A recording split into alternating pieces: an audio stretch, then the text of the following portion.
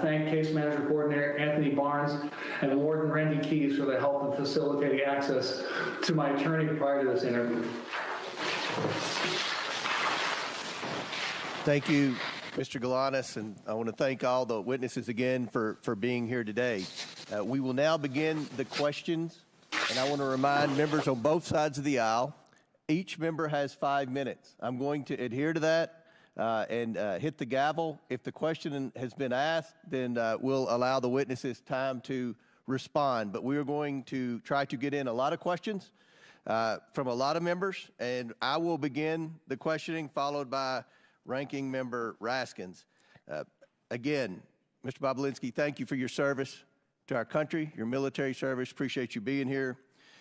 During the 118th Congress, this committee has investigated Joe Biden's involvement in his family's influence peddling schemes around the world. So let's start with that. Mr. Balinski, was Joe Biden involved with any of your business dealings with Hunter Biden and James Biden? Was Joe Biden involved in his family's attempts to sell their access to him? You set out a form.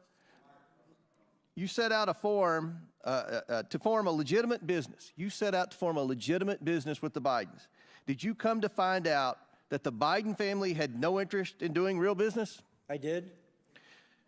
Mr. Giuliani, are you aware of any times Hunter Biden used Joe Biden with Joe Biden's knowledge to benefit their business associates? Yes. Which business associates? Yelena Baturina, Russian oligarch, testified about. Russian, Chinese, Chinese fund manager, Henry Zhao, and Nikolai Plausible, a Ukrainian oligarch, oil and gas oligarch. Okay. Now that we've established that Joe Biden was involved in his family's business dealings, I'd like to turn to the financial records we've subpoenaed. One major point my Democrat colleagues downplay is how much money the Bidens accumulated from foreign business ventures in such a short period of time. We have over $24 million to the Biden family and their business associates from 2014, while Joe Biden was vice president, to 2019. Mr. Balinski, there came a time when you were attempting to raise $10 million from the Chinese to pursue an actual business deal, a real business deal. But it wouldn't be correct to say this was a $10 million deal, would it? What did the Bidens conceive of the business with the Chinese becoming? The Chinese were committing to deploying billions of dollars in infrastructure projects here in the United States as well as around the world. Mr. Giuliani, what was the financial goal you, Mr. Archer, and Hunter Biden set out to achieve? Was it millions of dollars or billions of dollars? Billions of dollars. Billions with a B. Yes, billions. Now I'd like to turn to some of the statements Joe Biden has made during his presidency about the findings of this investigation. Mr. Balinski, Joe Biden has said he never interacted with his family's business associates. Did he meet with you? He did. In fact, are you aware that Joe Biden also met with... I'm sorry, Mr. Chairman. He did multiple times. Okay. Are you aware that Joe Biden also met with Rob Walker, Eric Sherwin, and Devin Archer, too? I'm generally aware of it. Mr. Giuliani, as you discussed earlier regarding Yelena Baturina, the Russian oligarch, you were present for Hunter Biden calling his then Vice President father with the Russian oligarch, Yelena Baturina. Present, correct? That's correct. You also were present for Hunter Biden's conversation with his father about a board seat on a Chinese company board. Is that correct? I was present for a call when Chinese transactions discussed, yes. So, Mr. Giuliani, isn't it true that when Joe Biden said he didn't interact with his family's business associates, that's not true, is it? I believe it would be misleading to the point of being an untruth. I want to touch on the fact about the absent seat in the middle. Hunter Biden has chosen not to attend today's proceedings. I've given Mr. Biden exactly what he asked for before his deposition. It's clear that Hunter Biden knows his testimony would not withstand public scrutiny. Joe Biden has not been truthful about his participation in schemes to sell access and influence. And today's witnesses will show the American people a side of the story that the president and his allies on this side of the aisle are eager to hide.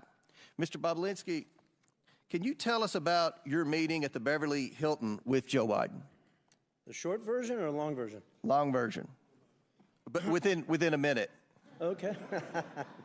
So Hunter Biden, Jim Biden, and Joe Biden were in Los Angeles for a variety of business discussions. Joe was there to speak at the Milken Conference in May of 2017. I had lunch with Hunter Biden at the Chateau Marmont, and he had asked me to meet with his father that night. He set up a meeting at the Beverly Hilton where they hold the Milken Conference, and I got there a bit early and sat with Jim Biden, Hunter Biden, and we're just talking about what we were doing with the Chinese and the legal documents I was working through. And they had sort of coached me before Joe showed up to, listen, we're going to just keep things at a very high level. We're not going to go into a lot of details in this meeting. And I just remember that discussion generally because it just struck me as odd, honestly. Joe wasn't in the White House then, and that they were sort of framing it that way. And then Joe showed up, walked through the lobby of the Beverly Hilton Hotel. I stood up to shake his hand, and we sat down and spent 45 minutes to an hour going through my background. You met with him that long? Yes. This wasn't a handshake, a 2-second discussion about the weather. This was a 45-minute long meeting to an hour where we talked about a lot of stuff. Very good. Thank you. Chair now recognizes ranking member asking for his questions. But we're actually going to go to Mr. Garcia to begin.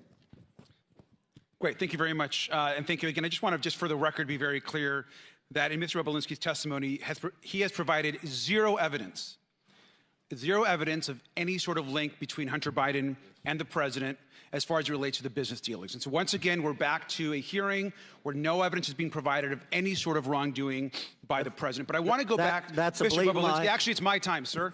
Mr. Balinski, I want to go back to the private deposition that we had. I was one of a handful of Democrats in that private, on the record, under oath conversation we had. And during that deposition, I asked you a question of which you gave a false answer to, and I want to go back to that. I asked you specifically who got you into the presidential debate that was attended by you and others, and that, of course, was a huge moment in that campaign, and you could not recall. In fact, you said, quote, "I do not recall who got me into the debate." Do you remember telling me that, sir? You were playing semantics, trying to ask me as if somebody called me directly and gave me a ticket like Sir, I was going to a movie sir, theater. I asked you. I told you I'm going to reclaim my time, sir. I'm going to you. reclaim my time. What I Well, said you was, just asked me a question, Mr. I'm reclaiming my time. Thank you, sir. Actually, what I asked you was, do you recall who actually got you into the presidential debate? You actually said, quote, "I do not recall who got me into the debate." You did not remember who got you into the debate between President Biden and between Joe Biden and Donald Trump. That's not a true statement. Sir, you quoted, "I don't recall who got me into the debate." It's on page 102 of the transcript. You did not ask me whether I was a guest of Mr. Biden. Thank you. I'll reclaim my time. I'm not asking you a question right now. Thank you very much, sir. In fact, here, as was shown by Ranking Member Raskin, we know that you were in the debate actually sitting adjacent and next to Trump officials. When we were confronted again on this same question, Mr. Balinski, if you were a guest of Mr. Trump's at the debate, you responded and you quoted, once the Wall Street Journal called you out, quote, "Is the Wall Street Journal God or something? Like you act like this is some encyclopedia of fact." And you refuse to still confirm that you were a guest of Donald Trump. So I want to ask you one more time, sir. Were you a guest of Donald Trump at the presidential debate? Mr. Garcia, those were not the questions you asked me in my transcribed interview. Wow. You were trying to ask answer the question, sir. Were you a guest of Donald Trump? Of Donald Trump at the gate, or at the debate. You were. That was obvious to everyone in the world at that point. Oh, it's interesting. You were asking me semantic Thank you, sir. So you were a guest? That you answered the question. Because at the time you said in the transcript, under oath, "I don't recall who got me into the debate." So just to be clear. So I want to keep going. So you also call yourself, you're not a political person, yet you went to a presidential debate on behalf of Donald Trump. I also want to make it clear that you made numerous claims and allegations. You've made them today, you've made them before. And yet, even though you're not a political person, this is also another photo of you. You actually chose to show up at a press conference for Donald Trump prior to the debate because you're not a political person. Did you show up to a press conference for Donald Trump before the debate? I can't qualify whether it was for Donald Trump. Do you know who invited you? Sir, who invited you to the debate? Donald Trump, you said. Who invited you to the press conference? Who invited me to my lawyers coordinated things, and I showed up at a. Well, sir, I will tell you, it was Jason. It was Jason Miller, who it's been very clear, it's been reported, who actually worked on the part of the Donald Trump campaign. Here you are at a Donald Trump press conference, and you can't remember how you got to the press conference. You refuse to answer how you actually got into the Donald Trump debate with Joe Biden. Do you remember speaking at the press conference? I do very clearly. You do. Do you know who Jason Miller is, sir? I do know of him, yes. Do you know that he was a Trump campaign staffer? Mr. Garcia, you keep asking me semantical questions. You underestimate that I had 3 lawyers around me that were coordinating my travel, where I was going, and stuff well, sir, like that. interesting. So please stop. Well, I'll reclaim my time. Thank you very much. It's interesting, sir, because you show up to a pre-debate press conference. You show up to a presidential debate, both invited to by a person running for the presidency of the United States. You know the stakes are high, yet you have no idea how you got to the press conference. You don't remember how you got to the debate. And here you are speaking at a press conference of which the national media, so how did you get to this press conference? I flew on a plane. Who invited you? Are we going in circles? Sir, who invited you to the press conference? My lawyers told me I was invited to come to Tennessee. At that point, I was trying to get the truth and the facts out to the American people. At that moment in time, if I recall, I believe 80 million people watched that debate. And that was probably the Thank you, sir. I reclaim my time. Well, with that, I think it's very clear for someone that can't remember how I got to a Donald Trump press conference or a Donald Trump debate, you're completely an uncredible witness, sir. Thank you, and I yield back. Gentleman's time has expired. Chair now recognizes the Chairman of the House Ways and Means Committee, Jason Smith, for 5 minutes. Thank you, Mr. Chairman. We've previously heard from 2 IRS whistleblowers that Joe Biden was the brand being sold by his family members. One such example of this could be seen in a June 6, 2017 WhatsApp message where Hunter Biden told a business associate that he was not willing to, quote, sign over my family's brand, close quote, or give them, quote, the keys to my family's only asset. Mr. Balinski, can you confirm that President Biden is the brand being sold by his family members? Thank you. During his deposition, Hunter Biden repeatedly testified under oath that his father was not involved in his business in any capacity, and that there wasn't even a connection between his father and his businesses. Here is just one example. Quote, I just state for the record one more time, under oath and under penalty of perjury, my father has never been involved in my business. I have never asked my father to be involved in my business. My father has never benefited from my business, and I have never asked anyone or my father to do anything for the benefit of anyone I've ever done business for, close quotes. Yet the Ways and Means Committee released a WhatsApp message that were provided by the IRS whistleblowers showing that Hunter Biden wrote on July 30th, 27, quote, I'm sitting here with my father, and we would like to understand why the commitment made has not been fulfilled. I'm sitting here waiting for the call with my father. Moreover, you testified that Hunter was not shy about his ability to get his father on the phone. And Devin Archer testified that there were multiple instances in which Hunter placed his dad on speakerphone. Mr. Balinski, was Hunter Biden telling the truth when he testified under oath that his father was never involved in any of his business dealings? No, he was not. Those are all blatant lies. We continue to hear claims that President Biden was not involved in his family's business dealings and that he did not benefit from illicit business deals. However, IRS Special Agent Joe Ziegler provided documents to the Ways and Means Committee, 327 emails, many of which involve Hunter Biden and Hunter Biden's business associates. Mr. Balinski, do you have any personal experience that leads you to believe that Joe Biden was involved with Hunter Biden's business associates and business dealings? Yes, I do. You want to say a few? To outline how Joe was involved? Yeah. Yes, different congressmen and women keep trying to say that there's no evidence and use the word involved, which is a very opaque language.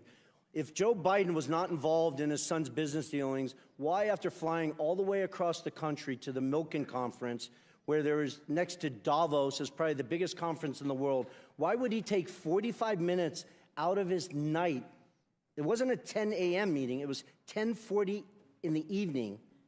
He's an elderly man, flew all the way across country to sit with me for 45 minutes to an hour to discuss my background, the business we are doing with the Chinese, his family's background. Speaking of the business with the Chinese, in October 2020, Joe Biden asserted that his family had not earned money through business dealings in China.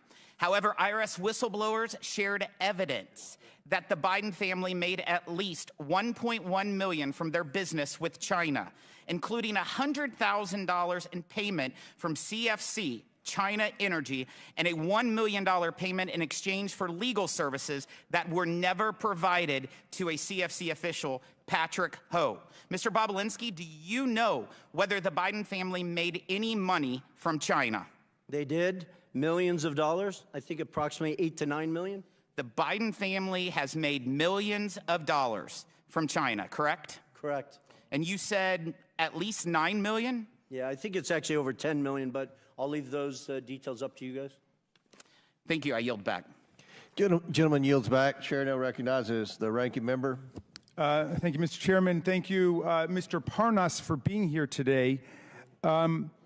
Your involvement with the real Russian hoax about Joe Biden began in 2018 when, as a big donor and a big supporter of Donald Trump's, you were introduced to Rudy Giuliani, and you began working with him to dig up dirt on Joe Biden, Ukraine. If you can just tell us quickly how you got involved in that. Yes, I was a donor at the time. I became doing business with Rudy Giuliani. He got involved in a business I was doing called Fraud Guarantee. And in the midst, we started spending a lot of time together until eventually in November of 2018, he approached me and asked me about my connections in Ukraine. After telling him about people that I knew and things that I heard, at that point, then he wanted me to go to Ukraine to find Viktor Shokin, the Prosecutor General. And basically, he wanted to go from his fraud guarantee to guaranteeing a fraud on the American people. But after turning over every stone and going down every rabbit hole, including interviewing Viktor Shokin and Zlochevsky, the owner of Burisma, did you ever find the smoking gun or any evidence that Donald Trump was looking for to paste on Joe Biden? On the contrary, Representative Raskin, not only did we keep hitting dead walls and not finding the smoking gun, but we kept running into sources of the information that was coming out of Russia. In fact, Joe Biden was part of a global campaign, including by the United States, to oppose corruption and to go after the corrupt forces in Ukraine. Isn't that right? Yes, sir. At what point did the campaign to dig up dirt on Biden become a campaign to spread disinformation and lies about Biden?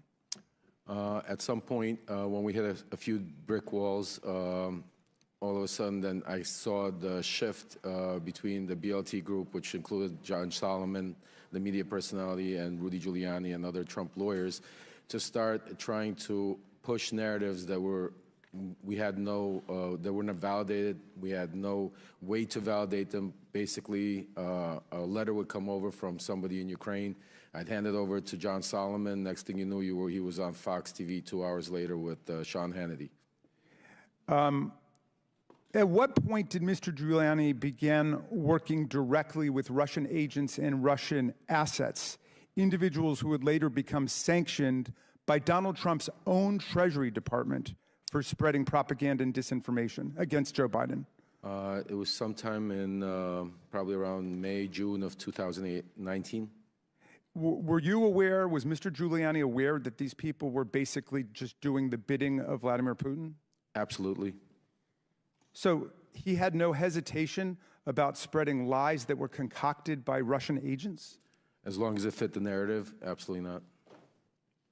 How were you and Giuliani able to take these false allegations peddled by corrupt officials and Russian agents and promote and amplify them here in the United States, in our political system? Weren't media groups skeptical of your claims? Most media groups, I'd probably say all except for Fox and a few other right-wing media groups, didn't want to take any of the information, and that aggravated Rudy Giuliani and John Solomon and other players. And the main group that was being pushed through was Fox, Sean Hannity, and some other media personnel over there. But then there was also other people that were doing the bidding for the Russian people in Congress, like Senator Ron Johnson, like Congressman Pete Sessions that sits here right now, that was with me from the very beginning on this journey into finding up digging dirt on Joe Biden. Is Putin's war on Ukraine today, which has cost hundreds of thousands of people's lives, is that part of the vaunted Russia hoax? Russia hoax? Absolutely not. Is it real? Yes, absolutely. I want to ask you a more personal question, if I might, Mr. Parnas, because in my several years living through this extraordinary period of American history, I've tried to ask people like Michael Cohen and Cassidy Hutchinson. I've wondered about people like General Milley, General Kelly.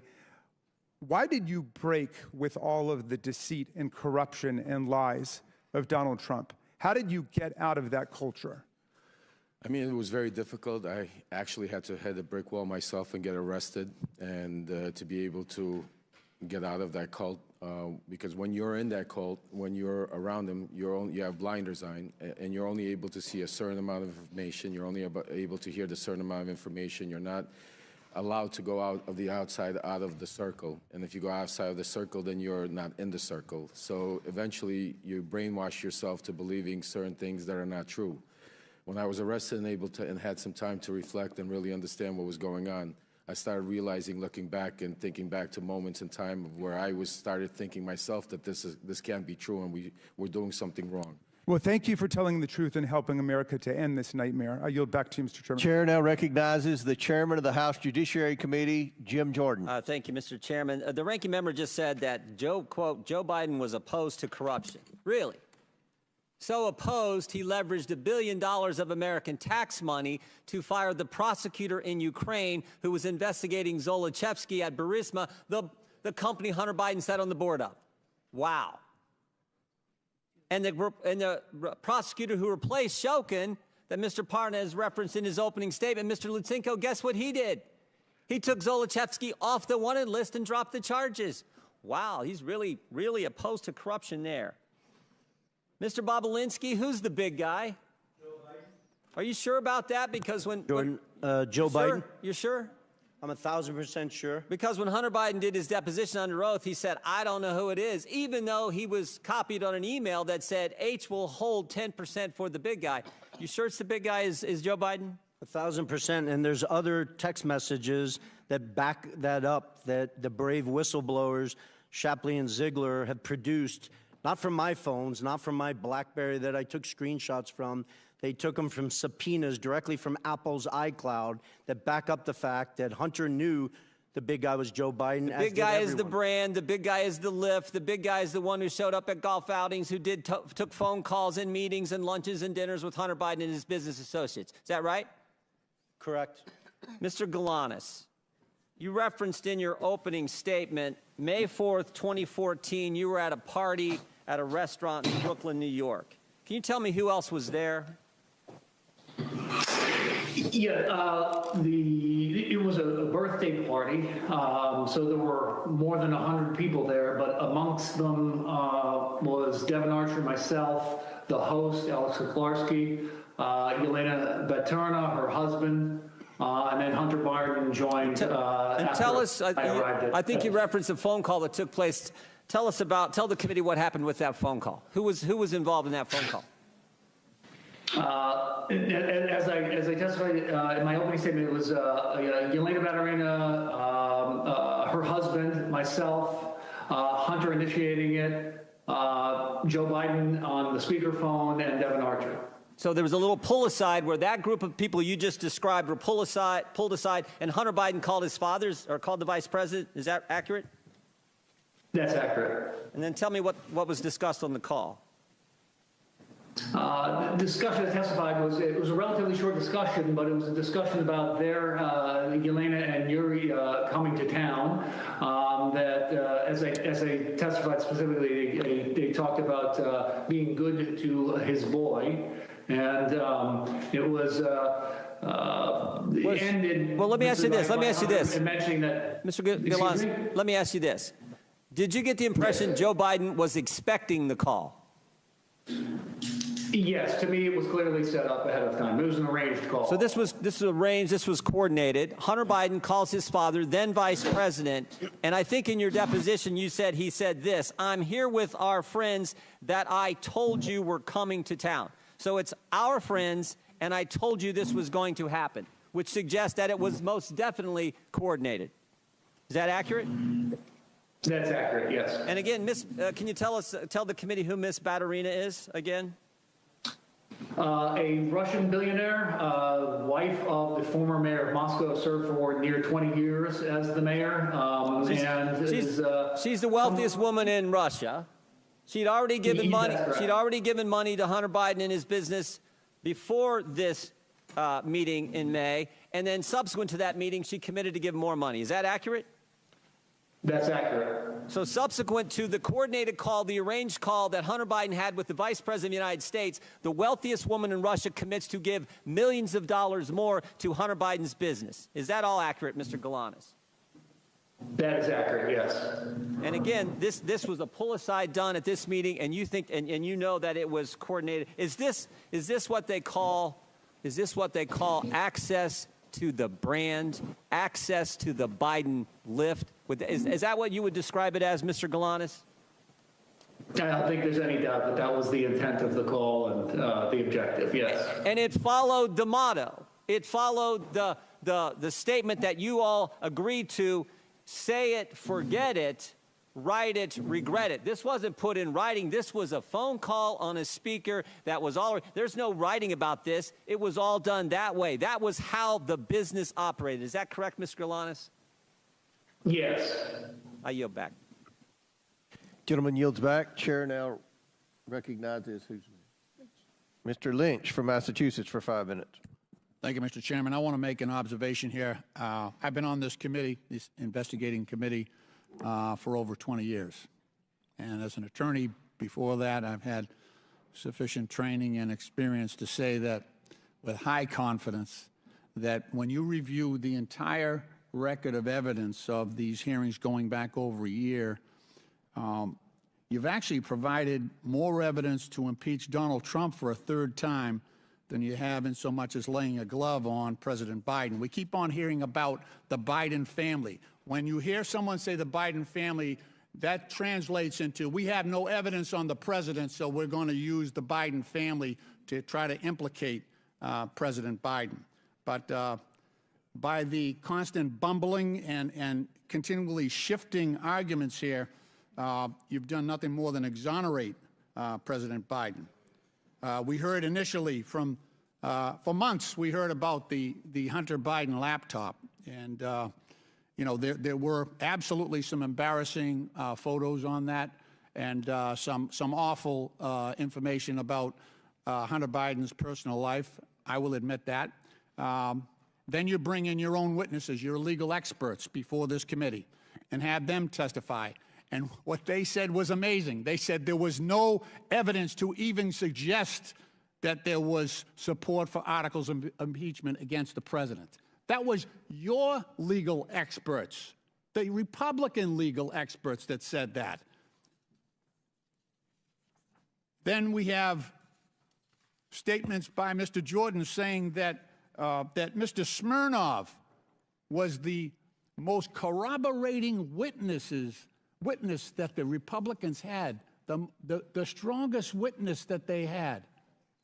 And, of course, after that, we find out through the Trump-appointed prosecutor that all of the information that Mr. Smirnov had provided was fabricated, false, and submitted by the inducement of Russian agents going after President Biden and trying to undermine our democratic system.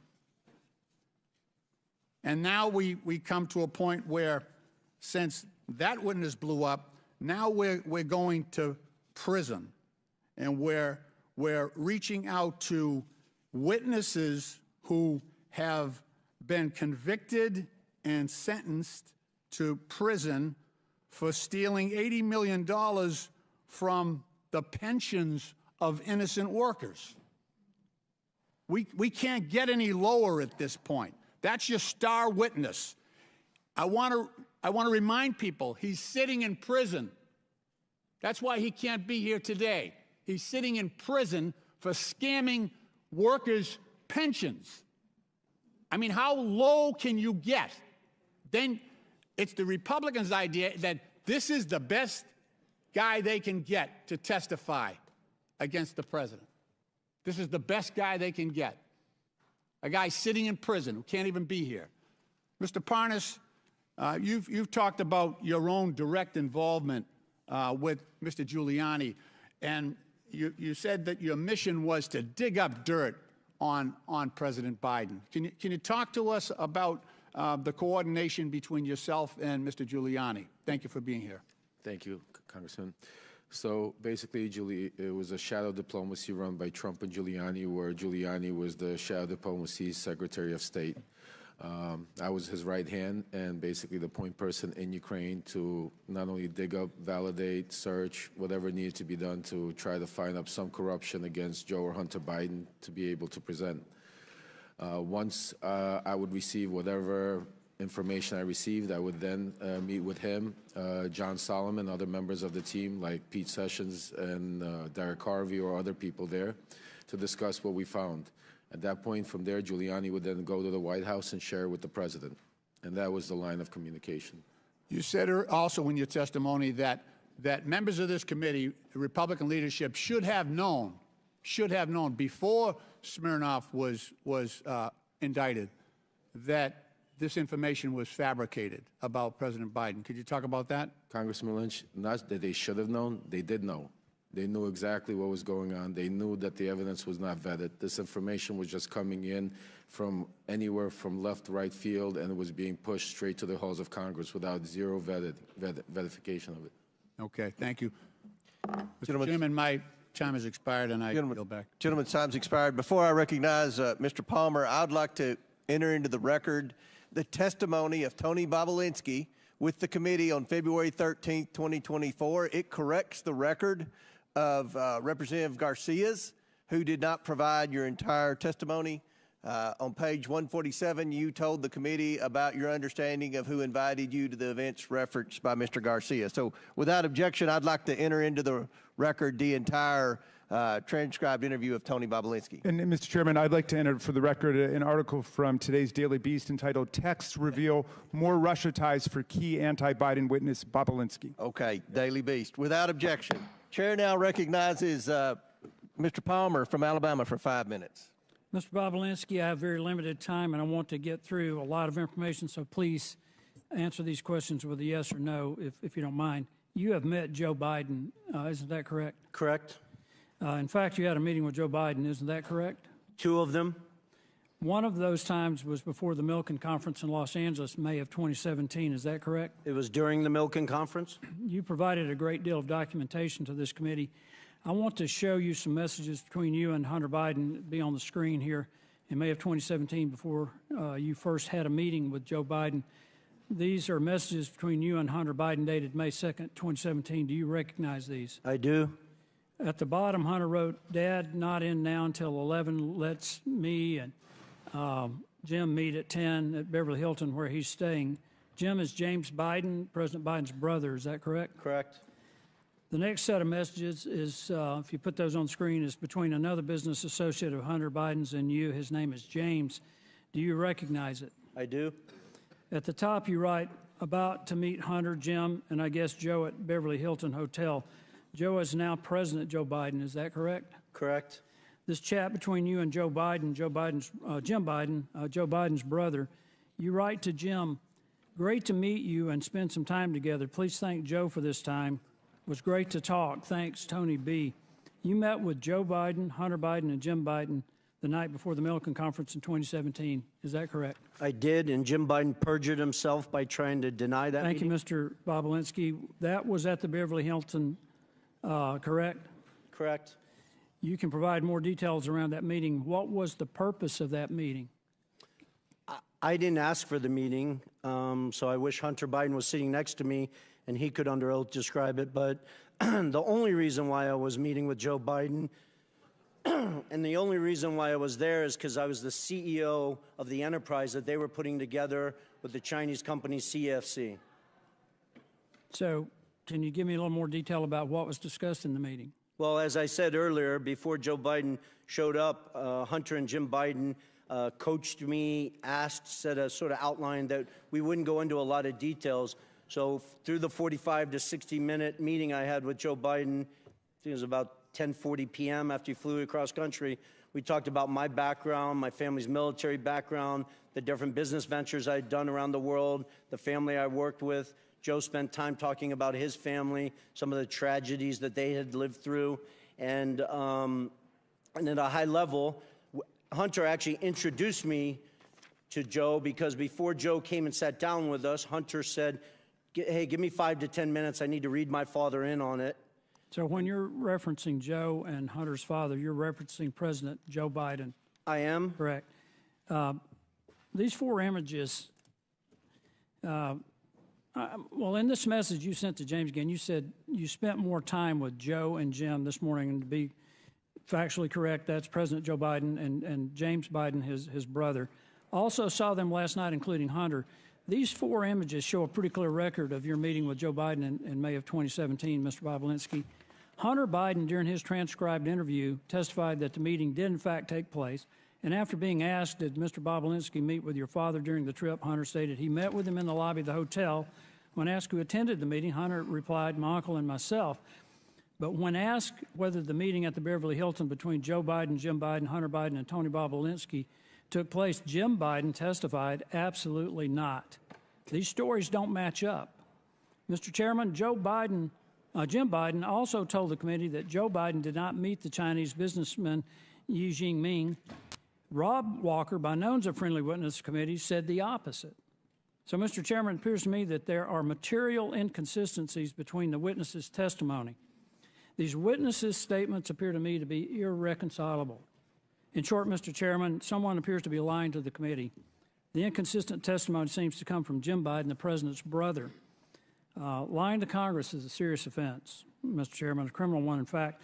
And if the Bidens or anyone else has come before this committee and lied to this committee, I strongly encourage the committee to pursue criminal referrals to the Department of Justice. One last thing that I want to ask, and Mr. Balinski or Mr. Galinas, have either of you heard of any offer of a pardon for anyone involved or associated with or partner to the Biden family enterprise corruption investigation? I'm sorry, that was a question. Have I heard you anything heard of anyone being suggested that a pardon might be in order for anyone associated with this enterprise? I have not. Thank you, Mr. Balinski. Thank you, Mr. Chairman. I yield back. Mr. Chairman, I just have a parliamentary inquiry. We've heard for months now and seen the photo of that BlackBerry with the cracked screen. Does the committee have in its possession the data from Mr. Balinski's phone from which he's allegedly taken these pictures? Because I think we need the data that they keep referring to. And maybe Mr. Balinski could just turn it over to us, or we could subpoena it today. We have the images that we have shared with you. Right, I saw the picture of the cracked BlackBerry, but do we have the underlying texts that are being referred to by my friend Mr. Palmer?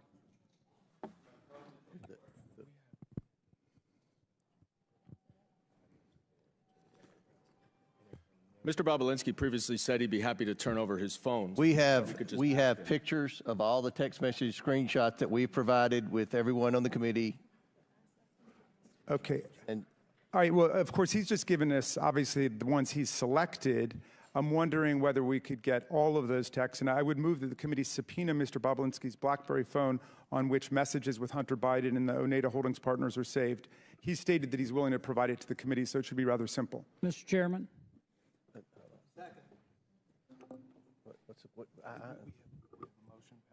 Yeah. Okay, there's a motion to subpoena Balinski's BlackBerry. Seconded. Yeah, with the texts that were just referenced by Mr. Palmer. Chairman, I move. Chair recognizes Mr. Jordan. I move the table the motion. There's a motion to table. I request The a motion report is there. to table is not debatable. As many as Mr. in Chairman. favor of tabling may signify by saying aye. Aye. All those opposed signify by saying no. No. In the opinion of the chair, the ayes have it, and the motion to table is agreed to. Mr. Chairman, what we're doing is we're tabling evidence here, which you keep relying on, so I'm going to ask for a recorded vote for that. That just makes no sense. A recorded vote is ordered. We'll suspend for a moment. We don't, this is a Because your people ain't. committee hearing. We don't have the clerk. Will somebody go find the clerk? I know.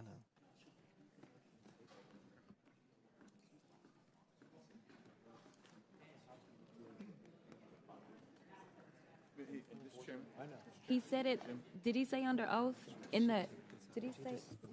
Would, Mr. Speaker, Mr. Chairman, Give it over. Mr. Minority Leader, do you think it's possible that the witness would voluntarily just give it? But I had understood actually that Mr. Balinski had volunteered when he was asked about this. It would simplify things if he would just turn it over the BlackBerry. Well, he did very clearly say he's happy to turn over his BlackBerry to the committee. We then asked for it at the deposition. He didn't. We've asked the majority to ask for it. Mr. Goldman, you're out of order. We're in suspension here waiting for the clerk to come so we can take the vote that your side of the aisle requested. You can't make this stuff up. You can't. This is Jurassic Park. Gee.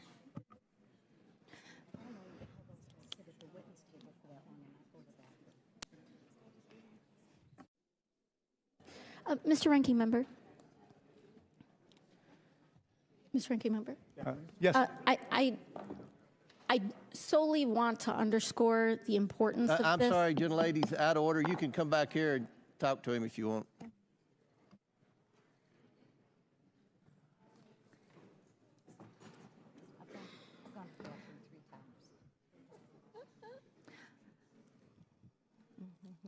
Mr. Chairman. Mr. Chairman. Yes. We don't even have. You're going to, I said Ms. Ocasio-Cortez would have to come up. You will as well. Sorry.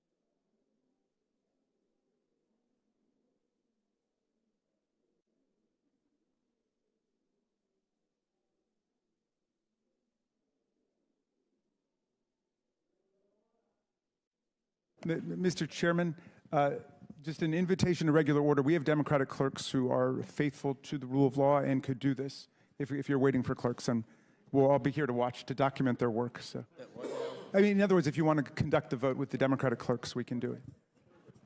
All right. Well, a recorded vote is ordered. The clerk will call the roll. Mr. Jordan. Mr. Jordan votes yes. Mr. Turner. Mr. Gosar. Ms. Fox. Mr. Grothman. Mr. Grothman votes yes. Mr. Cloud. Mr. Cloud votes yes. Mr. Palmer. Mr. Palmer votes aye. Mr. Higgins. Mr. Higgins votes yes. Mr. Sessions. Mr. Sessions votes aye. Mr. Biggs. Mr. Biggs votes aye. Ms. Mace. Ms. Mace votes aye. Mr. LaTurner. Mr. LaTurner votes aye. Mr. Fallon. Mr. Donalds. Mr. Donalds votes yes. Mr. Perry. Mr. Timmons. Mr. Timmons votes aye. Mr. Burchett. Ms. Green. Aye. Ms. Green votes aye. Ms. McLean. Ms. McLean votes aye. Ms. Boebert. Mr. Fry. Mr. Fry votes aye. Ms. Luna. Mr. Langworthy. Mr. Langworthy votes aye. Mr. Burleson. Mr. Waltz. Mr. Waltz votes aye. Mr. Raskin. No. Mr. Raskin votes no. Ms. Norton. Mr. Lynch. No. Mr. Lynch votes no. Mr. Connolly. Nay. Mr. Connolly votes nay. Mr. Krishnamurthy. No. Mr. Krishnamurthy votes no. Mr. Khanna. Mr. Mfume. No. Mr. Mfume votes no. Ms. Ocasio-Cortez. Nay. Ms. Ocasio-Cortez votes nay. Ms. Porter. Ms. Bush. Ms. Brown. Ms. Stansbury. Mr. Garcia. Mr. Garcia votes no. Mr. Frost. Ms. Lee. Ms. Lee votes no. Mr. Kassar. Mr. Kassar votes no. Ms. Crockett. No. Ms. Crockett votes no. Mr. Goldman. No. Mr. Goldman votes no. Mr. Moskowitz. Mr. Moskowitz votes no. Ms. Tlaib. Ms. Tlaib votes no. Ms. Presley. Ms. Presley votes no. Mr. Chairman. I vote yes. And how is Mr. Burleson recorded? Mr. Chairman votes yes. Mr. Burleson is not recorded. Mr. Burleson votes yes. How is Ms. Boebert recorded? Ms. Boebert is not recorded. Ms. Boebert votes aye. How is Mr. Turner recorded? Mr. Turner is not recorded. Mr. Turner votes aye. How is Mr. Frost recorded? Mr. Frost is not recorded. Mr. Frost votes no. Ms. Porter. How is Mr. Fallon recorded? Mr. Fallon is not recorded. Mr. Fallon votes aye. How is Ms. Porter recorded? Ms. Porter is not recorded. No. Ms. Porter votes no. Will the clerk tally the report?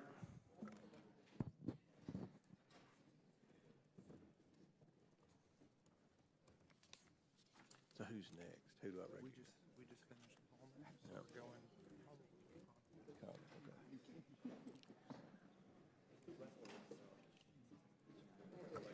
Mr. Chairman, on this vote, the ayes are 21, the nays are 16. The ayes have it. The motion passes. Chair now recognizes Mr. Conley for 5 minutes. Thank you, Mr. Chairman. Mr. Balinski, in your deposition, you were asked about taking a picture of your phone, and you said, and I quote, "I still have that phone. I could put that phone on this table right here, and every person in this room could look at that individual text and validate that it's a legitimate text and the date and time stamp on it." Are you willing to provide the committee voluntarily with the BlackBerry referenced and that phone? I'm willing to sit in a room with both the chairman and the ranking member with my phone and their staff, and we can go through each and every text message. As I said in my interview, I had a forensics expert plug into my BlackBerry, somebody who's done extensive work for the FBI for over 10 years with an interest of pulling all the data off that phone so I could provide it to the committee. Unfortunately, they were using Cellbrite software, which is the software that the FBI uses, and they were unable to pull the data off the phone. Okay. So I am more than willing to sit in a room with the Mr. Chairman and the ranking member and their staffs with that BlackBerry fully charged, and we can go through each and every message if Well, that's helpful. that's some progress, and I appreciate that, but you can understand, I'm sure, why the committee wants to look at prima facie evidence on its own. Well, I can't understand excuse me, why sir. you're trying to Excuse me, imply sir. that I This haven't is, cooperated. Mr. Balinski, this is my time. You can understand why we would want to look at evidence raw and unvarnished so that we can make our own determination. But thank you for your willingness to cooperate, at least at that level. Mr. Parnas, you observed back in 2023 in a letter you sent to Chairman Comer that there were flagrant examples of Giuliani interfering in Ukrainian politics, unquote. Why would Giuliani be interfering in another country's politics? I mean, Giuliani would do and say whatever he needed for the purpose of getting the information he wanted to secure Donald Trump 2020 election. So just a prime example of one of the things he did, he had a close relationship with then a boxer, Vladimir Klitschko, who was then the mayor in Ukraine. When the new president came over, there was rumors about maybe him not staying in office as mayor of Ukraine.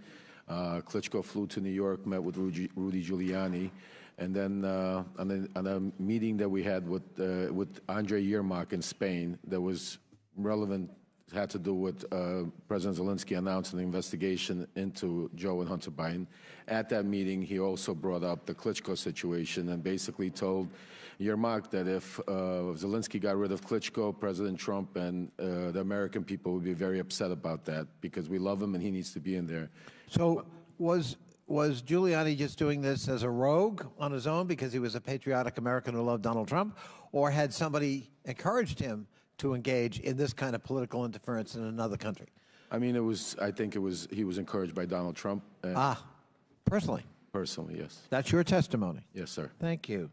In your letter, you also said that Mr. Giuliani was to, quote, deliver a precise message in very strict words, unquote, with respect to the administration of the then newly installed president of Ukraine, President Zelensky.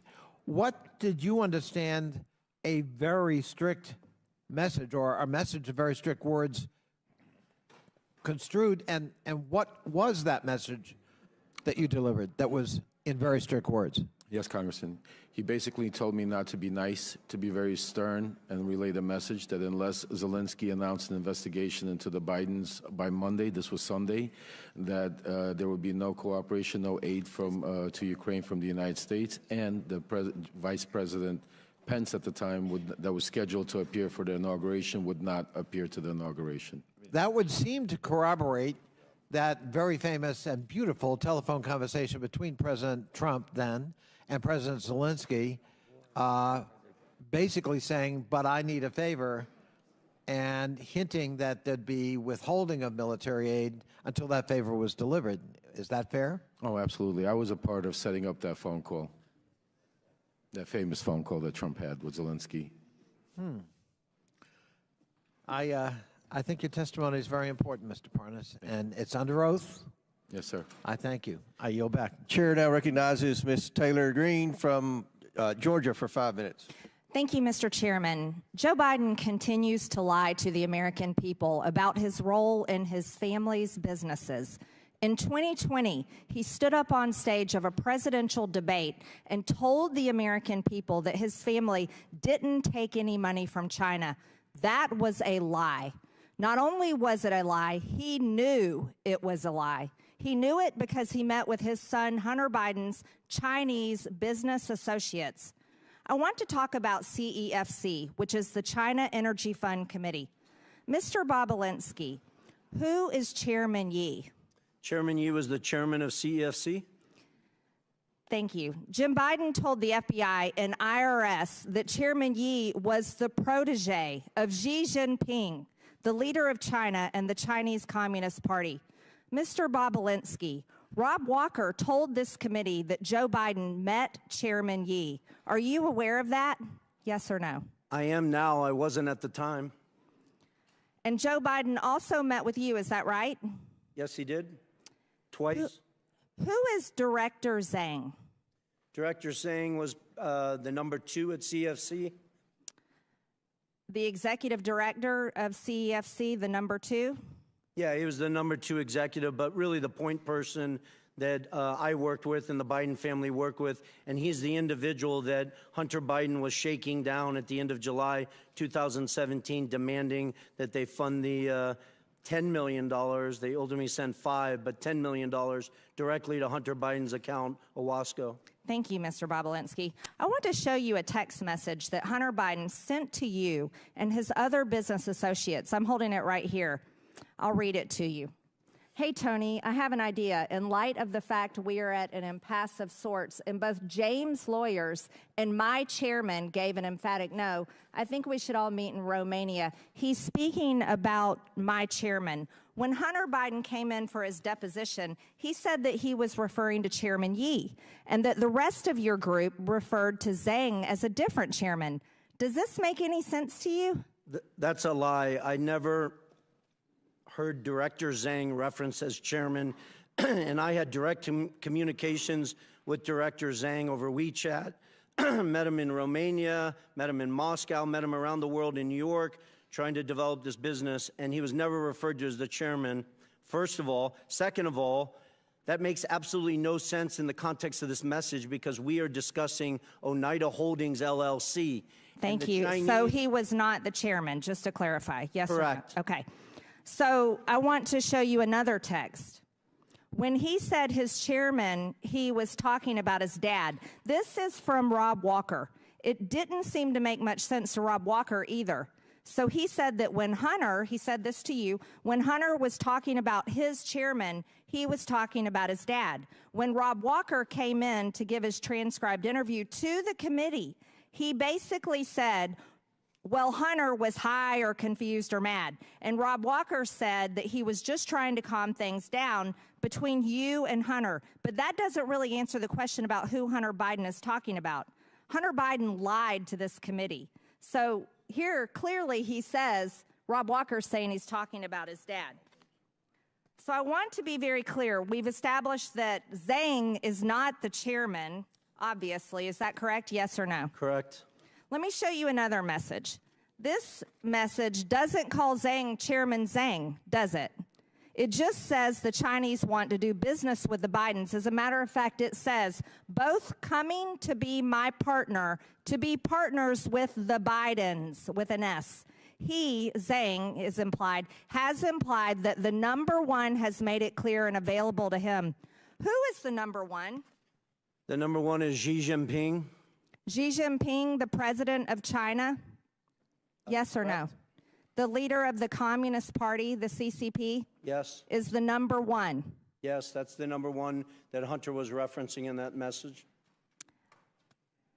Now, let's be very clear. This was in 2017, but I would like to make it known for this committee that Joe Biden told the press in 2016, as a matter of fact, I quote, "Yeah, I am going to run in 2020. He told the press in 2016 that he was running for president of the United States in 2020. So here is the Bidens doing business in China in 2017 when everybody knew he was planning to be president of the United States. Do you see that to be a serious problem, Mr. Balinski? I do, and I wish this committee would thoroughly investigate it and focus on all the evidence that the SDNY has on CFC. They had FISA warrants, so they were recording conversations, and I wish they disclose all that data and fact to this committee. Thank you, Mr. Balinski. I yield, Mr. Chairman. Gentlelady yields back. Chair now recognize Mr. Kristamorte for 5 minutes. Thank you, Mr. Chair. Mr. Parnas, Rudy Giuliani tasked you with, quote, a mission to travel the globe to find dirt to damage the Biden's reputation in the 2018-2019 timeframe, right?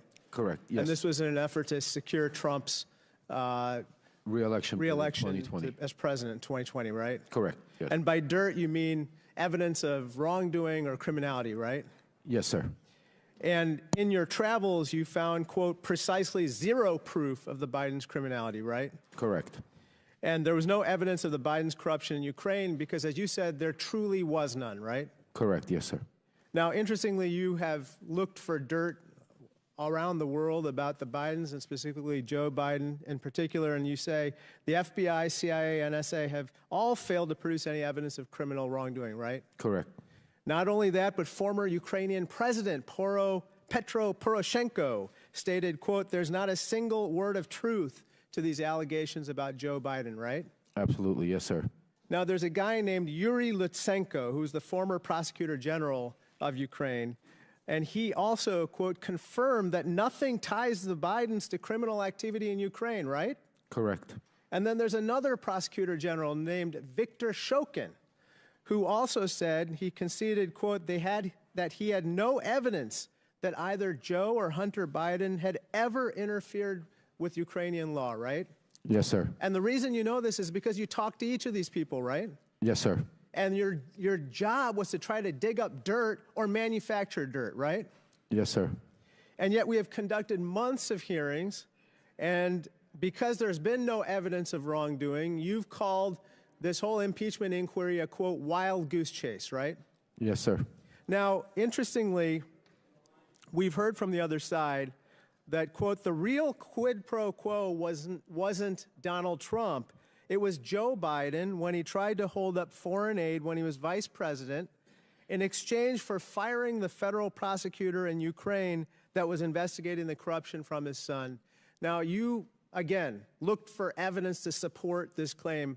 There is no evidence, correct? Correct. That was false. In fact, firing the prosecutor would make it more likely that they would go after the company in question, Burisma, not less, right?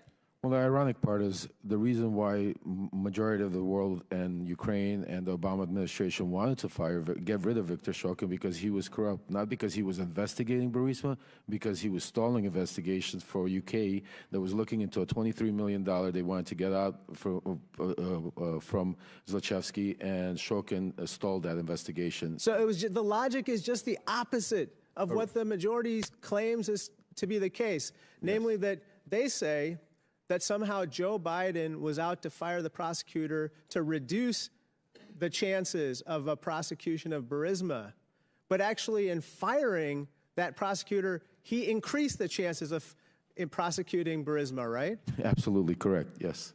So let me just talk to you about what some of the other witnesses in this impeachment inquiry have said. Jonathan Turley, the constitutional expert the Republicans brought forward, said there's no evidence of which he was aware to support impeaching the president. You agree with that, correct? 100%.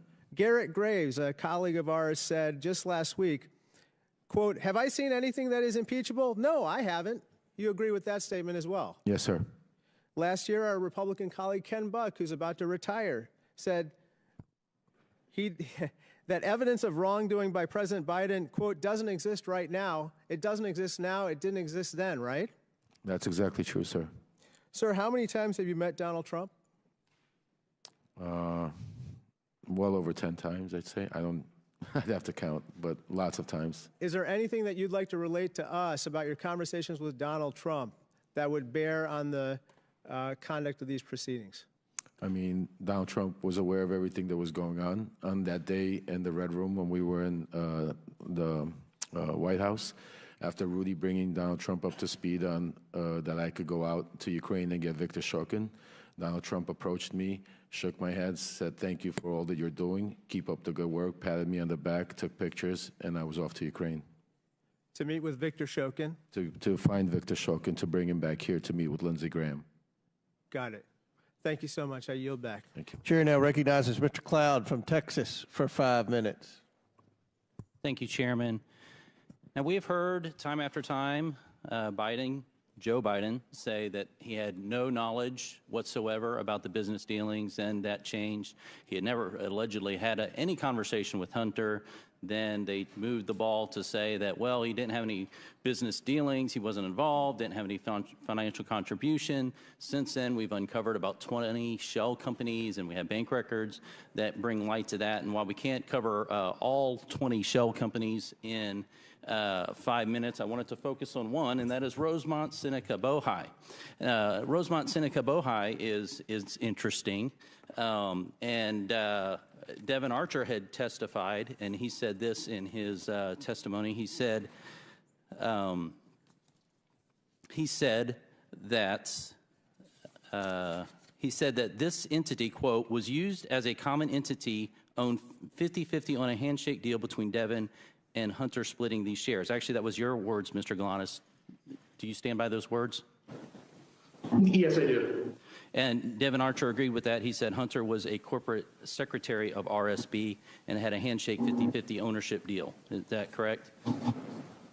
That's correct, yes. And primarily this company was set up initially as a place to hold equity from the equity stake of Bohai Harvest. Is that correct?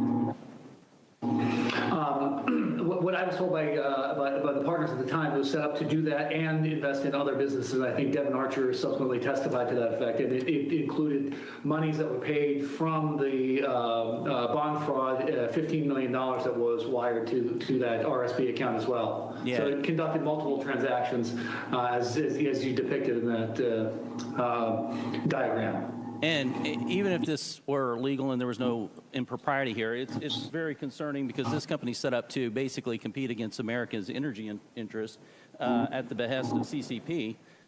Then we have other flows into Rosemont Seneca Bohai from Burisma. We all know about Hunter's $1 million salary that he received for sitting on the board and providing no actual function there. And so we have $1 million salary going through Rosemont Seneca to Hunter Biden. And then this is interesting. We have a meeting with Kazakhstani Kins Rekashev. And what gets me here is the $300 at the end of the $142,300 that goes into this. And then the next day went to a Porsche dealership for a car for Hunter Biden. Now, what's interesting about all this, of course, is that each of these not only flowed money through the shell companies to Hunter Biden, but each of them also involved important meetings with, of course, President Biden. And so on December 4th, we have coffee with Jonathan Lee, who was one of the members who started Bohai Harvest. And he was connected with the CCP. They were having trouble getting licensed to work because, of course, the CCP has to get permission for that, until Hunter flew over on Air Force Two with Vice President Joe Biden at the time. They met with Jonathan Lee. Hunter introduced him. Joe ended up writing a letter of recommendation to Jonathan Lee's daughter to get into college. And then we see that this relationship continues to be formed. Of course, in the Ukraine, we know that April 16th, 2015, Joe Biden had dinner with a Burisma official at Cafe Milano. Seemed to be a popular spot because Joe Biden also had dinner with Kins Rekashev there. All in flow to going here. And of course, as Tony Balinski has pointed out several times, this all comes down to eventually the one big guy who gets 10% for the big guy. And so we know that all this money flowed through this to get to Hunter, and then we know, of course, that 10% went to the big guy. So, Mr. Balinski, does this general pattern of Hunter offering foreign access to Joe Biden, Hunter gets paid, and then Joe gets a share of that, is that basically what the general practice across many of these shell companies were? Congressman, as I outlined, the big guy is clearly Joe Biden. The details of some of those transactions I was not involved in, but that's clearly how they operated. But that's the pattern that we've seen over.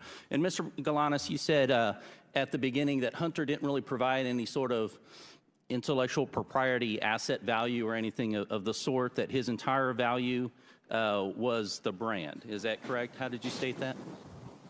Yeah, we didn't rely on him for any work product other than delivering the Biden lift. The Biden lift. And one more question for you, Mr. Galanis. Did you offer to provide information on Hunter Biden and Devon Archer back in 2016 to prosecutors and the SEC, and what happened there? Yes, through counsel, I had offered to provide information specifically on that to the SDNY. And I subsequently also did the same thing to the Securities and Exchange Commission, which was interested in, subsequently was told to quash that interest. I understood that to be an order from the Southern District of New York to quash the SEC information. Thank you. Chairman, I yield back. Gentlemen's time's expired. Chair now recognizes Mr. Goldman for 5 minutes.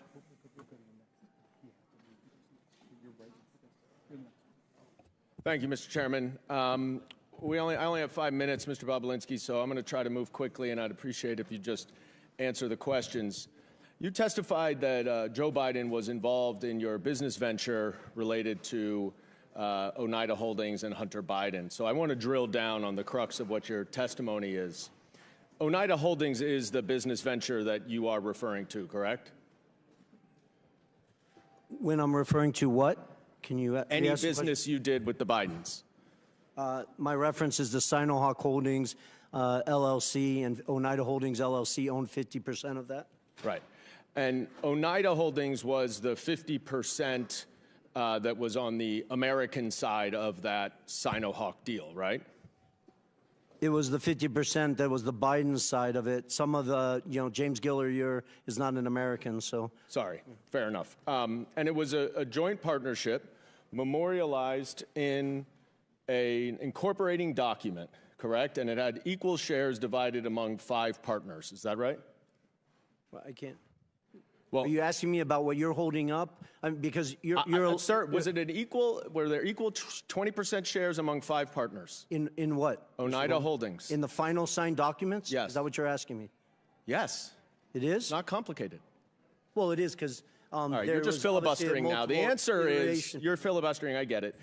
That there were 5 partners: Hunter Biden, Jim Biden, Rob Walker, James Gilliar, and you. Each owned 20%. Do you? Well, they didn't each own. Their LLCs owned it, which is a material difference. Do you see Joe Biden or an LLC related to Joe Biden on this? I don't know if Joe Biden owned any of Jim Biden's LLC or Hunter Biden's LLC. I'll leave that up to the committee. Okay. And do you know when this agreement was entered into? The poster board that you're holding up, or the actual legal document that was signed? The agreement, sir. The agreement. The agreement was signed May 22nd, 2017. Who was the vice president then? May 22nd, you said? I think it was Mike Pence. And who was the president? Donald Trump. Okay. And when did you first meet Hunter Biden? I first met Hunter Biden in early 2017. When? When in 2017? A day or the month? An hour Month is or good. A month? I believe I briefly met him in New York, but I spent the first meeting I had extensive time with him was in early May 2017. Okay, and that was around the same time that you had those 2 meetings with Joe Biden, right? It was, but prior to that, I had numerous discussions with Hunter. You have said I had lawyers working through the documents that you're Can I asking? please reclaim my time, sir? As I said, we have to move quickly here. Unfortunately, in your testimony earlier today, one of my colleagues asked you about that meeting at the bar, 45 minutes to 60 minutes. And you were also asked about that in your transcribed interview, and in neither of your answers did you mention any discussion that you had at that meeting with Joe Biden about the Chinese business venture. Yet, in grandiose terms here today, you have declared that Joe Biden was involved and that you have mountains of irrefutable evidence to support it. So let's look at the mountains of irrefutable evidence. You provided the committee with a screenshot of a text message that is between James Gilliard and you, dated May 11th, 2017. You see this? I don't know if you can see it. If you can't see, it's just you and James Gilliard, though, right? You remember this text message, I'm sure. Generally, yes. All right. And in it, Gilliard writes, "Man, you are right. Let's get the company set up, then tell H and family the high stakes and get Joe involved." And 2 days later, Mr. Gilliard sent an email to you, CCing Rob Walker and Hunter Biden, in which he suggested a division of the company and included a proposal of, quote, 10% held by H for the big guy, question mark. You remember that, right? The infamous email with the big guy? Yes, Yeah. I do. Did anyone ever respond to that email? Yes, they did, numerous times. Sorry. Hunter Biden himself did. Excuse me. You're right. Well, no, I think that's important because Hunter Biden has claimed that he didn't respond to it, and he responded to it, I believe, You're just going to times. filibuster. I reclaim my time that's running out, but I will say no one responded to the big guy reference for 10.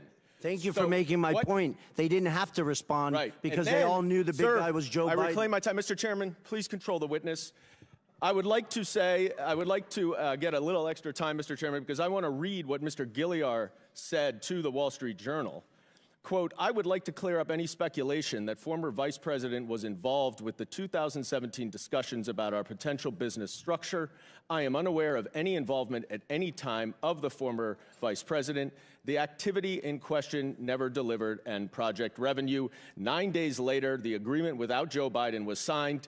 You and James Gilliard wanted Joe Biden involved, and that is why Hunter Biden dumped you and did the business on his own." That's a blatant lie, Mr. Goldman. You know better. Chairman's time's expired.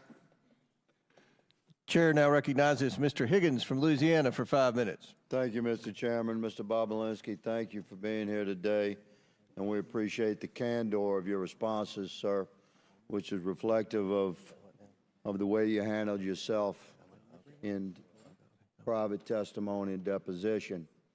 So I thank you for communicating truthfully to the American people today. I'm going to ask you about the China Energy Fund Committee, the CEFC. You familiar with that, sir? I am. Was this a multi-billion-dollar company, like a Fortune 500 company at one time? It's even bigger than that. If you go back and look at its financials in 2016 and 17, it was probably one of the 5 largest private companies in China. So exactly. So this was a major operation that had a lot of money, and apparently, I'm going to hold up a memo here from this is a chart from the second bank memo, and it shows disbursement of a total of almost $24 million for diamonds. So you have a major Chinese company spending a lot of money on diamonds, and apparently diamonds were used as a means of payment for the Biden family. We know that the Bidens have testified that admitted to having 2 diamonds. We suspect that there are many, many more, $23 million worth of diamonds. Are you familiar with the exchange of valuable assets to pay the Bidens other than electronic transfers of monies? Are you aware of payments in diamonds, payment in cash, payment in board memberships, et cetera? Am I generally aware of it, Yes, or was sir. I involved? Yeah, I read Jim Biden's and Hunter Biden's transcript multiple times. Jim Biden in that transcript references 2 diamonds that were given to Hunter Biden. One, he implies, was in 2015 by an individual who he couldn't recall his name, but the individual's name is Scott O., who was a surrogate for CFC, and then apparently a second diamond was given at a meeting in Miami, and I really want to set the record clear. I was not at that physical meeting. I was in Miami, but I was not at that physical meeting. That's what I told the FBI in my transcribed interview. Are you aware, Mr. Balinski, of a pattern of bribery, of bribe payments coming from the China Energy Fund Committee? I appreciate that question. I wish everyone on this committee would read the 1,200 pages of testimony in an 8-day trial in the SDNY where Mr. Goldman used to work while the actual trial was going on, that accused numerous executives, ultimately Patrick Ho, of corruption, bribing, leaving shoeboxes of cash to a variety of political figures in Africa. Exactly. So, Mr. Balinski, from your perch within the Biden family operations and their interactions with major businesses in China and the exchange of millions of dollars that are known, we've tracked them through bank records, through suspicious activity reports, through emails, through communications that this committee has documented. There's no debate that millions and millions of dollars flowed into the Biden family's bank accounts. But the existence of other forms of payment is fascinating because diamonds are untraceable. We really don't know how many diamonds the Bidens received, do we? We don't. And for somebody who's been to mainland China probably 10 plus times, Hong Kong probably 15 plus times, I had hundreds of people, Congressman, I had hundreds of people working for me in mainland China. At one point, I never got a diamond from any businessman or woman. So, Mr. Balinski, I shift quickly to a text message. Are you familiar with this? It's from a gentleman named James. Generally, yes. Yes, says, don't mention Joe being involved. It's only when you're face to face. I know you know that, but they are paranoid. And there's a response saying, okay, they should be paranoid about things. And then there's a response saying, for real. So what is meant by don't mention Joe being involved? It's only when you're face to face. I know you know that, but they are paranoid. Well, I think it outlines how the Bidens operated, not specifically just with CFC. You have Galanis here testifying and numerous other witnesses that have given you tremendous amount of evidence that outline they worked to obfuscate it, create layers of obstruction. That's the reason why Rob Walker was getting sent millions of dollars instead of Hunter Biden directly. That's the reason why Devin Archer was receiving millions of dollars instead of going to Hunter directly. You guys have a mountain of evidence that stacks high and answers that question on how they obfuscated. They lived in a world of plausible deniability. Thank you, Mr. Balinski. Mr. Chairman, my time has expired. I yield. Chair now recognizes Ms. Norton from D.C. for 5 minutes. Thank you, Mr. Chairman. Mr. Galanis, thank you for appearing voluntarily for this hearing from Alabama. I understand you are currently serving a 189-month sentence in federal prison, almost 16 years, after being convicted of not one, but two, but not one, not two, but three different schemes. The victims of your schemes, as the judge who presided over your criminal prosecution noted, included, and here I quote, one of the poorest Native American tribes in the country, as well as pension funds held for the benefit of transit workers, longshoremen, housing authority workers, and city employees, hardworking people, everyday people, among others. The court also noted that you personally benefited from these schemes, and again I quote, using over $8 million, almost $9 million, for lavish personal expenditures, including home expenses, automobiles, travel, clothing, jewelry expenses, and meanwhile, investors were left with nothing. But this is not your only encounter with prosecutors. In another case, the Security and Exchange Commission charged you in 2005 with accounting fraud in connection with your involvement with Penthouse magazine. And in 2010, you were convicted of attempted tax evasion and were sentenced to 5 years probation in order to pay nearly $2 million in restitution. In imposing your prison sentence, the judge noted that you are, and here I quote, an extremely talented man, extremely gifted in his interpersonal skills, uncommonly so. He is very persuasive as an individual, and those were the tools in his tool bag of the fraud he committed and the people he ensnared, his intelligence, his interpersonal skills, his charm, if you will. And this is something that is not unseen in people who are commonly referred to as con artists. Another judge who presided over your case referred to you as, quote, a skillful con artist. A skillful con artist, that is who my Republican colleagues are relying on to carry their water in this sham impeachment inquiry after their last star witness, the author of the infamous FBI Form 1023, was indicted for lying and outed as a likely Republican agent. It is time we put an end to this pathetic and desperate inquiry. I yield my remaining time to Ranking Member Raskin. Ms. Norton, thank you very much.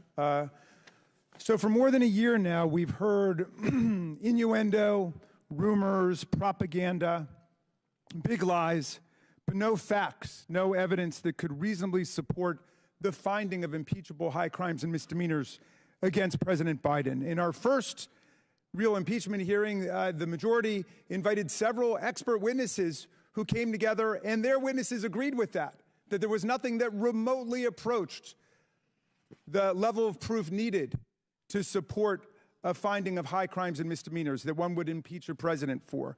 And now we come back again today, and the majority has two witnesses. One, the designated con man as determined by two different federal courts, not without talent, but someone who deploys his talent towards the purposes of exploiting Native American Indian tribes, pensioners, and other innocent investors. And then Mr. Balinski, who offers a lot of rhetoric and a lot of hot air, but absolutely no facts that could indict the President of the United States for high crimes and misdemeanors, impeachable offenses against the Republic, the kinds of offenses which James Madison said are great attacks on the Republic itself, great affronts to our Republican form of government.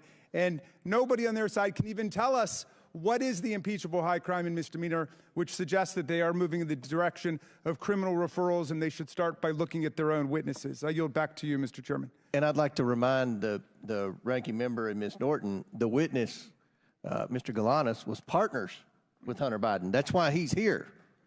We have their partners. You could have invited partners, but you invited this guy. Yeah, Donald Trump's partner, Mr. Parnas, who was working with Donald Trump and Rudy Giuliani. Rudy Giuliani's partner. Okay, yeah.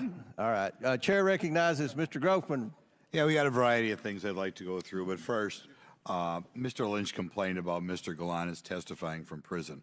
So I'd like to ask unanimous consent to enter into the record the Department of Justice's own press release announcing the sentencing of the Democrats' witness, led Parnas to 20 months in prison for, among other things, making false statements. Without objection on Donald Trump's partner. You're Thank you. Now, Mr. Chairman, you know, we had originally hoped that we'd see a few more witnesses to here today.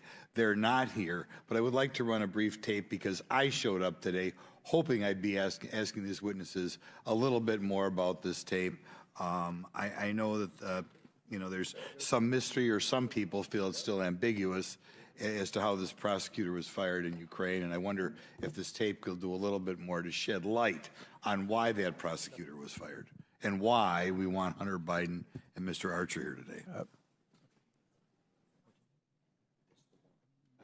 And so I got Ukraine, and I remember going over convincing our team or others to convincing us that we should be providing for loan guarantees. And I went over for, I guess, the 12th, 13th time to Kyiv, and I was supposed to announce that there was another $1 billion loan guarantee. And I had gotten a commitment from Poroshenko and from Yatsenyuk that they would take action against the state prosecutor, and they didn't. So they said they were walking out to the press conference. I said, no, I said, I'm not going to, we're not going to give you the $1 billion. They said, you have no authority. You're not the president. The president said. I said, call him. I said, I'm telling you, you're not getting the $1 billion. I said, you're not getting the $1 billion. I'm going to be leaving here. And I think it was, what, 6 hours? I said, I'm leaving in 6 hours. If the prosecutor's not fired, you're not getting the money. Well, son of a bitch. Got fired. And they put in place someone who... I just wanted to put that up there because I do eventually want further efforts made to get Hunter Biden or Mr. Archer here, because we have Joe Biden himself bragging that they got rid of a prosecutor who would have provided his son's business dealings with a little bit more tough going or more observation. I'll put it that way. Now, Mr. Balinski, in previous interviews, in previous interviews with this committee, you said that Joe Biden not only knew about the family's business dealings, but enabled them and participated in them. You went so far as to say, it's clear to me that Joe Biden was the brand sold by the Biden family. Could you elaborate a little bit why you felt that way again? Correct. That's one of the challenging things I've had to deal with over the last 4 years, with the focus of just simply telling the truth. The obfuscation around these facts are just beyond insane. So I'll use a meeting at the Four Seasons Hotel in Washington, D.C. that I was not at, but apparently 8 to 10 Chinese executives of CEFC were at, with Chairman Yi and Director Zhang. Director Zhang I interacted with extensively. And James Gilliar was in that room, Rob Walker, Hunter Biden was in that room, and my understanding, based on Rob Walker's testimony, is that Joe Biden walked into that room, sat down, shook hands with people, and spent 5 or 10 minutes talking about his family, I guess. I was not in the room. People have tried to obfuscate that meeting like Joe Biden was walking in there to ask about the weather, and Rob Walker said that the Chinese didn't even know that Joe Biden was the former vice president of the United States, which is beyond absurd. The power that those 10 Chinese individuals had to go back to mainland China and say that they were in a room with Joe Biden is the value of what they were giving. Okay.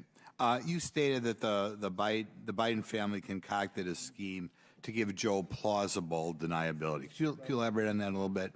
Well, I would just point to all the different text messages and communications. They call him the big guy. I wasn't involved with Mr. Giuliani or Mr. Archer, but they're giving you numerous data points. There was obfuscation. They didn't use his name. They used the big guy. You weren't supposed to talk about it. It was just, you know. And you personally met with the vice president? I did twice. Okay, and it was obvious. Did he say anything that indicates that you wanted him to help his son, that sort of thing? Well, he thanked me for helping his son and his brother and asked me to keep an eye on them as I walked him out to his car after he gave his speech on the second meeting of the Milken Conference. Okay, just one other follow-up, and this is kind of maybe a vague question, but I'd like to know it. One of the things that disturbs me about that is the interaction with the Chinese, or that's what we're dealing with today, but obviously other countries as well, that apparently in their own mind, the way you deal with the United States is the way you deal with say, a corrupt city council or something like that. In other words, you know, you give them money and you get what you want. Do you want to comment on that, or did you hear any stories about that, or did you hear stories that they were surprised how easy it was to buy the U.S. government? Well, I think it was time's expired, but answer the question. But please feel free to answer the question. Yeah, I think CFC, and there's tremendous evidence, believed that they were bribing the Biden family, and they were doing it via Hunter Biden. It's kind of shameful. Thank you. Very good. Chair now recognizes Mr. Khanna for 5 minutes. Thank you, Mr. Chairman. Mr. Parnas, can you tell me about your meetings with Dmitry Firtash and why you believe the Trump campaign used his services? Yes, well, I was sent to meet with Dmitry Firtash because Dmitry Firtash had resources. He's an oligarch that was in Vienna waiting to be extradited to the United States, but he was very close with Vladimir Putin, Ukraine, and lots of characters in that part of the world. And my objective at the time was to have him help us lean on Mykola Zlochevsky and get dirt on the Bidens. And what type of dirt were you trying to get? We were searching for Hunter's hard drive that we were told was out there. We were searching for bank records to validate certain bank records that was given to me, Hunter's personal bank records that was given to me by John Solomon that he said he got from the FBI to validate certain payments that were going for car purchases. But the objective was to try to find a link from any of the payments that would go into Joe Biden's account. And who told you to get this dirt? Well, who told me? Rudy Giuliani. Anyone else that you remember? John Solomon. I mean, everybody that was part of the team. I mean, did Bill Barr know that you were involved in getting this dirt? Absolutely. Bill Barr was notified of our investigation from the day he took office. Did you ever have a conversation with Bill Barr of being lenient towards Dmitry in his role, in Bill Barr's role as Attorney General? I personally did not, but I was witness to Victoria Tunzing and Joe DeGeneva having a conversation with Bill Barr about Dmitry Firtash. What did they say to Bill Barr? Basically, they were telling him that the charges were false and that he needs to drop the charges and basically end the case. And why did they tell him to drop the charges on this Russian oligarch? Because Dmitry Firtash was going to help us getting dirt on the Bidens or whatever else the Trump campaign needed. So my understanding is you have the Trump campaign telling you to talk to a Russian oligarch to get dirt on the President of the United States for political reasons, and then someone from the Trump campaign is talking to the Attorney General to drop the charges because this foreign national is helping get dirt on a political candidate? Absolutely. Did Bill Barr indicate any willingness to drop the charges? After a meeting that Victoria Tunzing and Joe DeGeneva had with DOJ, they came back and informed me that we're going to Vienna because to tell Dmitry Firtash everything's going to be okay. Do you know if Bill Barr in any way told you to say that? I was not privy to in that meeting, no. Do you have any evidence that Bill Barr would have indicated to signal to Dmitry that the charges would be dropped? Only from conversations from Rudy Giuliani or Victoria Tunzing. And what did they say about what Bill Barr said? They basically told me that this would be taken care of as long as Firtash played ball, and that's the message they relayed to me to tell Firtash. And they said that Bill Barr was conveying that to them directly? Yes, after meetings. There were several meetings. There was a private meeting at where Rudy Giuliani went and bumped into actually Bill Barr at the Trump International Hotel, and he used that as a moment to take him aside, speak to him. And then there were certain official meetings through official channels where Victoria Tunzing met with him. So, yes. Do you know anything, if anything was done with the charges? Till this day, Dmitry Firtash is not here. Do you believe that Bill Barr should be investigated for his conduct in potentially dropping these charges? I absolutely believe that, but not only that, I believe Bill Barr should be investigated into the cover-up and trying to silence me to get the truth out of what really happened in Ukraine. And explain the cover-up and what you believe he should be investigated with your last minute. My arrest was set up strictly to shut me up, to seal my documents, take away all my information, and turn me into a crazy man that had no way to prove what was going on. But the real story was Bill Barr was trying to save Donald Trump from impeachment and use me as a scapegoat. What he didn't realize was Donald Trump was not going to stop and was continue doing what he wanted to do. And that's why it blew up in Bill Barr's face. He also hired special counsel at the time, Brady, to look into Ukraine. When we tried to reach out, my attorney to special counsel Brady, he never returned our phone call. Nobody wanted to hear anything I had to say that had to do with Ukraine, Donald Trump, or Rudy Giuliani. Mr. Chairman. Wait, will the gentleman yield? Yes. Thank you. Mr. Parnas, I just want to say you have stuck to the facts today. We don't hear bombast and rhetoric from you, but you're telling a true story, and you've conducted yourself with great purpose and great dignity, and I know your son is here with you today, and I hope he and the rest of your family are proud of what you're doing for America. Yield back. Thank you. Chair now recognizes Mr. Donalds from Florida for 5 minutes. Thank you, Chairman. It's been an interesting hearing so far. Let's actually get to the actual paper trail of money flow from the CEFC into the bank account for President Joe Biden. And I want to start with a text message, July 31, WhatsApp text message between Hunter Biden and one Mr. Zhao. Real quick, Mr. Balinski, who is Mr. Zhao? Congressman Donalds, I'd just actually like to spend 20 seconds.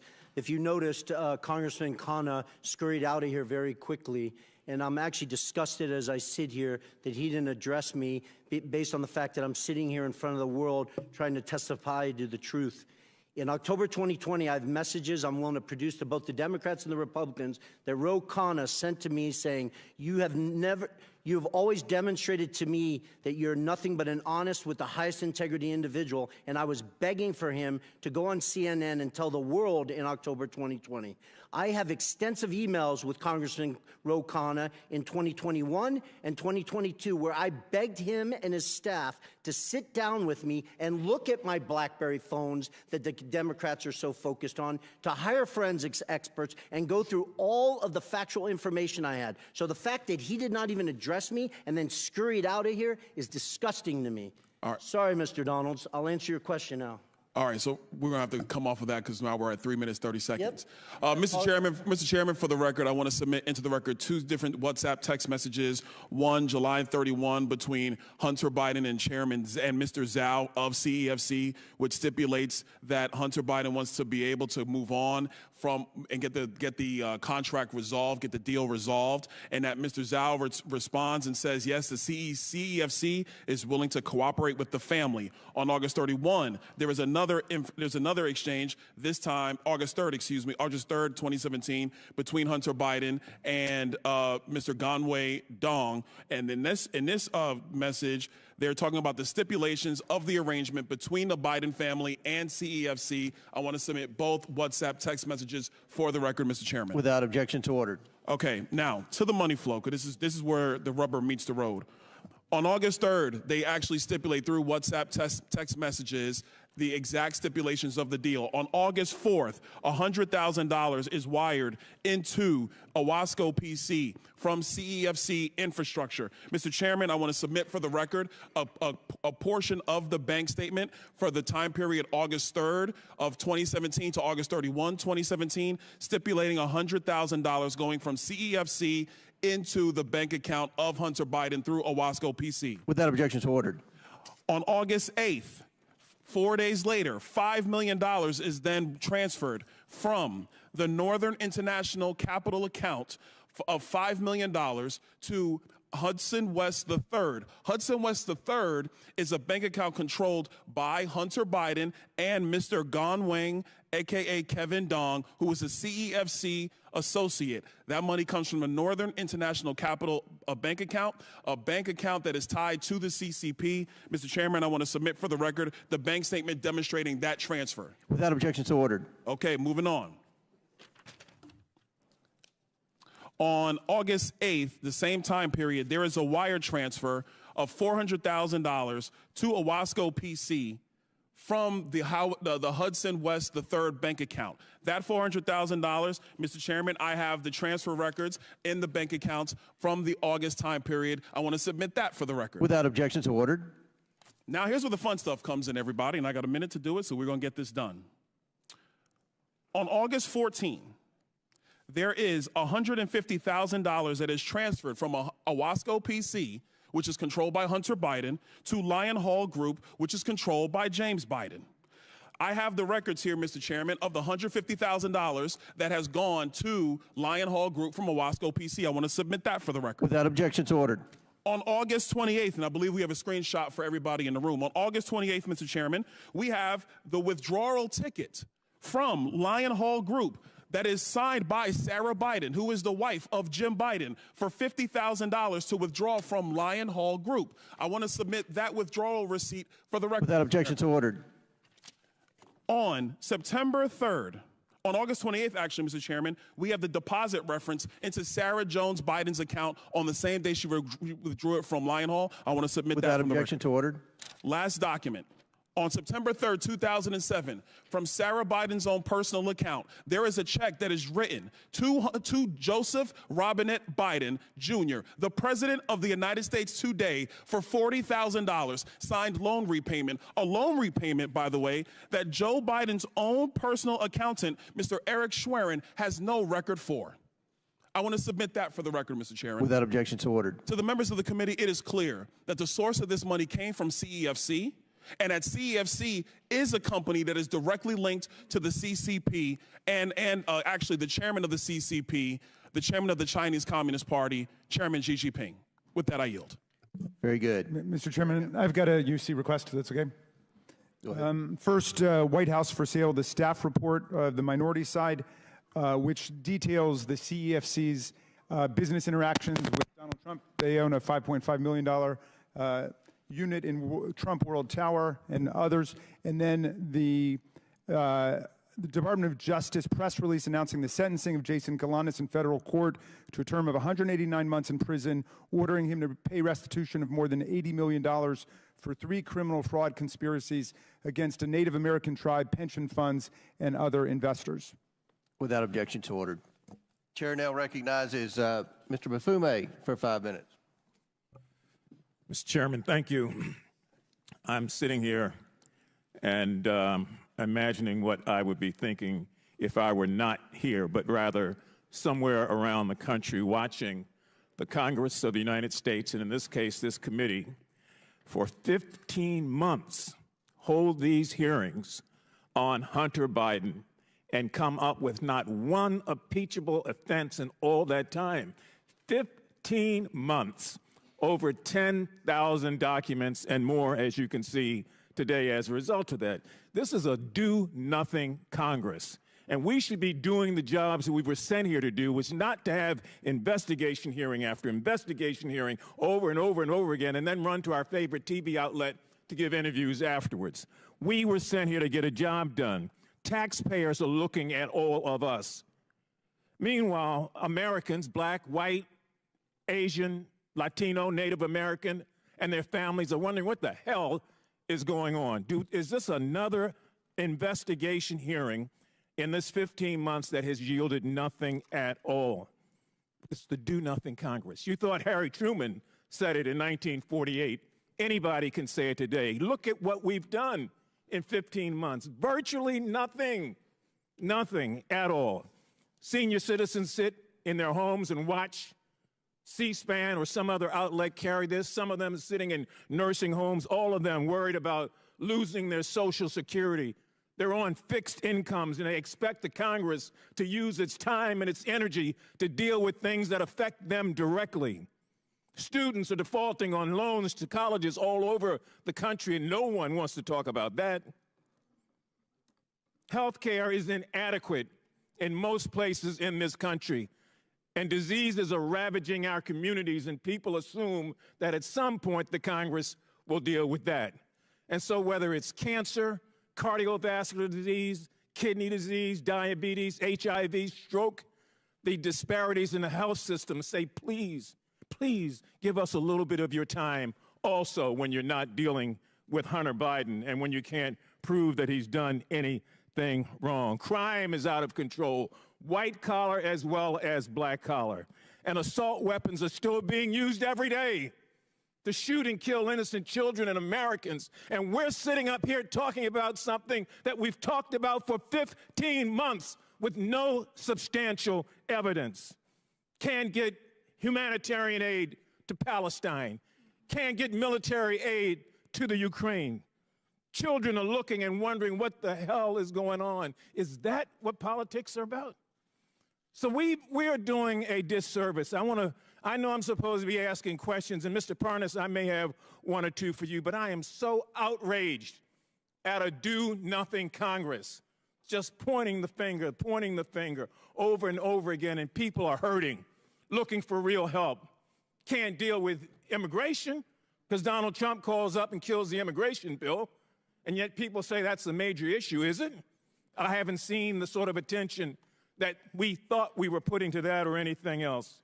And so this particular hearing will probably be followed by another hearing and another hearing and another hearing until this Congress expires in January of next year.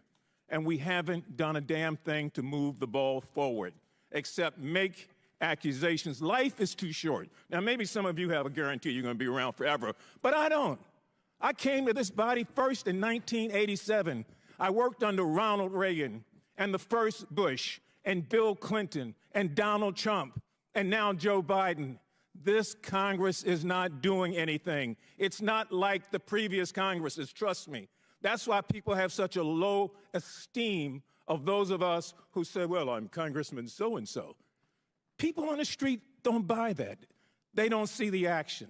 So I'm done. I know I've exhausted my time. Mr. Parnas, a couple quick questions, and I'll let you go. Is it your understanding that Rudy Giuliani worked for an individual identified by the Trump administration as a Russian agent? Yes. Do you know what these Russian line actors were trying to do? Quickly. Push a conspiracy theory about the Bidens. Did you know that, did you warn Rudy Giuliani? Yes, I did. And what was his response, succinctly?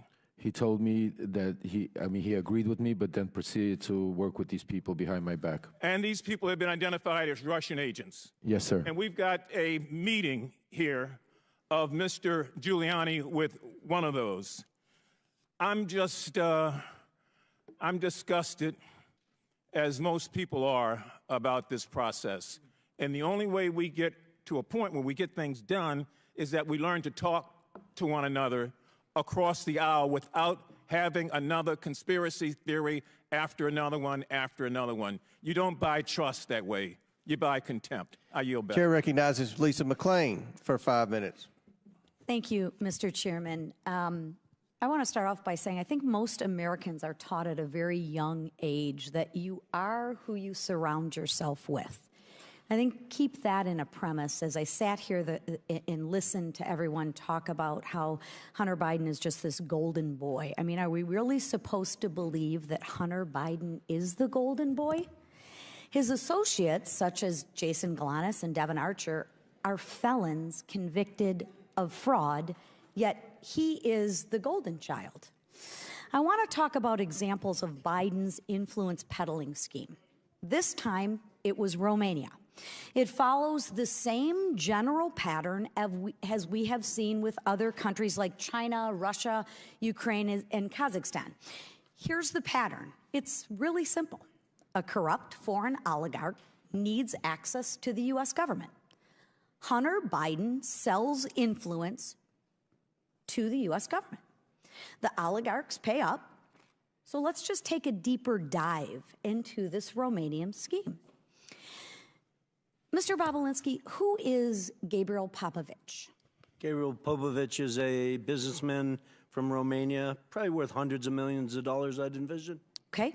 Is it true that Gabriel Popovich faced corruption charges in Romania in 2015? It is. Thank you. And when you were in Europe with the Bidens to close on that CEFC deal with the Chinese, you separately negotiated with Popovich to get a 17th payment. Is that also correct? I did. Okay. But Popovich did not want to pay him. Is that correct?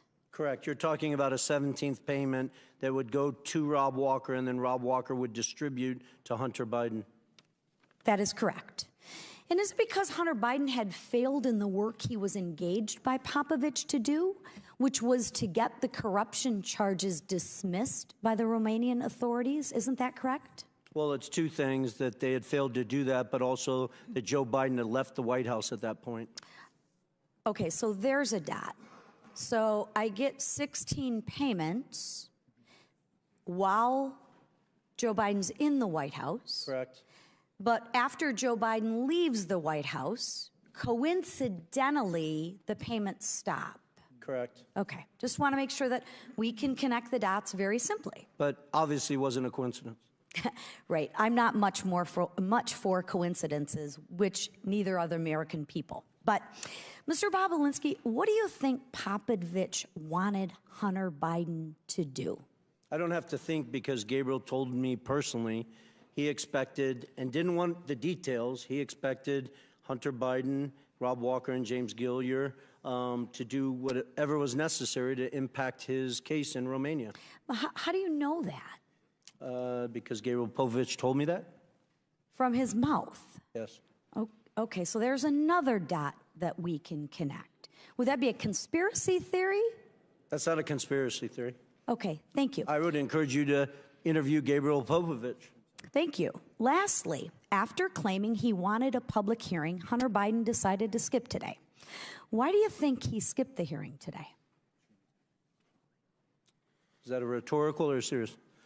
Well, I don't think he wanted to sit next to me because obviously I've emphatically stated he perjured himself in his transcribed interview with the committee, as did his uncle, Jim Biden. And for every fact he claims or wants to say I was high on drugs or obfuscate, I can show a document, a text message, a recording that is confirmed that he's lying. Well, let's not let the facts get in the way of a good story, right? Here are the facts. Highly disappointing that he's not here, though. I would agree. Here are the facts. Hunter Biden was engaged by a foreign principal, Gabriel Popovich. It is well known that Hunter Biden met with the ambassador to Romania, Hans Klem, in November of 2015. Hunter Biden was not registered under Farah. He stopped getting paid as soon as his father leaves office until you got Popovich to send Hunter Biden one more payment. Seriously, what services was Hunter Biden providing to the Romanian oligarchs for millions of dollars? We've yet to hear it. As far as the committee knows, Hunter Biden was never registered under the Foreign Agents Registration Act. If the Department of Justice applied the same standards it did in the Paul Manafort case, Hunter would be in more trouble than he is already in. Mr. Chairman, there are real Farah issues here that we need to continue to look at. And with that, I thank you for being here, and I thank you, Mr. Chairman. Absolutely. Thank you. Good job. Chair now recognizes Ms. Ocasio-Cortez from New York. Thank you, Mr. Chair. Mr. Balinski, I heard your opening statement. It's submitted to the record, part of our proceedings. I have a quick question. Simple. Is it your testimony today that you personally witnessed President Joe Biden commit a crime? I believe the fact that he was sitting with me while I was putting together a business deal. Did you witness the president commit a crime? Is it your testimony today? Yes. And what crime have you witnessed? How much time do I have to go through it? It is simple. You name the crime. Did you watch him steal something? Corruption statutes, RICO and conspiracy. What is it? What is the crime, sir? Specifically. You asked me to answer the question. I answered the question. No. RICO, you're obviously not familiar with. Corruption statutes. Excuse me, sir. RICO is not a crime. It is a category. What is the crime? It's a category of crimes that you're then charged You have charges. A long 100 You have charges. Sir, please want me to name the exact statute under RICO? Yes. Well, it's funny. In this committee room, everyone's not here. There's over 18 All right, sir. I reclaim my lawyers time. that went to law school. I reclaim my time. You guys okay, to thank define you, the sir. I statute reclaim my under time. RICO. Clearly, what we are seeing here today is a continuation of the 15-month saga of the Republican majority lost in the desert. Impeachment 101. The majority party, or whomever is raising impeachment, must accuse the president of a high crime, a specific high crime or misdemeanor. I would like to submit to the record HRES 918, the House resolution to open this impeachment inquiry. Without objection to order. This resolution does not outline a high crime or misdemeanor. It's not here. Now, when we compare the chairman's opening from his previous opening, he's talking about Ukraine and Burisma and all of this. This entire inquiry is based on a blockbuster piece of information that was in a classified SCIF room. And inside that room was a document alleging President Biden directly of a $10 million bribery scheme, a $10 million bribery scheme, extremely serious. What happened? What happened a month ago, Mr. Chairman? That document, the FBI arrested the person who offered those allegations for falsifying his testimony to the FBI. This entire impeachment inquiry is based on an actual, provable individual who has lied. Now, responsible leadership would withdraw an inquiry based on that. Withdraw it. Instead, what we are seeing is that this committee was warned about the falsehoods of these allegations long before that, warned by Trump's Secretary of State Mike Pompeo, and yet they proceeded anyway. The chairman proceeded anyway. This committee was warned by Rudy Giuliani associate right here, Lev Parnas, after that document about the falsehoods of this. Then held hearings where your own expert witnesses said that there was no grounds for impeachment, and you proceeded anyway. And finally, as if none of this was enough, the FBI arrested the individual who was the source of the entire, to quote the chairman, heart of the matter, to launch this impeachment inquiry, and proceeded anyway. At this point, the story is not the fact that the basis of this impeachment inquiry is wrong. The story is why it's proceeding anyway. Why is this committee proceeding based on false charges? And by the way, no charges. I have yet to hear in the chairman's opening the allegation that they are specifically charging the president of the United States with. I'm hearing about Biden family. I'm hearing about this and that. I am not hearing the specific allegation by this committee. What is it? It's not here, and that is the problem. The story is when this committee knew that they were working with falsified evidence. That's the story.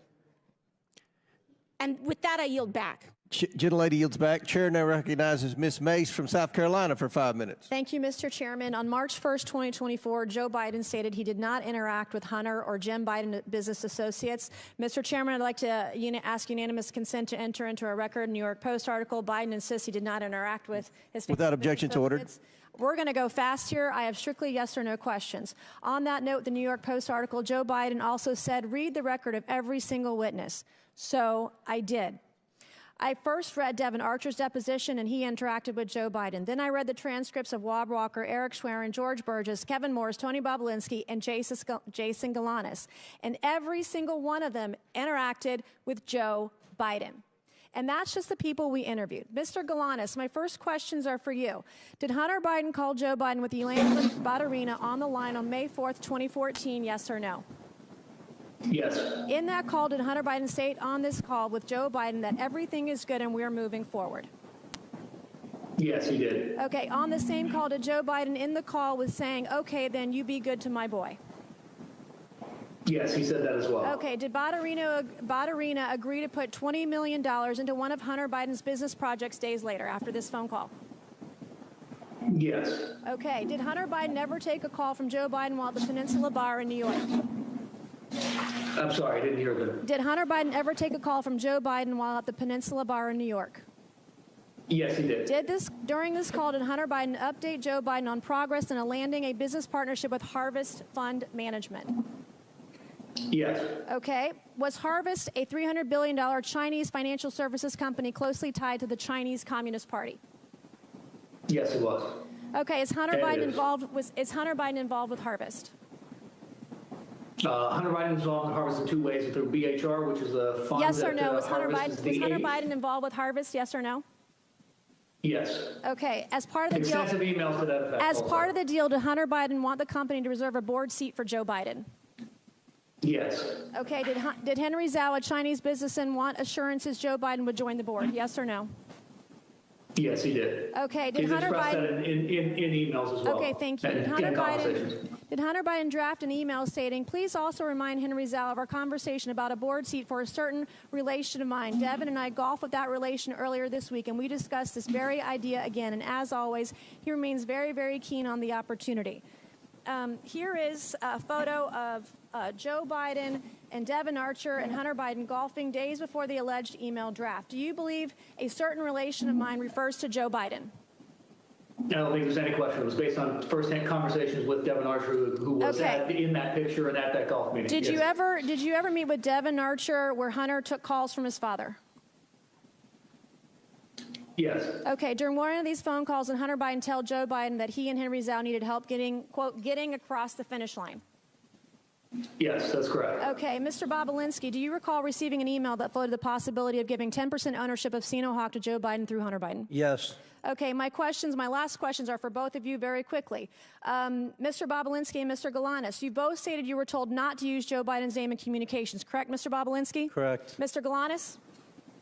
Yes. Okay. Did Joe Biden participate in phone conversations and meetings with Hunter Biden, his business associates, and foreign interests, yes or no? Mr. Balinski? He clearly did. Okay, Mr. Galanis, yes or no? Yes. Okay. In Hunter Biden's deposition, he said he did not involve his father in his business. Did Hunter Biden lie under oath, yes or no? Mr. Balinski? Yes. Mr. Galanis? If that's what he said, yes, I would be true. Is Joe Biden lying when he says he did not interact with Hunter Biden, Jim Biden, their business partners, or forward interests? Yes or no? Yes. Mr. Galanis? Yes. All right.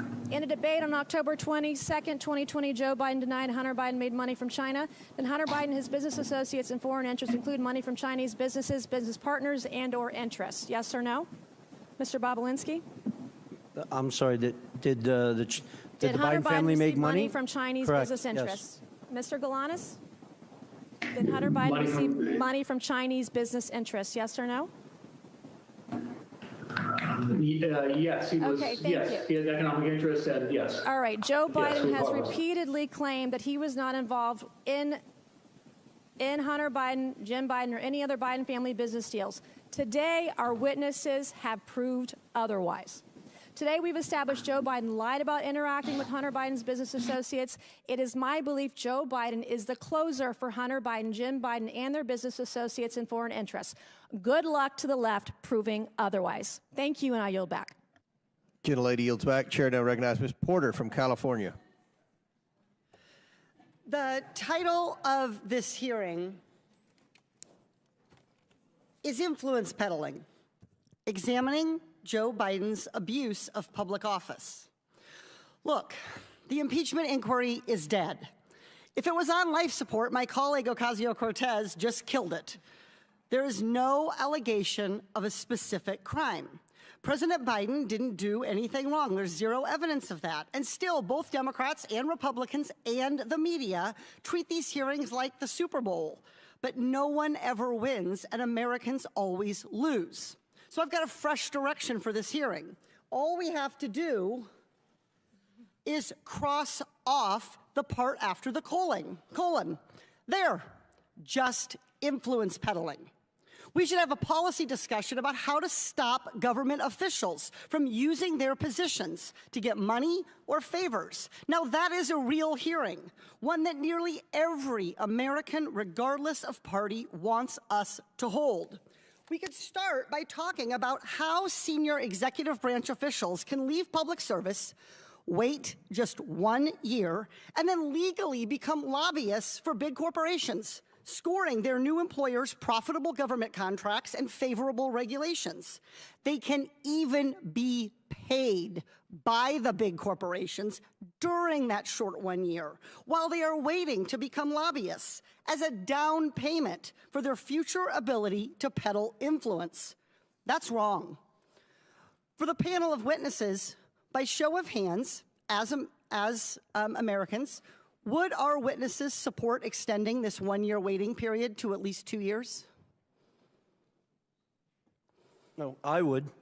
Okay, so there we go. Republicans, Democrats, even convicted criminals, everybody supports that we should do more to stop influence peddling. This is the kind of good government reform that Americans of all political stripes support. And I should know, in 2022, I passed that exact reform. as an amendment to the National Defense Authorization Act with a bipartisan majority vote. What happened to that amendment? Why didn't it become law? The answer is simple.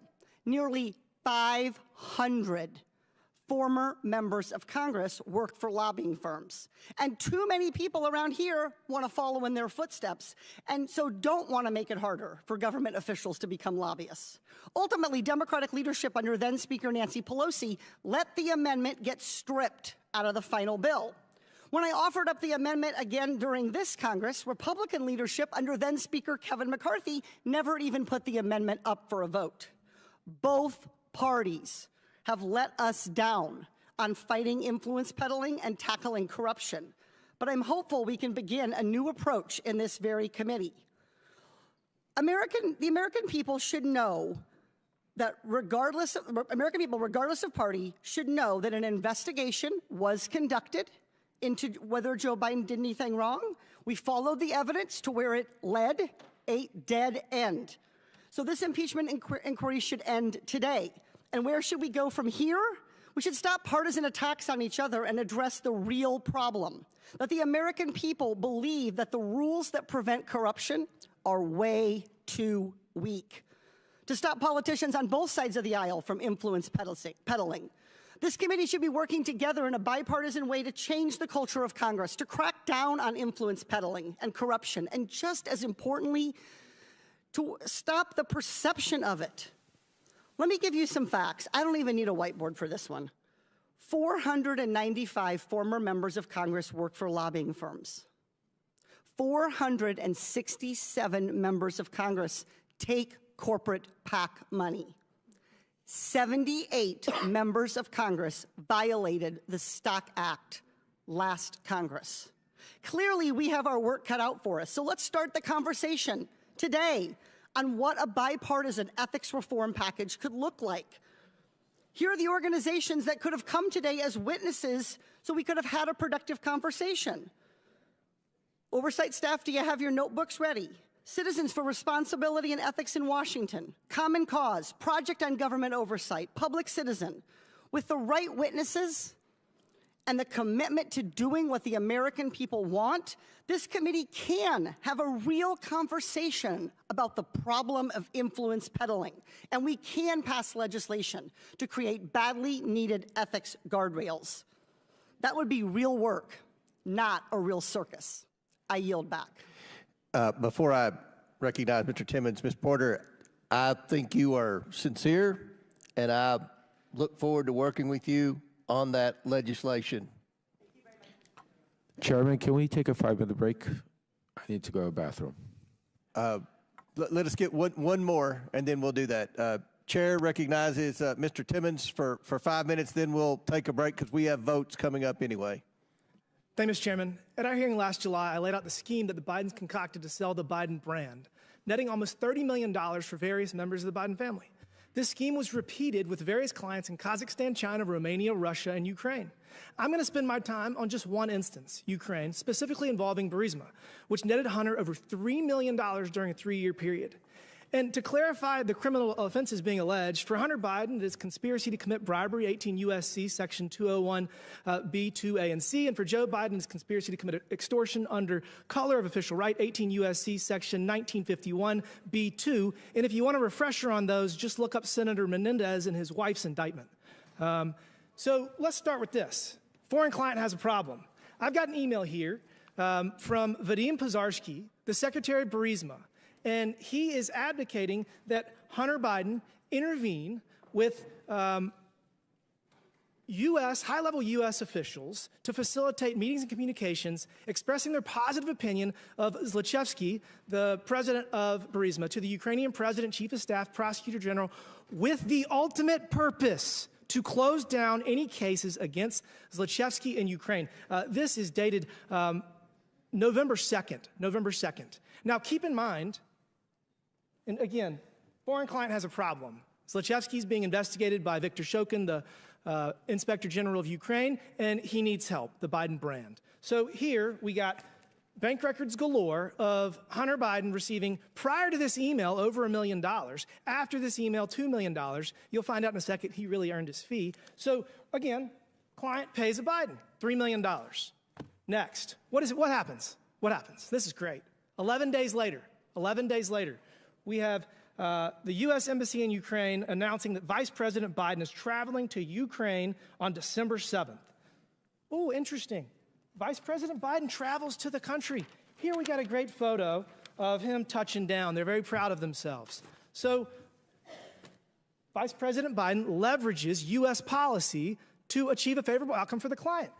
We've all seen the video. He brags about leveraging U.S. foreign loan guarantees to get the Ukrainian government to fire Viktor Shokin to end the investigation.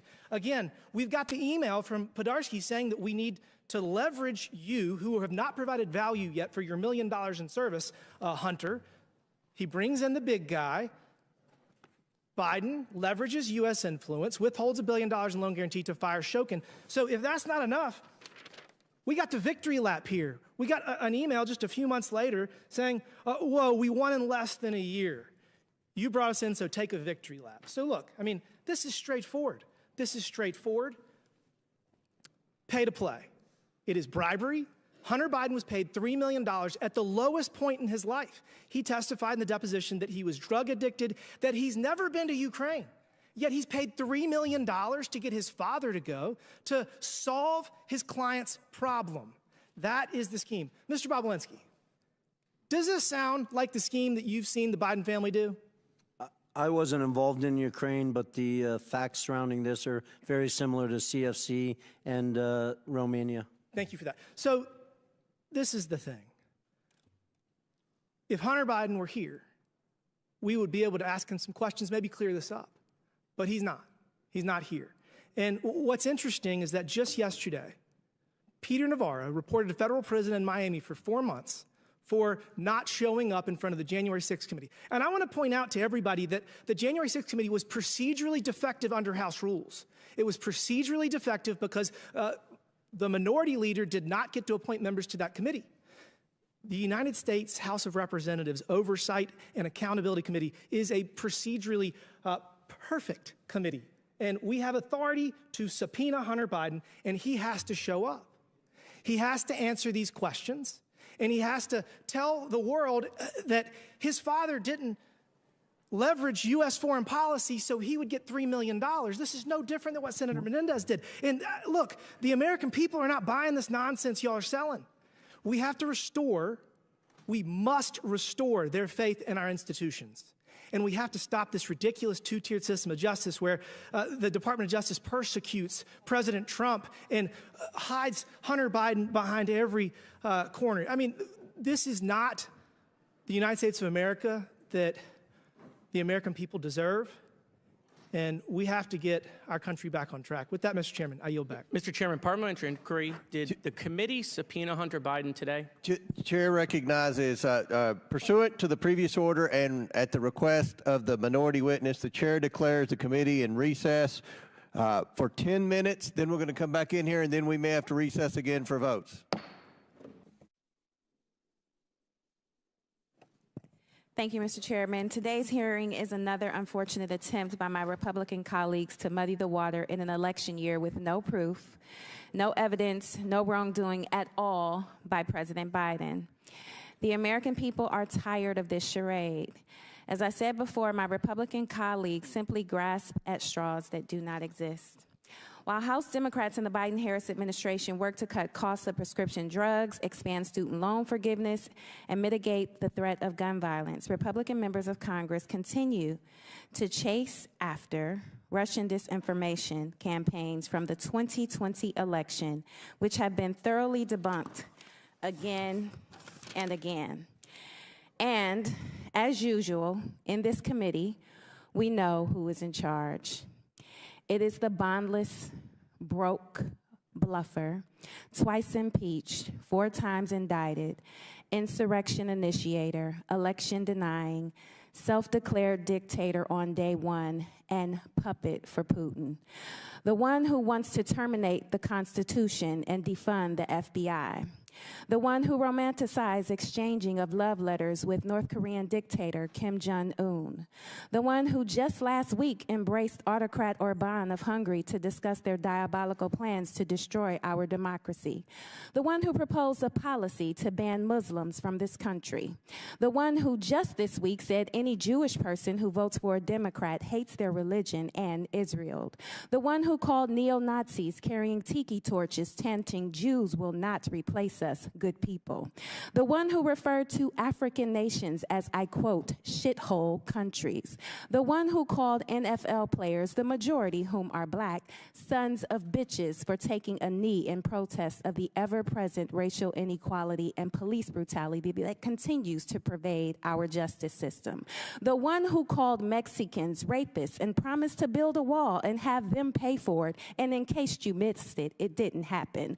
The one who told women of color from the born in the United States, elected to Congress and serving on this very committee, to go back to their own countries. The one who bragged about grabbing women by their private parts. The one who confused his rape victim, whom he claimed was not his type, for his very own ex-wife. The one who is an admitted and committed adulterer who attempted to pay off a porn star for her silence. The one who has publicly mocked people with disabilities. The one who dodged the draft and referred to prisoners of war as losers, the very people who pay a high price so we could enjoy the freedoms that far too many of us take for granted. The one who boasted about being able to stand in the middle of Fifth Avenue to shoot someone and not lose votes. The one who promoted political and physical violence multiple times, including most recently at my rally in my home state of Ohio, where he declared there would be a bloodbath if he didn't win. The one who intentionally denied COVID was deadly and eventually suggested injecting bleach into our bodies to kill the respiratory virus that took the lives of 1 million people in the United States. The one who ordered his son-in-law get top secret security clearance, overruling concerns flagged by intelligence officials, who, according to this committee's chairman, admitted the former president's son-in-law crossed the line of ethics by accepting a $2 billion investment into that very same son-in-law's fledgling firm only 6 months after leaving the White House. If any of this sounds crazy, it's because it is. This might sound unbelievable, but it's all true. These are facts, indisputable facts, a thing that is known and proven to be true.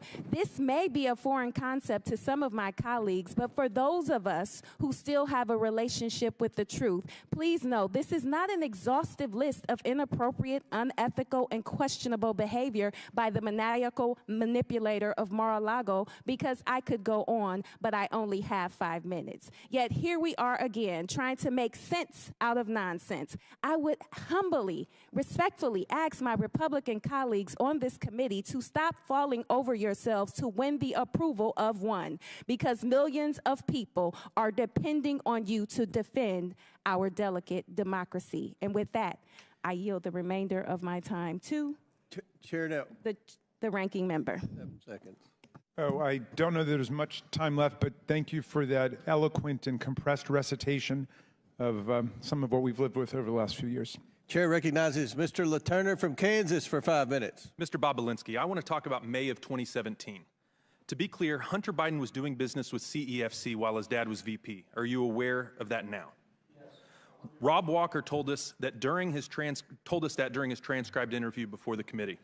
But I want to talk to you about your meeting with Joe Biden, Hunter Biden, and Jim Biden in May of 2017. Other members are going to bring up the meeting you had with Joe Biden at the Beverly Hilton the night before the Milken Conference, but I want to talk about the next day when you went as Joe Biden's guest to the Milken Conference. So, you watched Joe Biden deliver a speech that day. Then you had a follow-up conversation with Joe Biden. Isn't that correct? Correct. What did Joe Biden tell you during that conversation? Well, as I've already publicly shared, I was brought backstage by his team because he had just given his keynote, and we just exchanged pleasantries, and then I walked him out to his car, and he specifically thanked me for the work I was doing with his son and his brother and asked me to keep an eye on them. And my understanding is, Mr. Balinski, that after Joe Biden had left, you went across the street to the Peninsula Hotel and had a long conversation with his brother, Jim Biden. Isn't that correct? I did. It's my understanding that you asked him how the Biden family does the business that they do, while Joe Biden is such a prominent political figure. What was Jim Biden's response to you? Correct. I was actually concerned and asking from a position of concern, and Jim Biden's response to me was plausible deniability. Plausible deniability. And by that you mean Joe Biden would be kept in the loop, but you weren't supposed to talk about it, especially in writing. Mr. Giuliani, during your transcribed interview with the committees, you said a very interesting phrase. Say it, forget it, write it, regret it. Does this sound familiar? Is this consistent with your understanding of how the Bidens do business, Mr. Giuliani? Yeah, very, very much so. That was an operating principle, yes. But it looks like someone made a mistake. Mr. Balinski, you created 2 companies with the Bidens. I want to show you an infamous email discussing the ownership structure of one of those companies, CEFC. You can see on the screen, 20% for H, 20% for Rob Walker, 20% for James Gilliar, 20% for Tony Balinski, 10% for Jim Biden, and 10% held by H for the, quote, big guy. Mr. Balinski, who is the big guy? The big guy is 100% Joe Biden. Mr. Balinski, Hunter Biden didn't respond saying, knock it off. We can't include Joe Biden, did he? No, and that's actually a critical point because remember— Mr. Balinski, did you ever get a text message or a group text message or anything like that saying, guys, knock it off, Joe Biden isn't involved in this deal? No, the whistleblowers actually have a text exchange where they're talking about everything else but that, and the reason why they weren't talking about it is because everyone knew Joe Biden was the big guy. Hunter Biden begged for a public hearing, but it turns out he is too afraid of accountability to show up and tell the truth to the American people. But Americans don't need Hunter's testimony to know they are being gaslit by this president. It's blatantly obvious to anyone paying attention that Joe Biden is the big guy.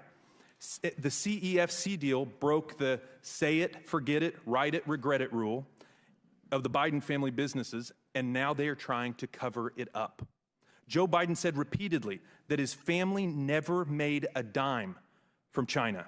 But Mr. Balinski just confirmed that Hunter, Jim, and the big guy himself all got a cut from the CEFC China energy deal. Let me be clear. The only service the Biden family ever provided was their ability to leverage the office of the Vice President of the United States to cash in overseas. My Democrat colleagues are going to try and tell you that Joe Biden wasn't on the final ownership structure agreement, but isn't it true? If someone was holding Joe Biden's stake in the company, it wouldn't appear in the document. Isn't that the whole point of this email, to hold Joe Biden's stake so his name wouldn't be in the document? Isn't this just plausible deniability in action, Mr. Balinski? It appears that way. But plausible deniability only gets you so far. Now, I want to fast forward from May to the end of July of 2017 when the Bidens cut you out of the deal. I want to show you a message that Hunter sent to his Chinese business partners. Please put it up on the screen. Hunter writes, quote, I am sitting here with my father and we would like to understand why the commitment made has not been fulfilled.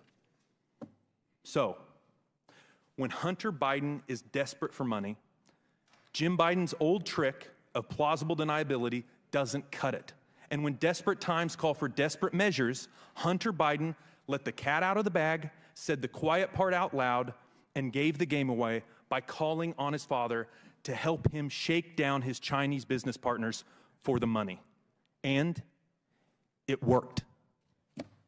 Mr. Chairman, I yield back. Mr. Chairman, just point of inquiry. What was the last image we saw that you put up? Where did that come from? I just want to authenticate that. This is the Ways and Means Committee Exhibit 300. Must be the Irish whistleblower note. Not an inquiry, though. Anyway, Chair recognizes Ms. Stansberry for the last question. All right, well, thank you, Mr. Chairman, and welcome to the GOP's day-long campaign for Donald Trump. I want to start with Mr. Galanis to help connect some dots that have not yet been connected in this hearing. Mr. Galanis, you are serving just under 16 years for, among other things, as has been said today, defrauding a tribal nation and specifically a tribal corporation held by the Ogallala Sioux, which is why you are testifying from a prison today.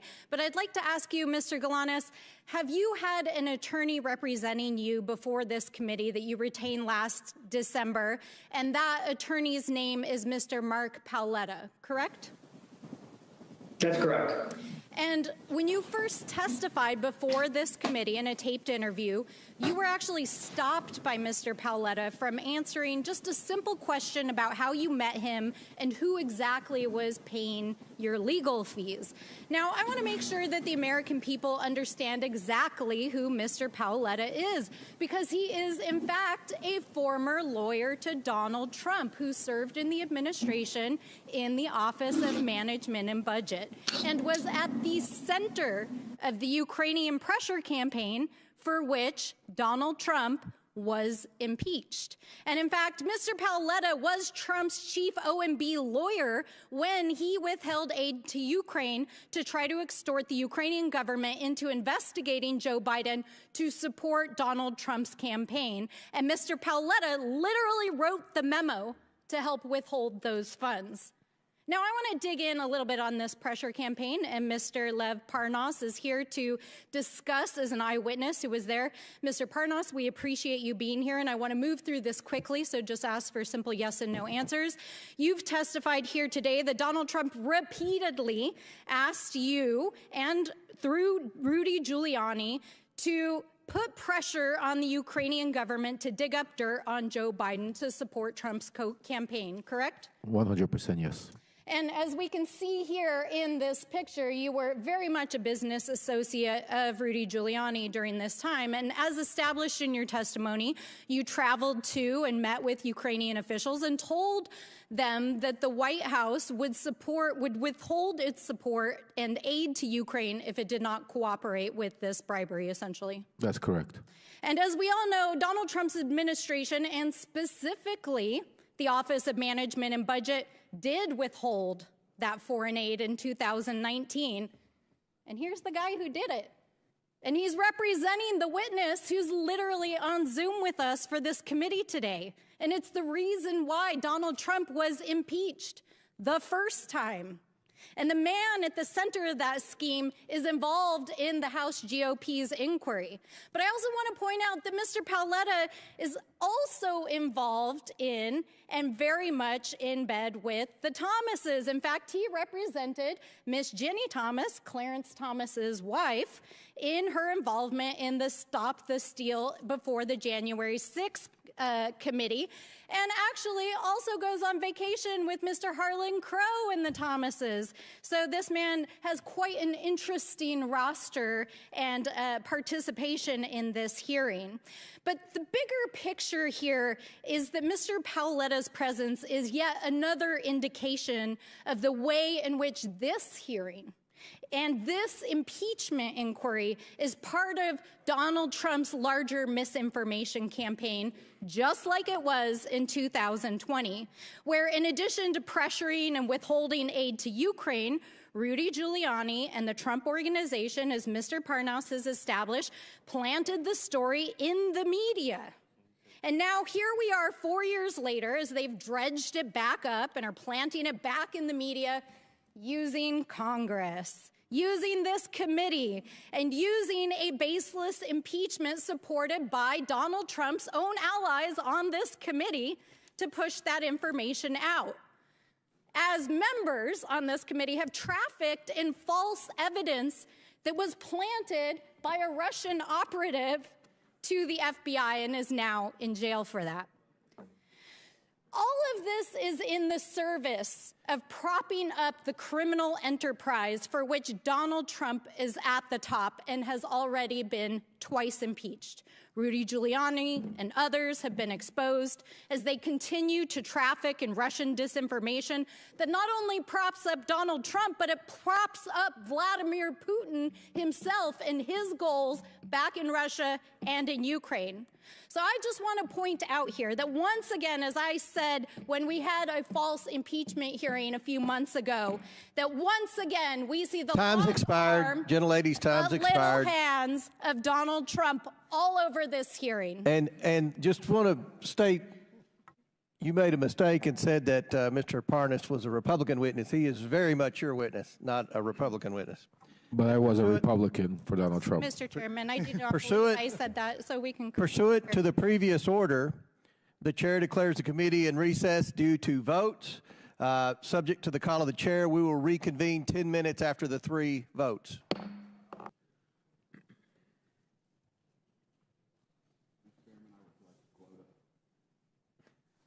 All right, committee will reconvene. Chair now recognizes Mr. Perry from Pennsylvania for 5 minutes. Well, thank you, Mr. Chairman. Mr. Galanis, I'm going to turn my questions to you. I hope I can see you on the screen here shortly. Are you there, Mr. Galanis? There you are. Okay. If we can jump right into another Biden-Chinese deal made while Joe Biden was in office, a deal I think you described in your interview as a quid pro quo, where the Chinese sent millions in exchange for a post-VP job for President Biden. Can you tell us what was Burnham? Yeah, so Burnham was an 85-year-old financial services company based in New York that owned an asset management firm and a securities dealer. But relative to the Chinese, it was an unimportant, small player. I'll give you a scale, $1.5 billion versus $300 billion Chinese company. So what was Hunter Biden's interest in working with them, knowing that that was the situation? I think Hunter Biden was already working with them through the fund that was created. The BHR, Harvest was the H, and is described in some of Hunter's emails that I had provided to the committee. He described the activity with BHR, meaning the Harvest activity, as one of his only focuses, and his other focus would be the activity between Harvest directly and Burnham directly in a combination. So his stated objective, in his own words, in writing, was those were to be his only focus, his only priority in working with the Chinese on a go-forward basis. Did you also say that he said the interest in working with Burnham was to make billions instead of millions? Is that right? Yeah, I did say that, and that was on the basis of looking to become a much larger company where his equity interest would be worth a lot of money, billions, not millions. And you said the Harvest Fund was a $300 billion Chinese financial services company.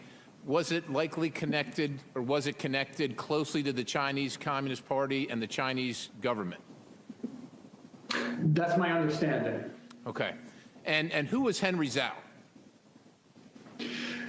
He's been described to me consistently by Devin and Hunter as the chairman, but he's ostensibly the head of Harvest. I think he's had a couple of different roles over the years, but chairman is the best way to. He was always characterized as chairman and the decision maker for that entity. Right, so he's the chairman of the $300 billion Chinese entity connected to the Chinese government, the Chinese Communist Party, and he was based out of where? Where was his base of operations?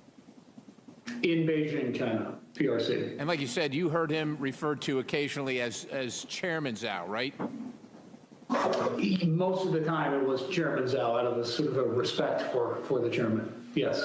Okay, so now there came to a point where Hunter wanted to bring Henry Zhao, the chairman of Harvest, and their billions of dollars from China into business with Burnham. Is that right? That's correct. That's correct, Congressman. And why would he do that?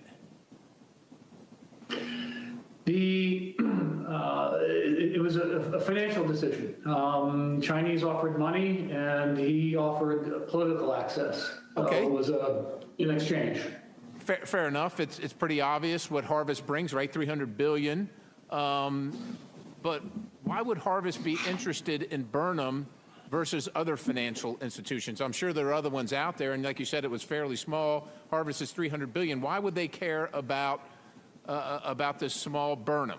What was the interest for them?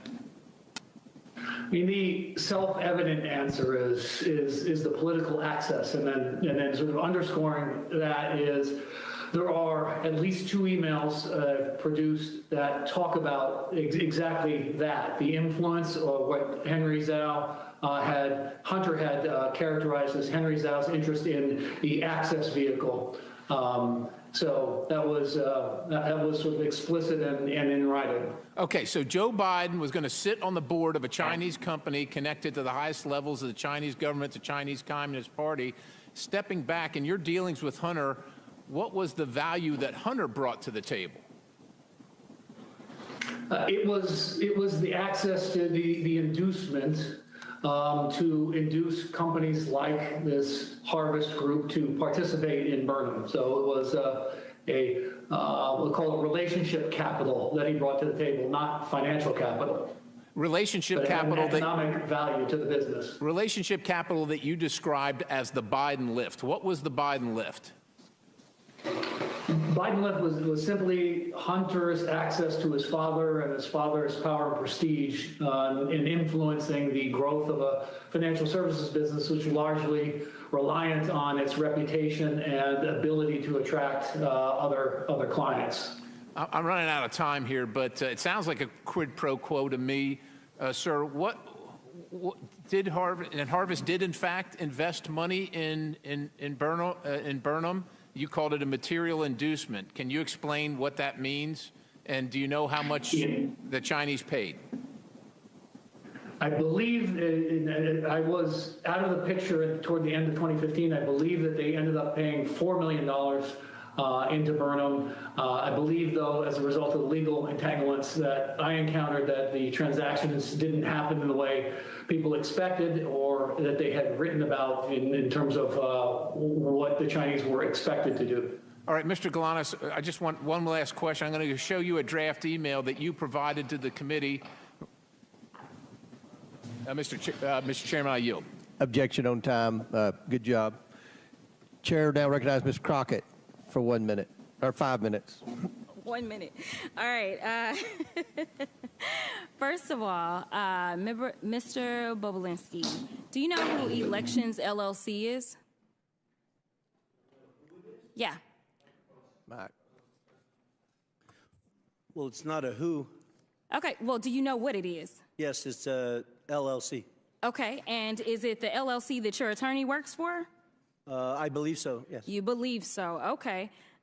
So at this point in time, I'd ask unanimous consent to enter into the record a document indicating that the law firm representing Tony Bobulinski was paid $10,000 as recently as January of this year by the Save America PAC, which you may recognize as Donald Trump's PAC. Without objection. Thank you. Now, so far in this hearing, it has felt like the worst episode of The Apprentice. I'm sure you're familiar with that show. It seems like my colleagues and maybe you and some others are trying to become the next vice president of the United States of America. You're auditioning or something like that because, Mr. Bobulinski, I know that you take exception to the fact that your credibility has been called into question over and over. But when someone comes to testify under oath, whether it's before this committee, behind closed doors, or in person, then we have to evaluate someone's credibility. And, sir, I definitely have always had issues with your credibility, as I know that you are very well aware of. So let me remind you of what happened behind closed doors. Well, you should ask Ro-Khanna about my credibility. I haven't asked you a question. Okay? You are? When I haven't. So when I ask you a question, that's when you answer. Otherwise, I'm talking. So, excuse me? With my time, because it's my time, I want to be clear that when we were behind closed doors, you called a number of people liars. You called the Wall Street Journal liars. You called Cassidy Hutchinson a liar. You called the FBI a liar. You called Rob Walker a liar. You called James Gilliar a liar. You called Hunter Biden a liar. You called Jim Biden a liar. And just today, you added to your list, you called my colleague, Congressman Mr. Goldman, a liar as well. It seems like, according to you, the only person that's telling the truth is you and everyone else is lying. But I want to move on to something else. Is that a question? It's or? not a question. Okay. You'll know when I ask you a question, I promise. Thank you. So, the other thing that I want to talk about is the fact that my colleague from the other side of the aisle talked about the company that we keep. And she wanted to go through a list of people that she felt like were bad company because right now the majority has been relying upon the testimony of someone who's currently sitting in federal prison. And we know that your company is the company of somebody who's been found liable of fraud, as well as defamation, as well as sexual assault, and for whatever reason can't pay his bills at this point in time. But I'm going to ask Mr. Parnas, so this is a question to him. Are you aware if Trump had any associates that have been found guilty of anything?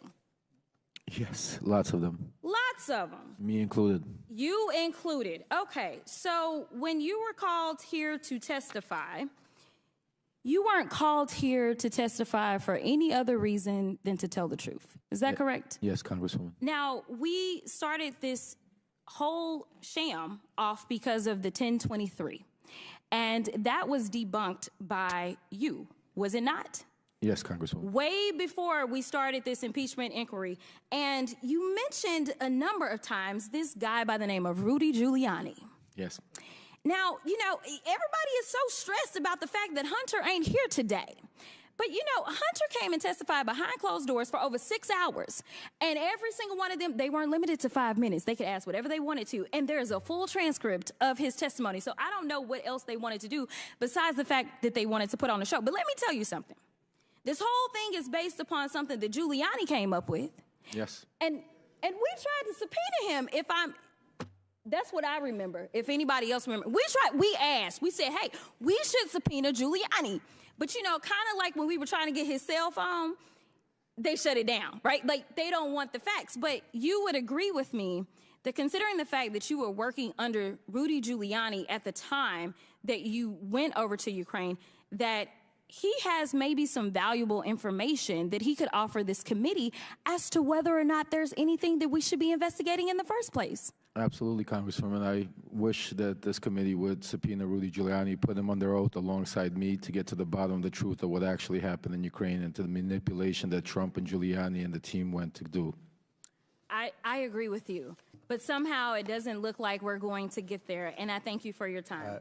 With that, I'll yield. Time's expired. Chair now recognizes Mr. Biggs from Arizona. Thank you, Mr. Chairman. Mr. Galanis, on May 9th, 2014, you received an email from Devin Archer confirming, or you wrote an email confirming that Ms. Badarina was investing with Burnham Investments, $15 to $20 million. Is that true? Yes, Congressman. And let's talk about the predicate for that. Ms. Badarina is the richest woman in Russia, and you knew her. And were you invited to a party that she attended? Yes, in Brooklyn, yes. Let's have the invitation up, please. And here's a copy of the invitation that you received. Is that right? Don't yet see it, Congressman. I did receive an email invitation, so yes. An email invitation. And did you go to that party? Yes, I did attend that party, yes. And was Hunter Biden at that party? Yes, he was. And we know that he was because we have a confirmation of his calendar, which is the next exhibit. It was noted on there, and he showed up there. And so all of that's true. It's all verified right there. And Yelena Baturina and Yuri, they were at the party, right? Correct. With Devin Archer as well? That's correct. And during that party, you guys, Hunter pulled you guys, the people we just named, pulled them away from where the party is, and you go to a separate little area where it's quieter because there were over 100 people at that party. Is that true? That's true, yes. And all of a sudden, Hunter says, okay, I'm going to make a phone call. He makes a phone call, does he not?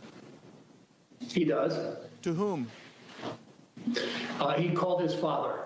Then Vice President Joe Biden, who was Vice President at the time, What was said on the call, please?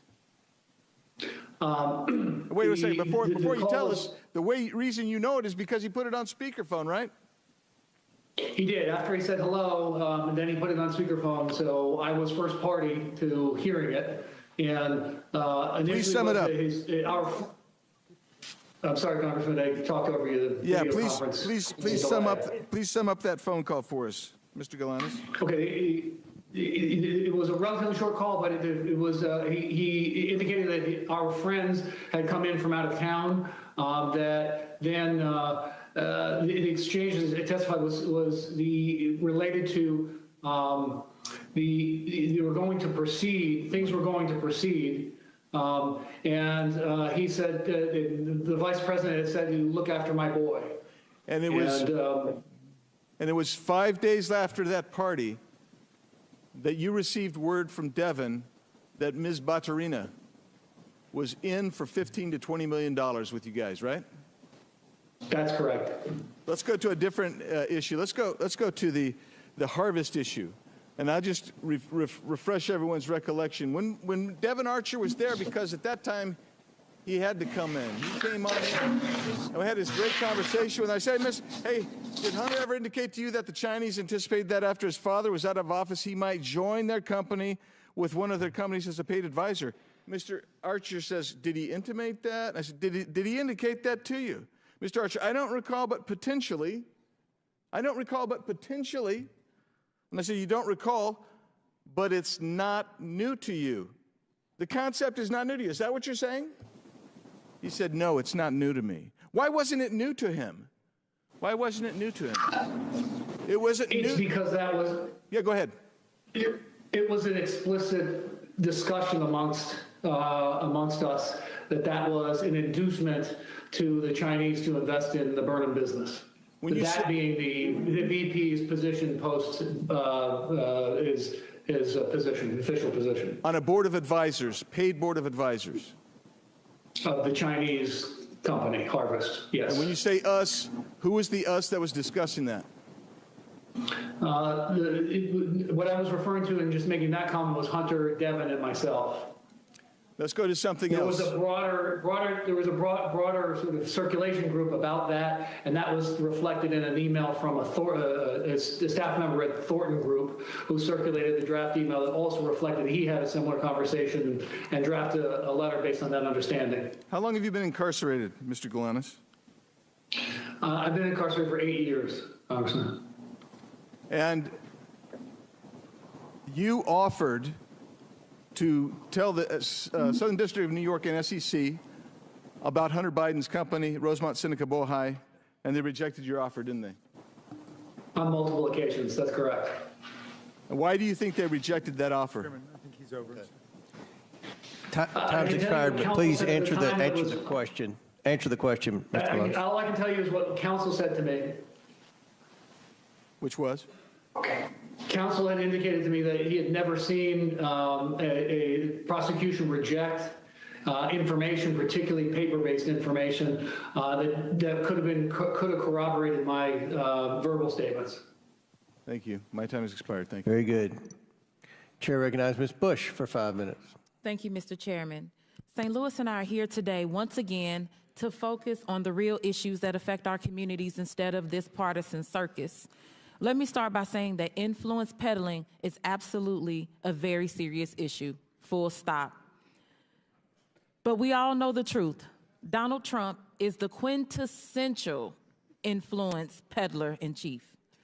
Despite this, for well over a year now, House Republicans have spent dozens of hours of precious committee time hearing testimony from nearly 20 witnesses on their baseless and increasingly embarrassing attempts to link President Biden to actions of his family members and implicate him by association. Even after all this time and effort, they haven't been able to muster up any credible links between the president and his son's business dealings. All they have proven is that they will do whatever it takes, including using their razor-thin majority and chairmanships to waste the people's time. Let's let today's hearing be the final nail in the coffin of this sham impeachment investigation, I urge my Republican colleagues to admit that their quest to impeach the president has completely collapsed. They have fallen short, and with each passing deal, they are losing votes and credibility, even within their own conference. It's time for them to move on.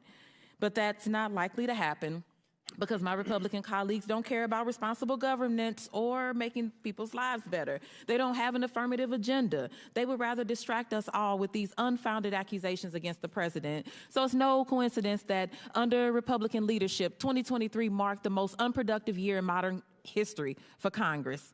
Aside from a failed impeachment investigation, an unprecedented 3-week stint without a speaker, and bringing our country to the brink of a catastrophic government shutdown multiple times, Republicans have done absolutely nothing to demonstrate why they deserve to control any chamber of Congress, let alone the White House, for which their cult leader, a twice impeached, 4 times indicted former president, is running to gain influence and control again.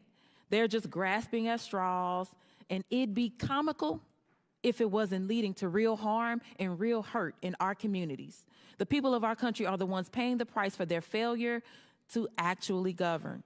Instead of wasting all of our time, our hours and hours going down fake rabbit holes and amplifying baseless conspiracies, we could focus on actual policy. We could focus on substance. We could focus on saving and improving the lives of our constituents, not misusing precious time and resources of this committee. What I'd rather focus on is the people who don't have the money and resources to buy influence, the millions of people in our districts who have been harmed by the ongoing refusal of the federal government to take full responsibility for the Manhattan Project waste, and who are still getting sick from exposure to toxic radioactive waste their own government created. It still lingers in communities all across the country, like in St. Louis, Missouri, where proper cleanup still remains undone. I am ranking member on the Subcommittee on Economic Growth, Energy Policy, and Regulatory Affairs. I have repeatedly requested a hearing on Manhattan Project waste and its countless victims. I'm still waiting. We could focus on ending the crisis of gun violence in this country. Every day, 327 people are shot in the United States. Every year, 42,654 people die from gun violence. More children die from guns than anything else in this country. Why are we not acting to protect them? How are we not treating this like the public health emergency that it is? We could focus on improving the lives of incarcerated individuals and weaning ourselves off of the carceral state. A currently incarcerated individual is your star witness today. I applaud your inclusivity. And surely, if folks convicted of crimes can testify before Congress, they should be allowed to vote. Why not enfranchise them?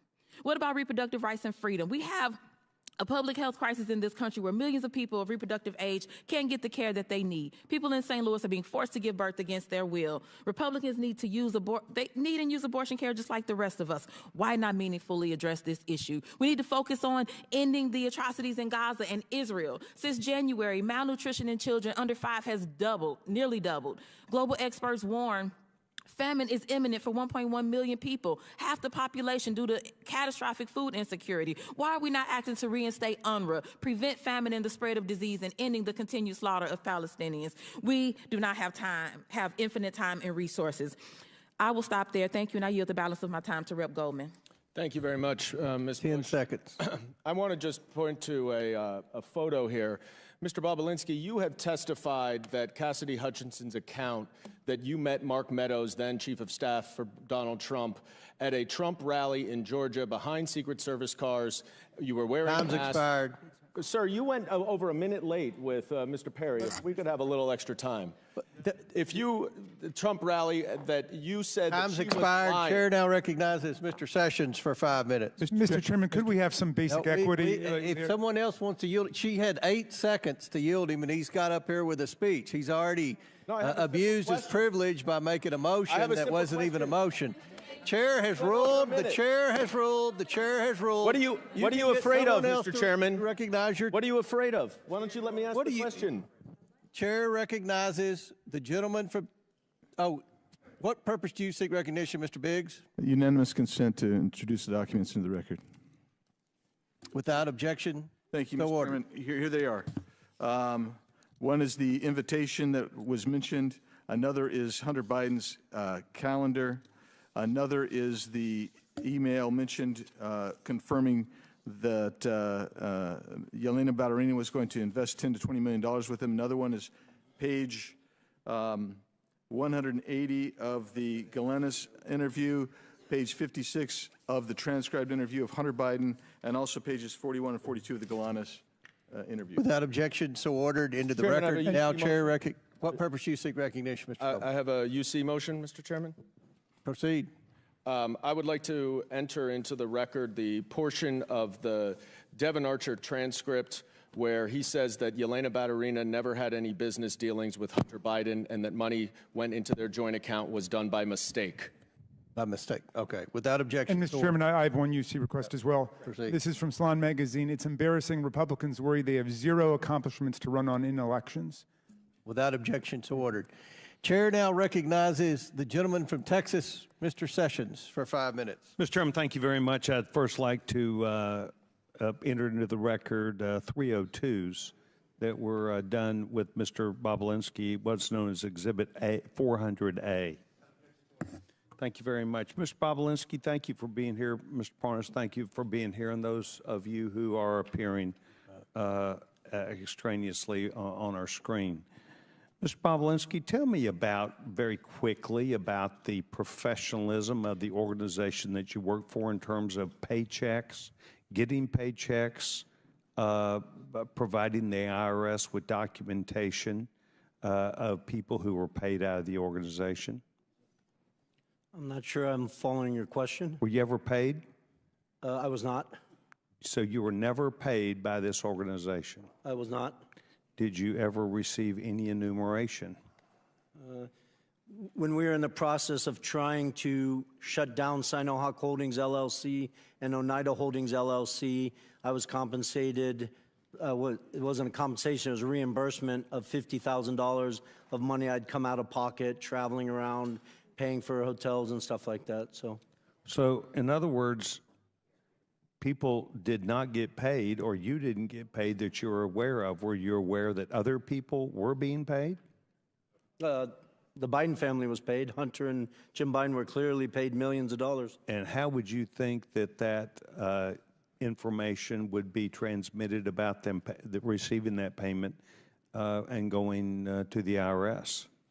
I'm not sure of those specifics. I'm just aware that they received those millions of dollars, obviously based on the brave testimony of Shapley and Ziegler that came public with a bunch of information, and then Senator Johnson and Senator Grassley's report. I never saw. The only bank account I ever saw is the one I set up at J.P. Morgan for Sinohawk Holdings and Oneida Holdings LLC. J.P. Morgan was well aware that the Biden family were owners in that business. They authorized it, approved it. And what Social Security number was utilized to set up that account? For Sinohawk and Oneida? Yes. We had to represent the owners of the underlying entity, so they were aware that Hudson West 4 owned 50% of Sinohawk Holdings, and they provided their information. On the Oneida side, we represented that each of us owned 20%, and I'd have to go back and look. I, as the CEO, probably provided my Social Security number. I'm not sure if we provided Social Security numbers for all 5 members. And yet excuse me, tax IDs for their LLC. Or tax IDs. And yet you never received money except reimbursement for out-of-pocket expenses that were related to the business. Correct. And imagine that $50,000 I was paid was actually from the legal side of Sinohawk Holdings and the Chinese, while the Bidens had defrauded me and were receiving millions of dollars into their own pockets. Were you aware that they were receiving millions of dollars at the time? I was not. Did you spend time with the Department of Justice on this matter? I did. I had a voluntary interview with the FBI on October 23rd, I believe, 2020. They approached you or you approached them? My lawyers coordinated me. Which is obviously public knowledge, went to the second debate. I flew to D.C. with the intent of sitting in front of Senator Johnson, Senator Grassley, and their committee. And then my lawyers sought counsel, had discussions, and decided it was a better focus of my time to walk voluntarily into the FBI. So where did you do that? In Washington, D.C. Maine Justice, Maine FBI, or the field office? I believe it was the leading field office. They didn't want to do it in Maine Justice for some their reasons. They decided. I would have gone wherever they asked me to go. Did they tell you at the time that you were providing information that if you provided information that was not true and correct, that you could be held liable for that under criminal statute? Yeah, yes, of course. I appreciate you asking that question. I was operated as if I misrepresented, misstated, lied, that I was committing criminal offenses, which I take very seriously based on the fact that I was willing to die for this country. And to just correct Ms. Crockett's statement earlier, I didn't accuse the FBI of lying. I stated in my transcribed interview that the FBI made mistakes in their 302. My lawyers never saw that document after my interview until it was made public to the world. And then you attempted to correct that 302. I did. Is that the same 302 known as Exhibit 400A that I have entered in the record today? It is. Do you have any other dispute with that? And have you looked at it? And do you have any other dispute? Well, there's numerous mistakes in it. Okay, thank you very much. Do you have any reason to believe that all of these SAR reports that have come out of banks were all fraud? Gentleman's time's expired, but he asked a question about the SARS reports. No, I mean, just the number of SARS reports should give every American pause. The average American in this country will never receive a single SAR in their entire life. So for a family or an individual to have over what I've publicly seen, 150 of them, is just extraordinary. Okay. I want to thank all the witnesses that are here today, Mr. Chairman. Thank you very much. Gentleman's time's expired. Chair now recognizes Mr. Frost. Or who? I thought you said Frost. Oh, Mr. Kassar. Okay, Frost was next. Kassar. Thank you, Chairman. And if I could have my full 5 minutes, I'd appreciate that. Reset the clock for 5 minutes for Mr. Kassar. Thank you, Chairman. While we clearly disagree on the merits of this meritless investigation, I hope, Chairman, that we can at least come to an agreement on some basics. I believe that you and I can agree that presidents and White House officials should not be unduly influenced by foreign powers. So, Chairman, I'd be happy to yield to you briefly for a yes or no. Can we all agree that White House officials should not be bribed or unduly influenced by foreign actors? It's your time. You can ask. We have witnesses here. I would assume that you would agree. We have witnesses. If you want to ask the witnesses question, or you want to waste time with me, I'm not wasting time with you. I think that we've been disagreeing all day. I hope we can come to an agreement that White House officials should not be bribed or unduly influenced by foreign powers. I think you and I agree on this point. I see you nodding your head. I assume that that is a yes. I'm glad that we can work as an oversight committee on investigations, do the work we need to do, and make sure that no one in the White House has betrayed the public trust. We've spent countless hours talking about Hunter Biden, investigating every single person it seems like he's ever shaken hands with. We've not found a shred of evidence that connects it to the President of the United States or anyone with any say over U.S. policy. But someone who has worked in the White House did accept money from a foreign power. Donald Trump's son-in-law, Jared Kushner, received a staggering $2 billion from Saudi Arabia for his brand new private equity firm. And while Hunter Biden never had any say over U.S. policy, Mr. Kushner got this $2 billion 6 months after working in the White House as a senior advisor on Middle East policy. Mr. Kushner had no experience in private equity. In fact, he was so inexperienced that Saudi officials tried to block the transfer of the money until the Crown Prince overruled them. While working at the White House, Mr. Kushner pushed through a $110 billion weapons sale for Saudi Arabia. I'm finishing my point, and then I'm happy to talk about it. He then defended the deal in the wake of the Saudi government's murder of journalist Jamal Khashoggi. And while this may all just be a coincidence, there's many questions. Like, was any of this money passed along to Trump? Was the Saudi money a thank you for a job well done in the White House? Was Jared given this money in exchange for anything else? Or did someone with no experience just have a lucky payday? These are questions we should have answers to.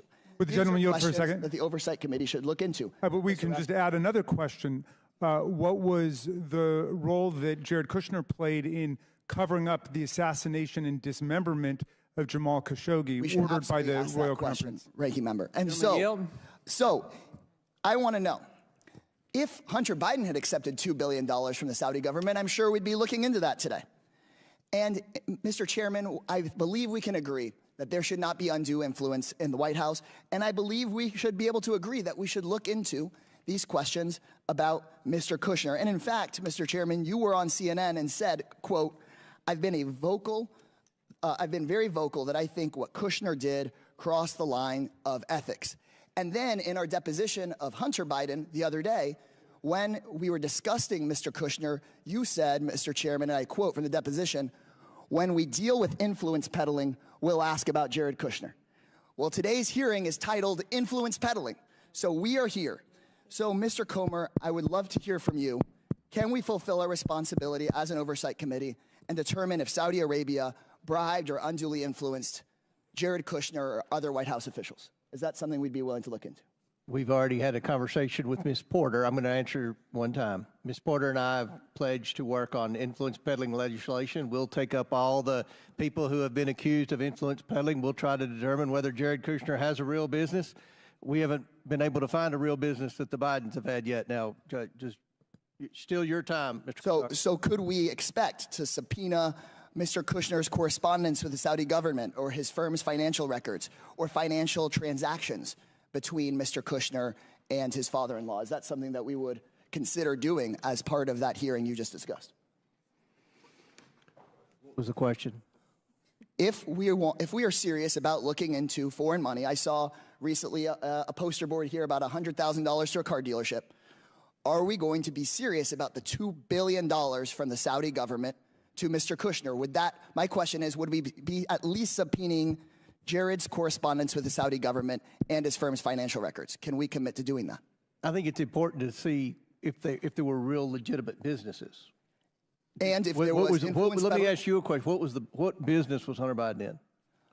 We heard explicitly from Mr. Biden. We heard explicitly from Mr. Biden about his extensive business record and his experience on boards. We heard about that. Time's expired. Mr. Kushner, on the other hand, Chair now recognizes $2 billion. Mr. Fallon for 5 minutes. Mr. Chair, That's a shame. before I start my questions, I'd like to enter into the record, submit to the record an article from the Kyiv Post, and then the second article from the Kyiv Post entitled Prosecutor General Shokin Resigns, and it's updated. If I can enter this. Without objection to order. Thank you, Mr. Chairman. I sat in on the entire 7+ hour deposition that Hunter Biden gave to this committee, and one of the things that stood out to me was his assertions with a rather braggadocious flair of his business experience and his acumen and his impeccable qualifications. He claimed with quite some vigor, I might add, that he was a brilliant, accomplished, and highly sought-after business commodity. He's very successful, and he had an unparalleled resume that he recited to us chapter and verse to prove it. That was at least the face his lawyers, this administration, and the House Democrats wanted him to wear. Of course, there's another possibility, one that this pesky little thing we call reality, that he was a spoiled, entitled East Coast patrician with a senator and then VP daddy who squandered his many life advantages and spiraled into a decadent behavioral pattern of narcissistic excess and criminal addiction.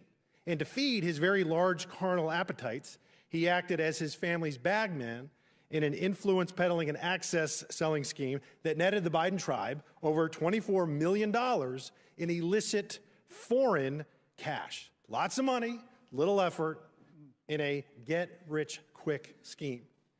If he was such a skilled and gifted businessman as he claimed, his services would be sought after, in fact, even fought over. Mr. Balinski, to your knowledge, how many Fortune 500 companies retained Hunter Biden on their board of directors? Now or in his Ever. I can't confirm any. Yeah, because there aren't any. Zero. How about how many energy companies retained Hunter Biden? I'm sorry, how many American energy companies retained Hunter Biden on their boards of directors? Zero. Zero, nada, correct. There was one energy company that retained him on their board of directors. Do you know what that name of that company was? Yes, Burisma. Burisma, correct. Where's Burisma located? Ukraine. Really? That's interesting because, and he was hired actually for no small sum, $1 million a year.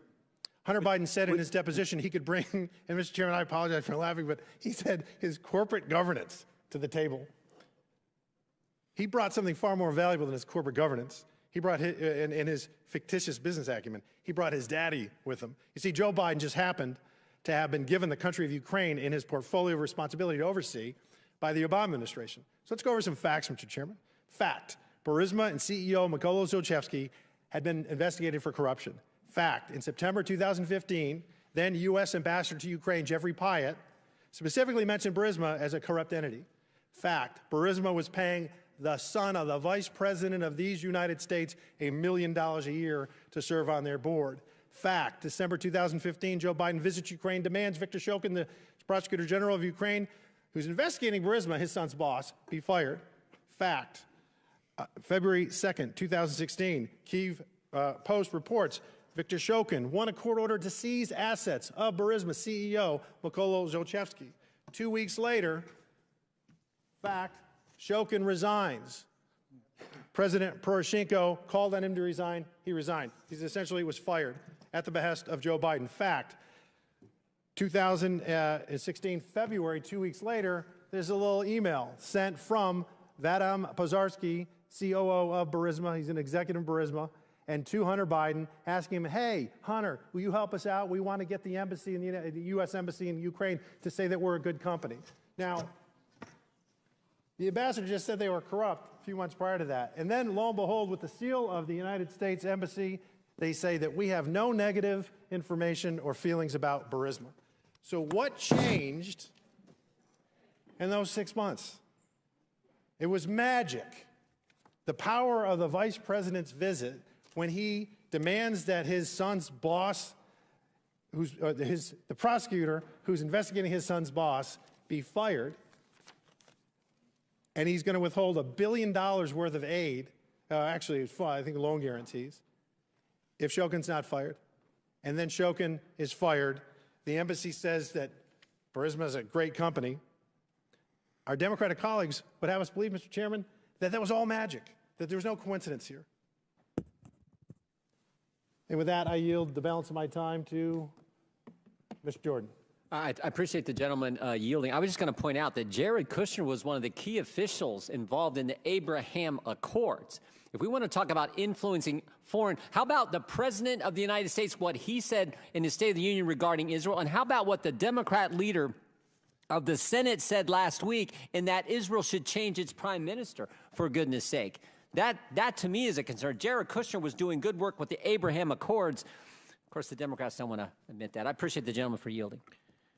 Chair now recognizes. Mr. Chairman, I have a motion. I would move pursuant to Clause 2K6 of Rule 11 that the committee issue a subpoena to Jared Kushner to compel testimony related to the $2 billion collected from Saudi Arabia after his service within the White House. Second.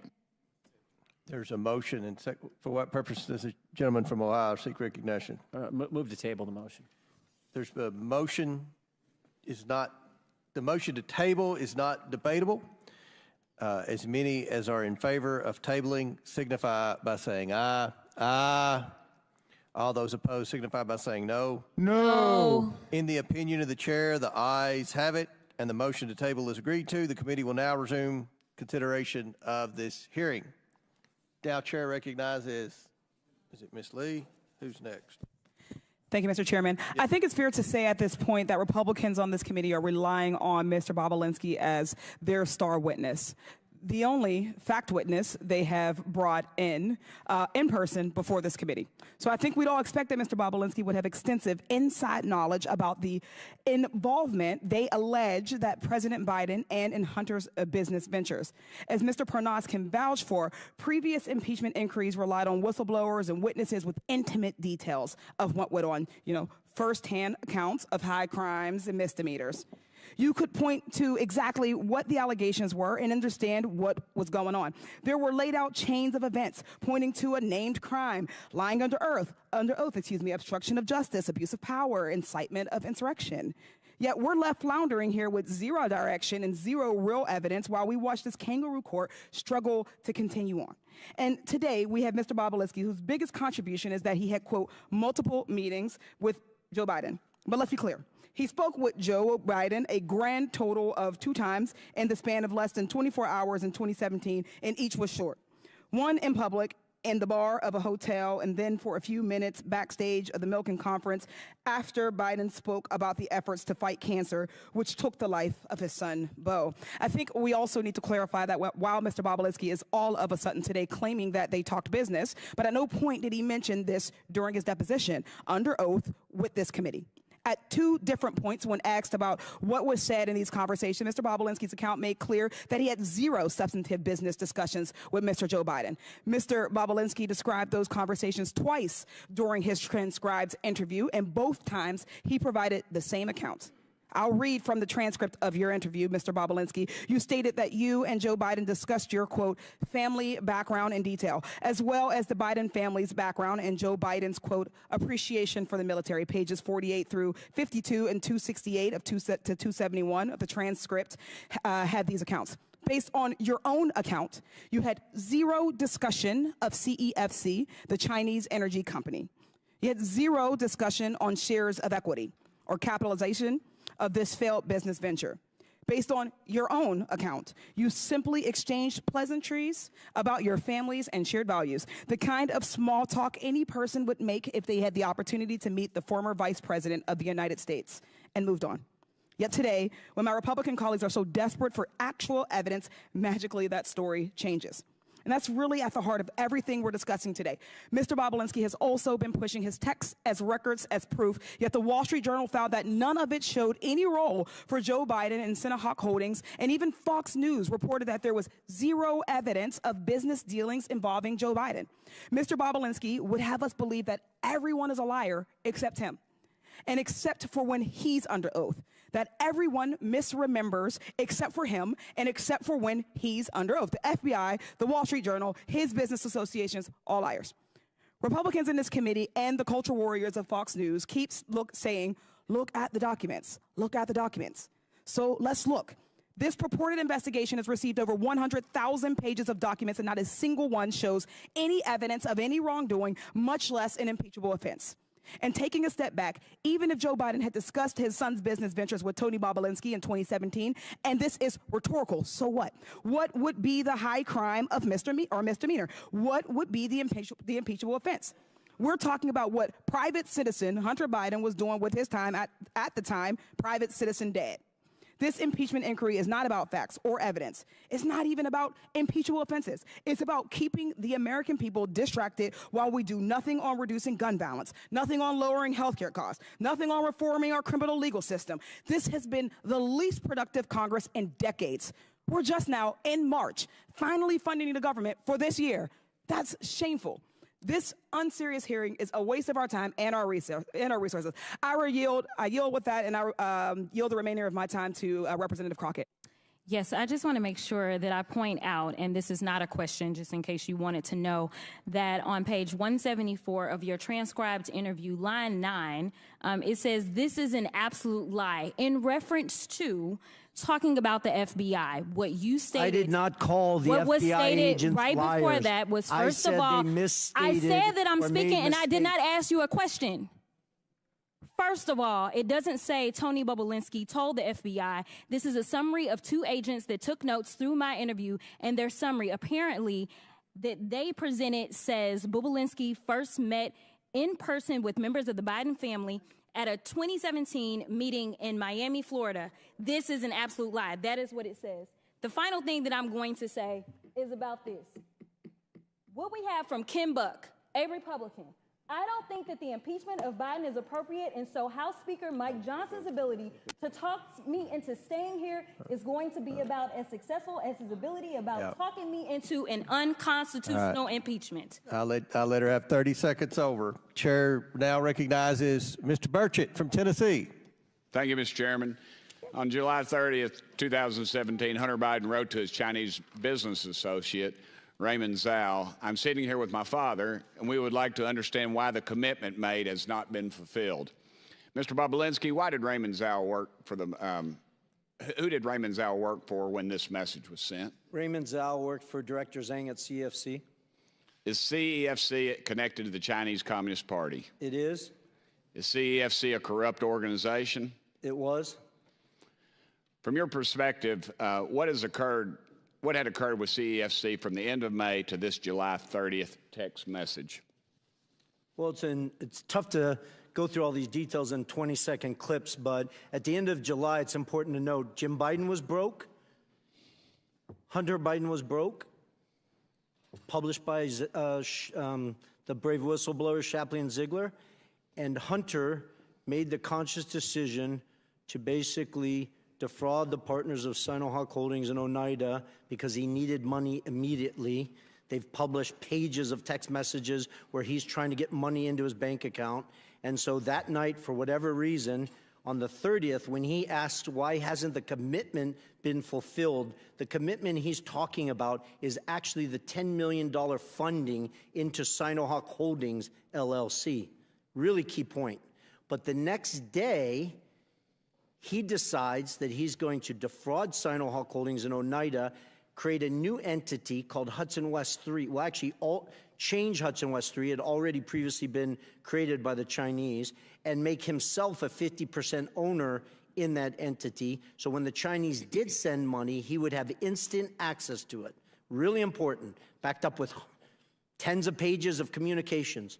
He wanted to get access to the money the second it came in. And in Sinohawk Holdings and Oneida Holdings, he did not have that power. I just want to address one thing real quick. Hunter Biden represents, he's a governance expert. That's why Burisma put him on the board.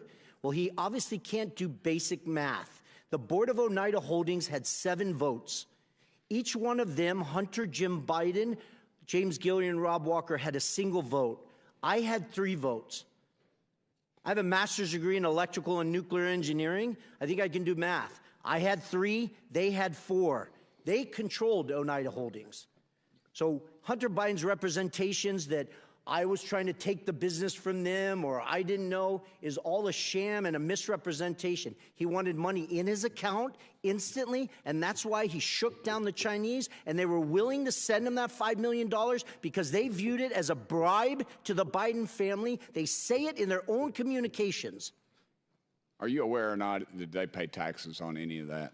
I can only go from public testimony. I was not involved in their taxes. Okay. On July 31st, the next day, Hunter says he hopes Kevin should know that the plan to speak is highly confidential.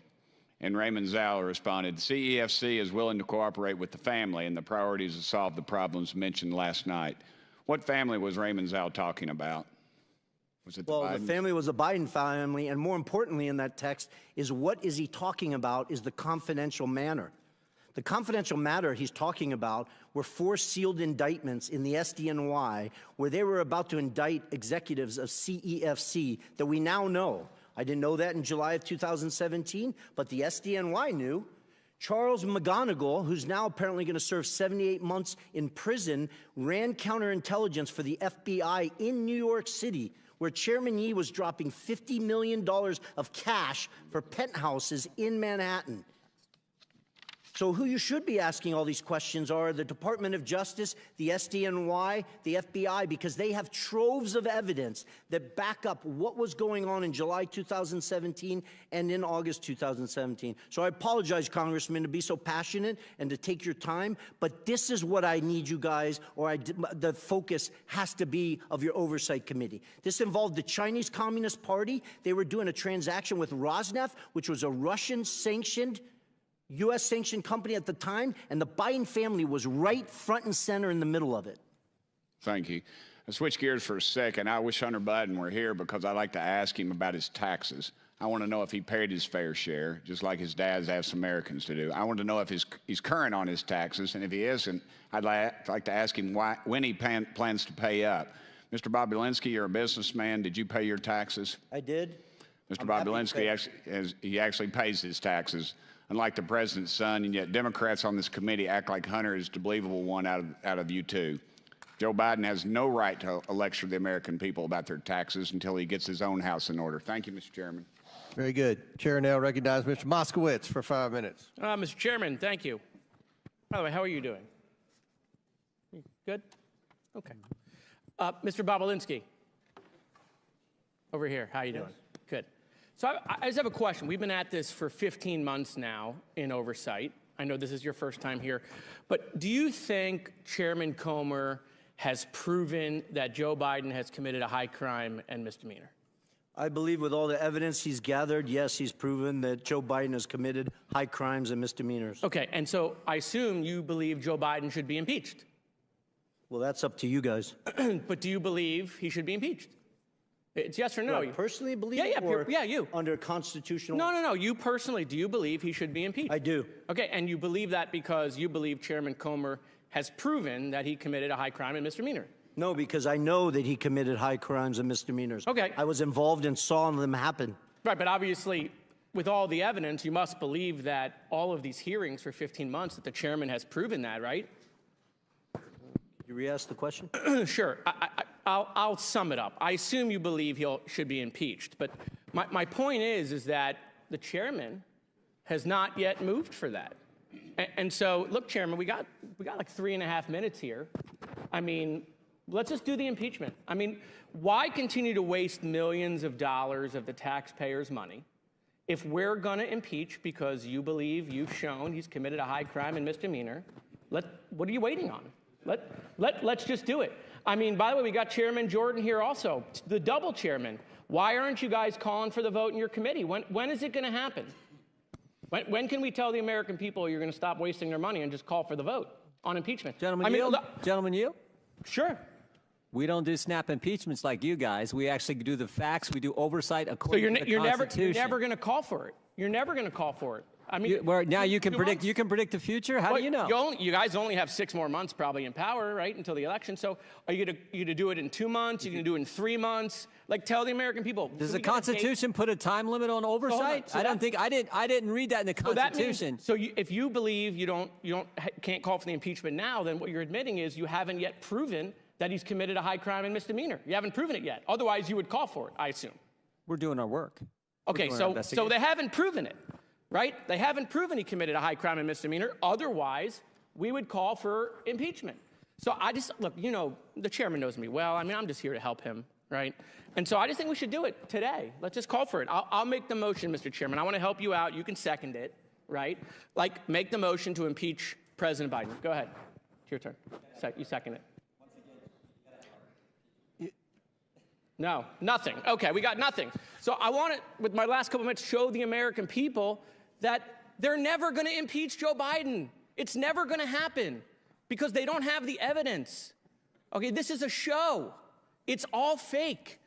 They just want to do these hearings. It's not leading to impeachment. They're lying to their base on Newsmax and Fox, leading these people to believe that they're going to eventually impeach the president. It's not going to happen at all, ever, period. They don't even have the votes, even if they had it in committee. They don't have the votes on the floor. They know that. They got members resigning rather than taking a vote on the fake faux impeachment. Just ask Ken Buck, who said the speaker ain't going to get me to take an unconstitutional impeachment vote. I mean, boy. I mean, so look, I mean, if these hearings were a success, right? If what we've been doing for the last 15 months had convinced the American people that Joe Biden committed a high crime and misdemeanor, you can be damn sure they would have called the vote by now, right? But they want it to go on. They either want it to go on because they don't have the evidence. Are you asking me a question? No, I'm just looking at you. Oh, okay. But if you want to talk to me, we can talk. Well, no, I think you haven't read recent data that shows the American people are well aware of the Biden's corruption. Perfect. So then ask the chairman why he hasn't called for impeachment, Tony. He's right here. Ask Comer. Hey, Comer, how come you haven't called for impeachment? I'll do it. Watch. Hi, I'm Tony. Hey, Chairman, how come you haven't called for impeachment? When are we going to have the hearing? When is the vote going to happen? I mean, you believe it. He believes it. He says it every day on TV. I just don't know when we're going to have the vote. I mean, let's just go. Are you asking me to hold the vote? We can save. No, I just like looking at you. Yeah. We can save the taxpayers millions of dollars. So, I mean, look, I used all of my time to show that this vote is never going to happen because they have no evidence on Joe Biden. I yield back. Gentlemen's time's expired. Chair now recognizes Mr. Burleson from Missouri for 5 minutes.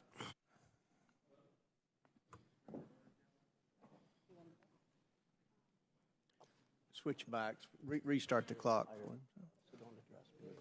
Look at the mirror first. Who served in prison for felon? Not me. You have everything ahead of you. Keep talking. You'll join your friends. We'll get you a mic.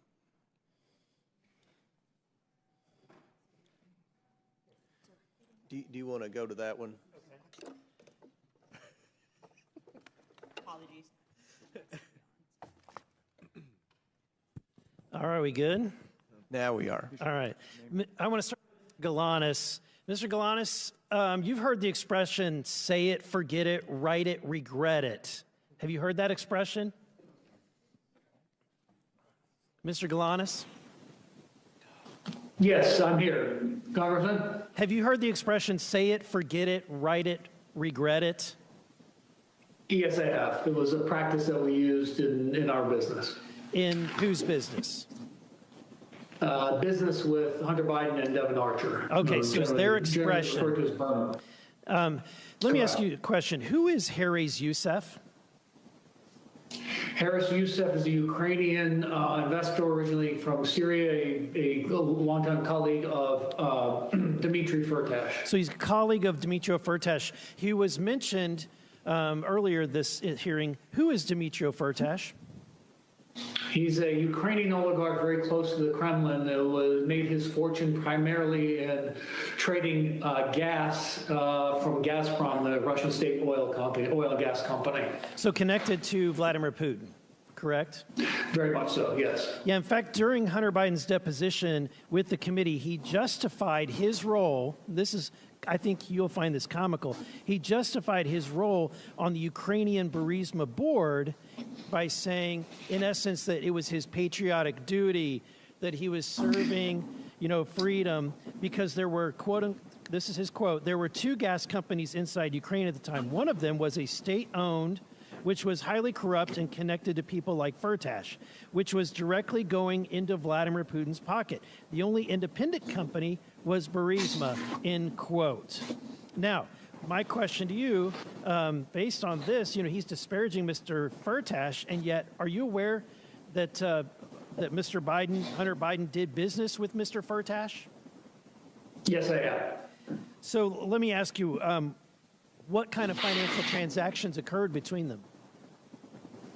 What Harris Youssef described to me, and then I was also described to me by others, including Devin and Hunter, was a $5 million payment that was made by Dmitry Firtash, is handled by Harris Youssef through Hunter Biden's law firm. That was deemed a success fee in order to quash an outstanding indictment for which in the United States. So a Putin-connected Russian oligarch wired over $5 million to Hunter Biden's law firm for what activity? What was Hunter supposed to do for that $5.5 million? He was supposed to perform in quashing the indictment that resulted in an arrest warrant for Dmitry Firtash, who is being charged in the United States. Yeah, being charged in the United States in Indiana. So he's supposed to quash that, use his political influence to do so. So my question is, of that money, the $5 million, $3 million made its way to a company that you set up with Devin Archer called Inbloom. Is that correct? That's correct, yes. And finally, from that $3 million, there was a transfer that was made, and I've got a copy of that, the bank record to prove that, of $275,000. Do you recall transfer? I do. And it went to which account? Rosemont Seneca Bohai. Rosemont Seneca Bohai. So despite what Hunter said during his deposition, based on your knowledge, was Hunter Biden connected to Rosemont Seneca Bohai? Was he part owner? Very much so, and he said as much and had direction and control, and was a beneficiary of the account. So there are emails that document he directed monies to be dispersed from that account, including to himself. Now, it sounds like, despite what he's saying, what he told the committee, that this guy was a bad hombre, basically, that this Firtash guy connected to Putin, and therefore he had to get on Ukraine. And yet he had no problem doing business for this corrupt Russian oligarch connected to Putin. In fact, had no problem taking $5 million and a direct transfer of $275,000. Would you Would you agree? I agree with that, yes. Okay. Now, Mr. Balinski, and I've got just a little bit of time left. Sorry, very little time. So I want to ask you, for God's sake, Hunter Biden is doing all of these transactions, doing all of this business, and yet his father is vice president. And we're to believe that his father isn't aware of all of these. He's been on the phone calls, he's been in the meeting, and yet he's not aware that his son is doing business with people connected to Vladimir Putin? Are we to believe that? It's an absurd expectation. Thank you. My time has expired. Very good. Chair now recognizes Mr. Frost for 5 minutes. Thank you, Mr. Chair. The claims made against the President of the United States have been so completely proven to be lies that even House Republicans now are admitting that it's time to close this case. Mr. Parnas, I have a few questions for you in limited time, so I really want to try to get through these. And I just want everybody to know, especially people watching at home, that you're like one of the most credible witnesses that we've had throughout this entire impeachment inquiry. First off, I just want folks to know, for people who aren't familiar, can you tell me who you were working for between 2018 and 2019? Rudy Giuliani and Donald J. Trump. And to be clear, you answered to Rudy Giuliani? Yes. You answered to Donald Trump? Yes. Directly? Directly to Rudy Giuliani. Yeah. When former President Trump and Rudy Giuliani flew you to Ukraine to look for corruption on the part of President Biden, did you find any? No. And following your Ukraine trip, Senate Republicans, Senator Grassley and Johnson, released their Burisma report, which the New York Times concluded was, quote, unproven allegations that echo an active Russian disinformation campaign, end quote. Mr. Parnas, are the unproven allegations that are at the heart of the Republican report the same fabricated claims that Donald Trump and Rudy Giuliani sent you to Ukraine to go dig up? Yes. Last summer, you wrote a letter to Congress noting that when the media started to get tired of the smoke screens and using this, one of the authors of the Republican Burisma report would be your, quote, guy in the Senate to push all the information, end quote. What did you mean by that? Senator Ron Johnson was our guy in the Senate. It was told to me that when we push the information, he's going to push it in the halls of Congress. So when the media was getting skeptical about pushing disinformation after they've proven it wrong time and time again, the plan was to have a U.S. Senator, Ron Johnson, to push that disinformation even further. Correct, because we had Congressman Nunes already doing it, so Senator Ron Johnson jumped on board. This Congress, both Chairman Comer and Chairman Jordan, have centered this entire sham impeachment hearing on an FBI tip sheet. This tip sheet made wild claims about bribery that didn't even come close to being backed up. And in fact, it's all being proved to be one big lie. Mr. Parnas, is the allegation in the FBI tip sheet based on the same fabricated claims that Donald Trump and Rudy Giuliani flew you to Ukraine to dig up? Yes. I also want to make it clear that the informant allegedly behind this tip sheet is facing criminal charges for lying about the Biden family and was a known fraud for years before that. The same fabricated claim kept popping up and getting smacked down over and over again. In fact, our colleagues at the Foreign Affairs Committee did some amazing work on this investigation and found that this lie dates back to December 2015, almost 10 years ago. Do you happen to know the article that I'm referring to? I don't know the exact article, but I do know that the slide has started way back in 2015. Started about 10 years ago. It was an article entitled, quote, The Ukrainian Scam of the Biden Family, end quote. And it was posted to a Russian language media website registered in a city in Russian-occupied Crimea. Mr. Parnas, do you have any doubt that this fabrication claim, the claim that Donald Trump and Rudy Giuliani sent you to Ukraine to try to dig up more information on, is part of Russian propaganda and an effort to destabilize Ukraine and undermine our democracy? As I sit here today, I have zero doubt that Russia's involved. This is a Russian campaign to interfere in our elections. Thank you. I appreciate it. I appreciate it from someone with firsthand experience. Look, to recap, there's no evidence that support allegations that President Biden engaged in corruption in Ukraine. We know this.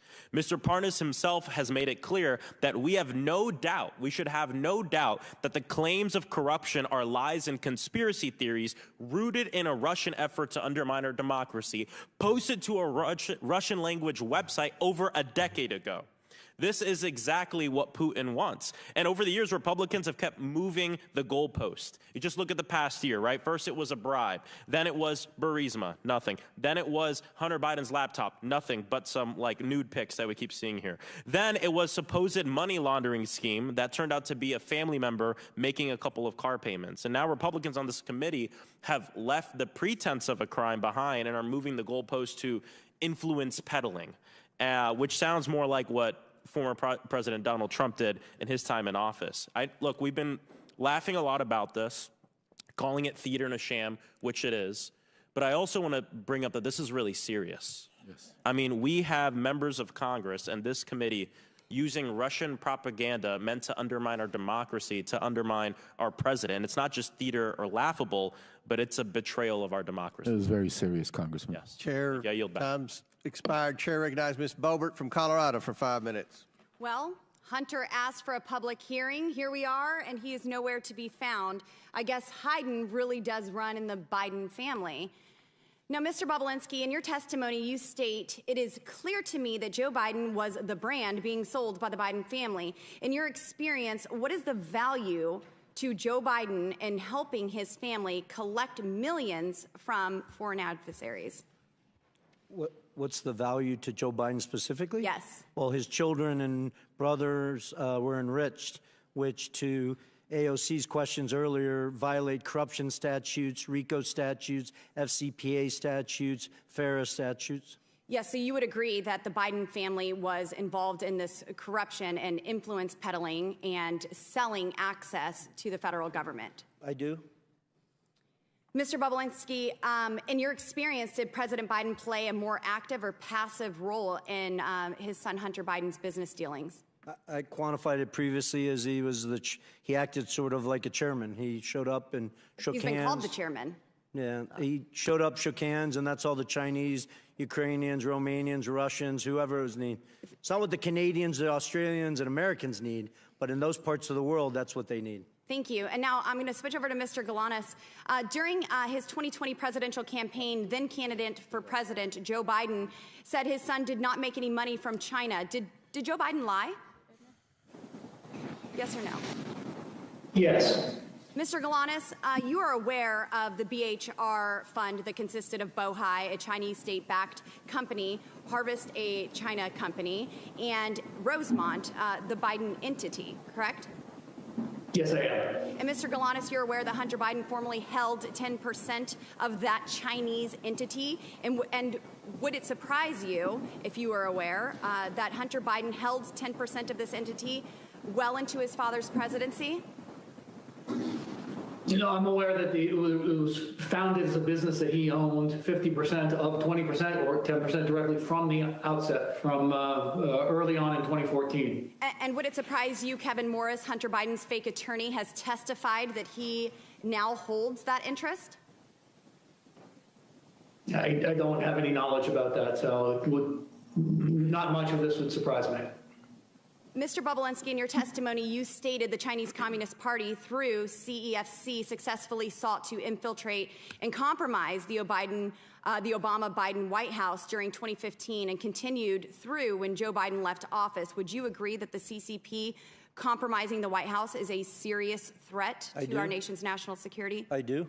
Thank you. And now Joe Biden has leveraged his elected position to enable the Biden family, their business associates, and their companies to receive over $24 million from foreign nationals and their companies and their related companies. Biden is compromised and is a threat to our national security. After today, it's clear that Joe Biden is a bigger CCP asset than Fang Fang herself will a threat to our national security. After today, it's clear that Joe Biden is a bigger CCP asset than Fang Fang herself. Will we ever come to the agreement that it is far time that Congress holds the resident of the White House accountable for selling out the American people? Unfortunately, my colleagues to my left have a highly coveted made in China product, a brand, if you will, and that is Joseph R. Biden. Mr. Chairman, I yield the remainder of my balance to my friend from Florida, Matt Gaetz. Mr. Parnas, how much time did you spend in prison? 4 months.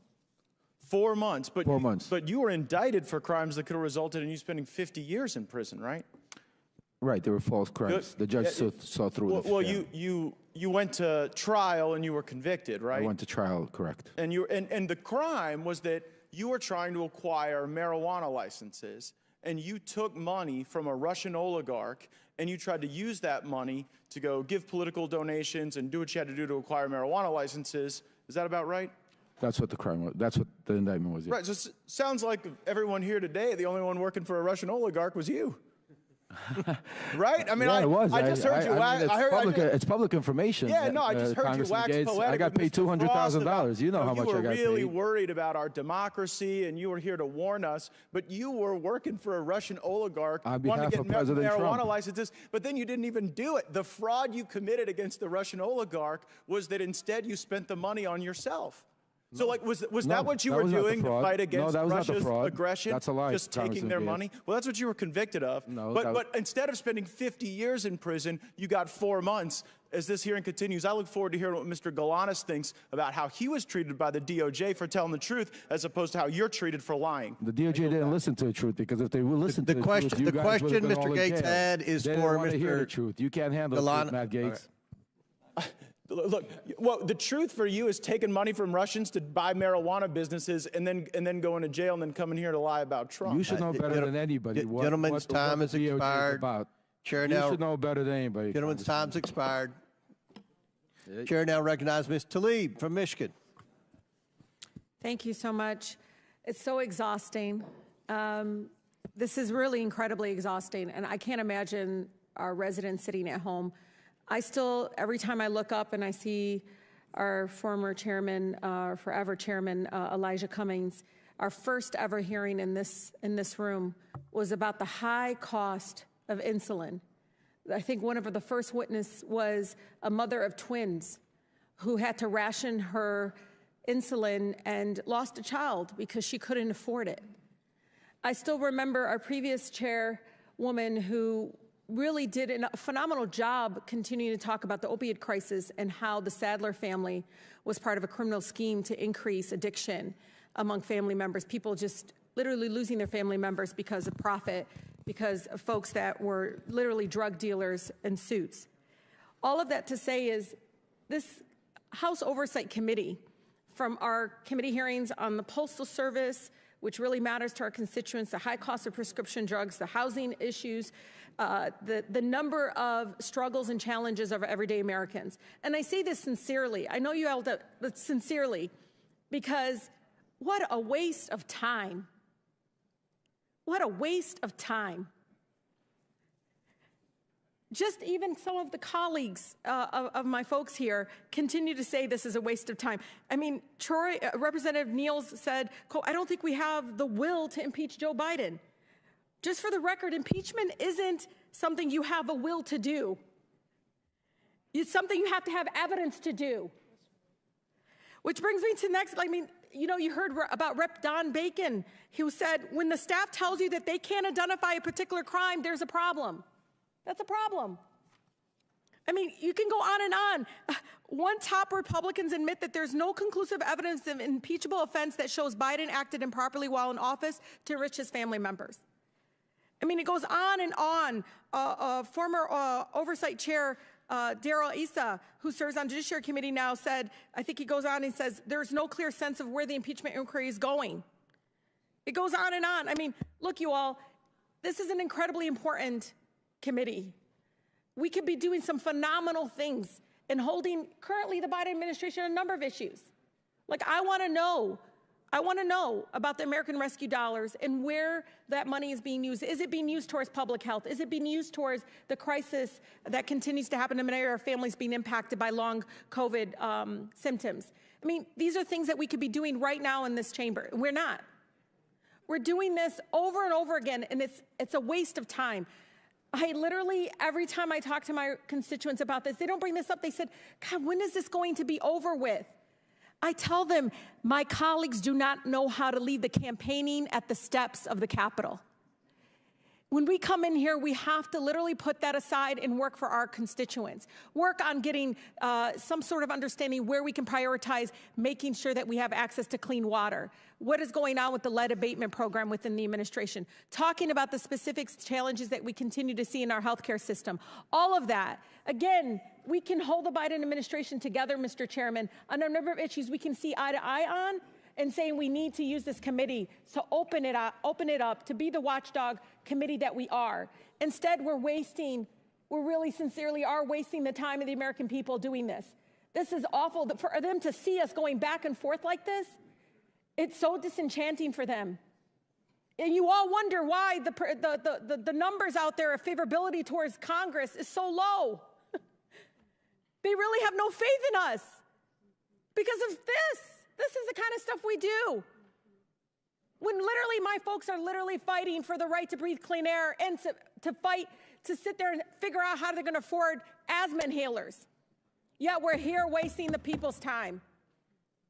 Will the gentlelady yield? Yes, Mr. Chair. And I say this out of somebody that's a social worker at heart. We could do so many things in bipartisan in this committee. I know it. And I think we're right now really missing out an opportunity to do that. We really are. Ms. Tlaib, I yield to Mr. Well, it's for a question I just wanted to ask you, because you've had tremendous success in trying to clean up dirty water across America. We can actually get things done, right? Absolutely. And, you know, I know my colleague on the other side, we all have the crisis of the clean water crisis. We could literally bring in folks in the EPA, bring folks into this chamber right now and ask, where is the Biden administration on the development of their lead abatement initiative? These are the things that I think very much many of my mayors, my local electeds, many of the state folks are asking, what can we do as members of Congress to basically have more transparency in where the priorities are? But again, I really say this sincerely to all of you. We can do better. We deserve to do better. I remember Chairman Cummings constantly reminding us that we can be better. Gentlelady's time's expired. Before I recognize Representative Farah, for what purpose does Representative McClain seek recognition? I'd like to enter something in the record. My friends on the other side of the aisle are desperately trying to deflect from the Biden family peddling scheme by attacking President Trump and his family. Her 5 minutes? I would like to enter into the record an article. Actually, Jared Kushner and Hunter Biden are nothing alike, and here are the facts. Thank you. Without objection, so ordered. Chair now recognizes Representative Farah for 5 minutes. Thank you, Mr. Chairman. One of the inconsistencies that I have kind of seen is what is on a text message, Mr. Balinski, with Raymond Zhao, and what Hunter Biden testified to in his own deposition. And so this is infamous. We've talked about this a lot. Z, please have the director call me, not James, not you or Jim. Have him call me tonight. I am sitting here with my father. We've talked about this a lot. We've kind of got ad nauseum to it. And in response, Raymond Zhao says, copy, I will call you on WhatsApp. So in Hunter Biden's testimony on page 105, he states that the Zhao that he sent this to was not the Zhao that was connected to CEFC. What do you say about that, Mr. Balinski? Well, I think what he's simply saying is he made a mistake. Not that he meant to send that text message, because it's crystal clear that that message was meant for Raymond Zhao, who was the interpreter for Director Zhang at CFC. But I think he tried to obfuscate in his testimony that technically maybe he made a mistake and texted it to the wrong person.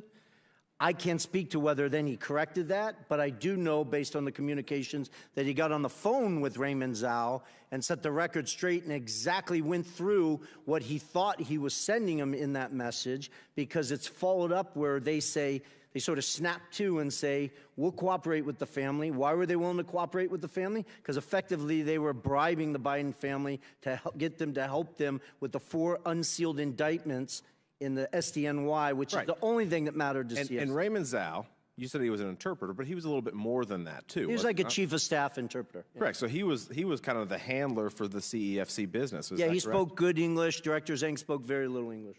Right. So to the extent that this was the wrong Zhao, I mean, I'm no rocket scientist, but if I get a text message and it's somebody that it's a different Russell, I'm going to say, you've got the wrong guy, correct? Yeah, I believe Henry Zhao probably, his argument is he sent it to Henry Zhao. I'm assuming there's a text message somewhere where either Henry Zhao responded, hey, I think you meant that for somebody else. Instead, we just see copy that. I'll call you on WhatsApp, right? Right, so if you were perplexed as to why you received a random text message that wasn't applied to Well, that's actually Raymond Zhao saying, I'll call you on That's WhatsApp. what I'm saying. Yeah. So the purpose, the issue that he brings up, though, is that he was confused and it was the wrong Zhao. I want to ask you a couple more questions real quick.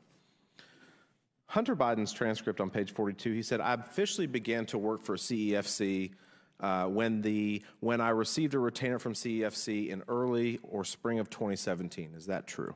Well, it goes back to the word official. He's parsing words. Hunter Biden started working for CFC in the fall of 2015 and worked for CFC throughout 2016.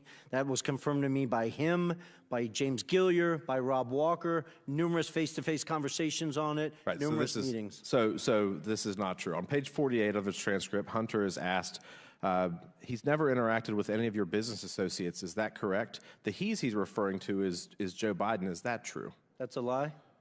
Hunter lied to the committee about important details concerning his money demands and threats to CEFC based on this WhatsApp message right here. On page 105 of his testimony, Hunter states, quote, my father had no awareness of the business I was doing. Is that true? That's a lie.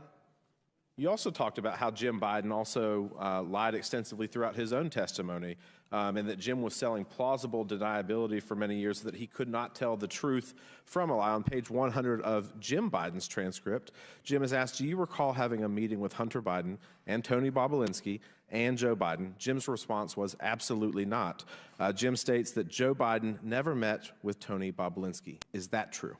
That is a lie, and I'm shocked that his lawyer sitting next to him, a former U.S. attorney, allowed him to say that lie 3 different times in that transcribed interview. Right. When pressed, he continued to double down on that. He got excited. His lawyer had to calm him down, and he continued to lie about it. On page 124 of the transcript, Jim Biden states, quote, it was Hunter Biden, myself, Gilliar. I don't know. It was the 5, okay? And everybody was 20% okay. You know what? It was never executed. It was never signed. And he's referring, of course, to the contract or the agreement. Is that true? That's a lie. He fully executed the legal document, Oneida Holdings LLC, as did Hunter, James Gilliar, Rob Walker, and myself. Thank you for your testimony today. Thank you. Yours has been the consistent testimony throughout this process, unlike the other people who have come before this committee. And with that, Mr. Chairman, I yield back. Very good. Chair now recognizes Ms. Presley from Massachusetts for 5 minutes. Thank you, Mr. Chairman. When Elijah Cummings was the chair of this committee, he often reminded us that our role was to be in an efficient and effective pursuit of the truth. So I'm going to try to do exactly that because this farce has gone 15 months, 10,000 documents, and 11,000 hours too long, and we've got a lot of ground to cover here. Mr. Parnas, thank you for being here. Last year, you wrote a long letter to Chairman Comer detailing your extensive role in the, quote, campaign orchestrated by Giuliani and Trump to dig up dirt on the Bidens and to spread misinformation about them through various networks, including government officials, journalists, and Fox News personnel, unquote. When that campaign failed to find dirt because, well, there was no dirt to be found, the former occupant of the White House demanded that Ukrainian political officials announce investigations into the Biden family in order to smear Joe Biden prior to the 2020 presidential election. Yes or no, Mr. Parnas, before Trump and Rudy Giuliani tasked you to try to find dirt on the Bidens in Ukraine, did you ever interact with Mr. Trump? Before they asked me, yes, I've had many interactions. Okay. And you wrote to the committee that in late 2018, you attended a holiday party at Trump's White House, as shown in this picture. Can you describe your interactions with Donald Trump during this party? Yes. We came to the event. It was a Hanukkah party. Rudy Giuliani joined us. We were supposed to all go to the residence, but at the last second, Rudy said to wait for him downstairs. He was going to go meet Trump himself and update him on everything that was going on. He went to meet Trump at the residence. We waited at the White House. Then eventually, when Trump came down to make a speech, Secret Service came up to us and said that the president wanted to wait for us at the Red Room. So we proceeded to the Red Room and waited for Trump to finish his speech. Then he came in, approached me, and basically told me, shook my hand and said, Rudy tells me great things. Keep up the good work. Thank you. And then we proceeded to take pictures. Mr. Parnas, when Trump told you to keep up the good work, what did you understand him to be referring to exactly? Well, at that point, the conversation was about Ukraine and Giuliani wanting me to go find Viktor Shokin. So that's what I took it as keep up the good work, go get Viktor Shokin on our way to Ukraine. And Mr. Parnas, after the party, did you interact with Trump again, or were you cut off from interacting with him? After our trip to Ukraine, we were cut off because then the BLT team was formed and the line of communication started going through Rudy Giuliani because they didn't want anybody to notice me with him because I was in Ukraine doing the stuff. I see. So is it fair to say, Mr. Parnas, that you think you were no longer invited to interact with Trump to create a buffer between President Trump and your work with Giuliani to generate evidence of Joe Biden's misconduct in Ukraine? Oh, I was told that. Not that I wasn't invited. I was told that you're going to stop going to the events, to the private events and stuff like that because while you're doing this. I see.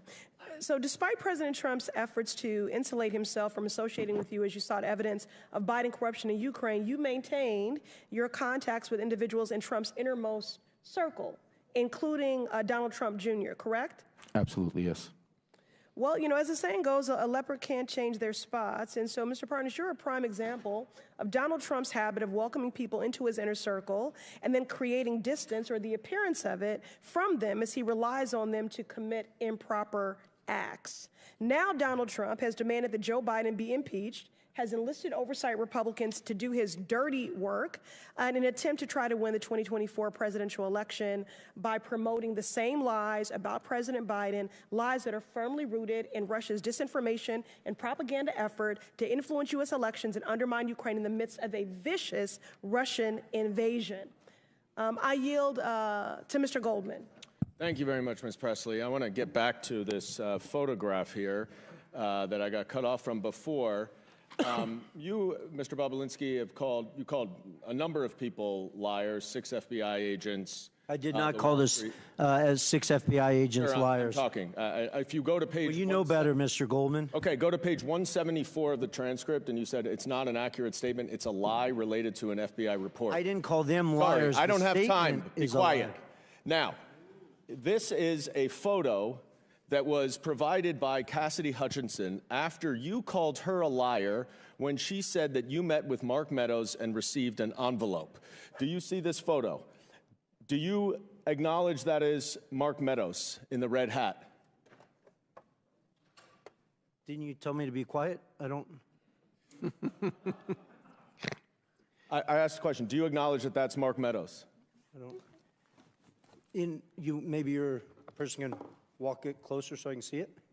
Mr. Chairman, would you indulge, just since he's not answering the question? 15 seconds over, but it may help. Well, let me just ask it very briefly. Is that you and Mr. Meadows buy Secret Service cars with you in a mask? Are you kidding, Mr. Goldman? I'm sitting 20 feet away from it. Go up to him, please. Go right up to him. And your time's expired. Okay. Maybe Mr. Swalwell will give you some time. Could he just answer the question? He can answer the question, right? So what I see in this picture is a Secret Service agent 5 feet from me with a full mask on, and a Secret Service agent sitting in a Cadillac Escalade with all the windows up with a full mask on.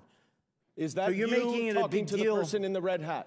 It's the back of his head. I don't. Is that you talking to the person in the red hat? Why don't you ask me this, Mr. Goldman? Did I meet Mr. Meadows at a Trump rally in Rome, Georgia? I did. I acknowledge that. Is it you? Mr. Goldman. I did. Mr. Goldman. But Cassidy Hutchinson is a liar. Cassidy Hutchinson's a liar because she said that he handed me an envelope. Mr. Meadows didn't give me a single thing. Now, Chair recognizes... Glad we have the clear story. Your time's expired. Maybe Mr. Swalwell will yield you some time. Chair now recognizes Mr. Langworthy from Buffalo for 5 minutes. Thank you very much, Mr. Chairman. Glad it's so quiet in here. On the first day of the Biden presidency, then Press Secretary Jen Psaki claimed that President Biden's objective and his commitment was to bring, quote, transparency and truth back to government, to share the truth even when it's hard to hear. That is obviously laughable, just about as laughable as when Hunter Biden claimed that he was trying to avoid wire fees when he had Rob Walker launder a $1 million payment from a Chinese company through 16 different bank wires to Hunter, Hallie, and Jim Biden's accounts. If you're trying to avoid wire fees, then why send 4 different wires over 3 months to the same account? It's a total joke. A glaring example of President Biden's failure to live up to his promise to bring transparency is his influence peddling in Ukraine, where he pressured the Ukrainian government to fire Prosecutor General Viktor Shokin, who was Hunter Biden was asked by Burisma's owners to join the board, a paid position. The committee has sought documents from the administration regarding Vice President Biden's influence peddling in the Ukraine. The administration, which claims transparency, has failed to produce these documents. I'll give you an example. On September of 2015, the United States was steadfast in its belief that the owner of Burisma was the face of corruption in Ukraine. The administration vowed to work with the Prosecutor General to tackle corruption in the country. However, that all changed after a phone call from Hunter Biden and the owner of Burisma to Hunter's Washington, D.C. associates in 2015. A few days later, Vice President Biden delivered a speech to the Ukrainian legislature and privately pressured the Ukrainian president to fire the Prosecutor General. The Oversight Committee has asked the White House for drafts of Vice President Biden's speech to the Ukrainian legislature from 2015. They have withheld those draft speeches for nearly 7 months. To this date, we have not been able to review them. We all want to know whether there were edits to the speech after Hunter called D.C.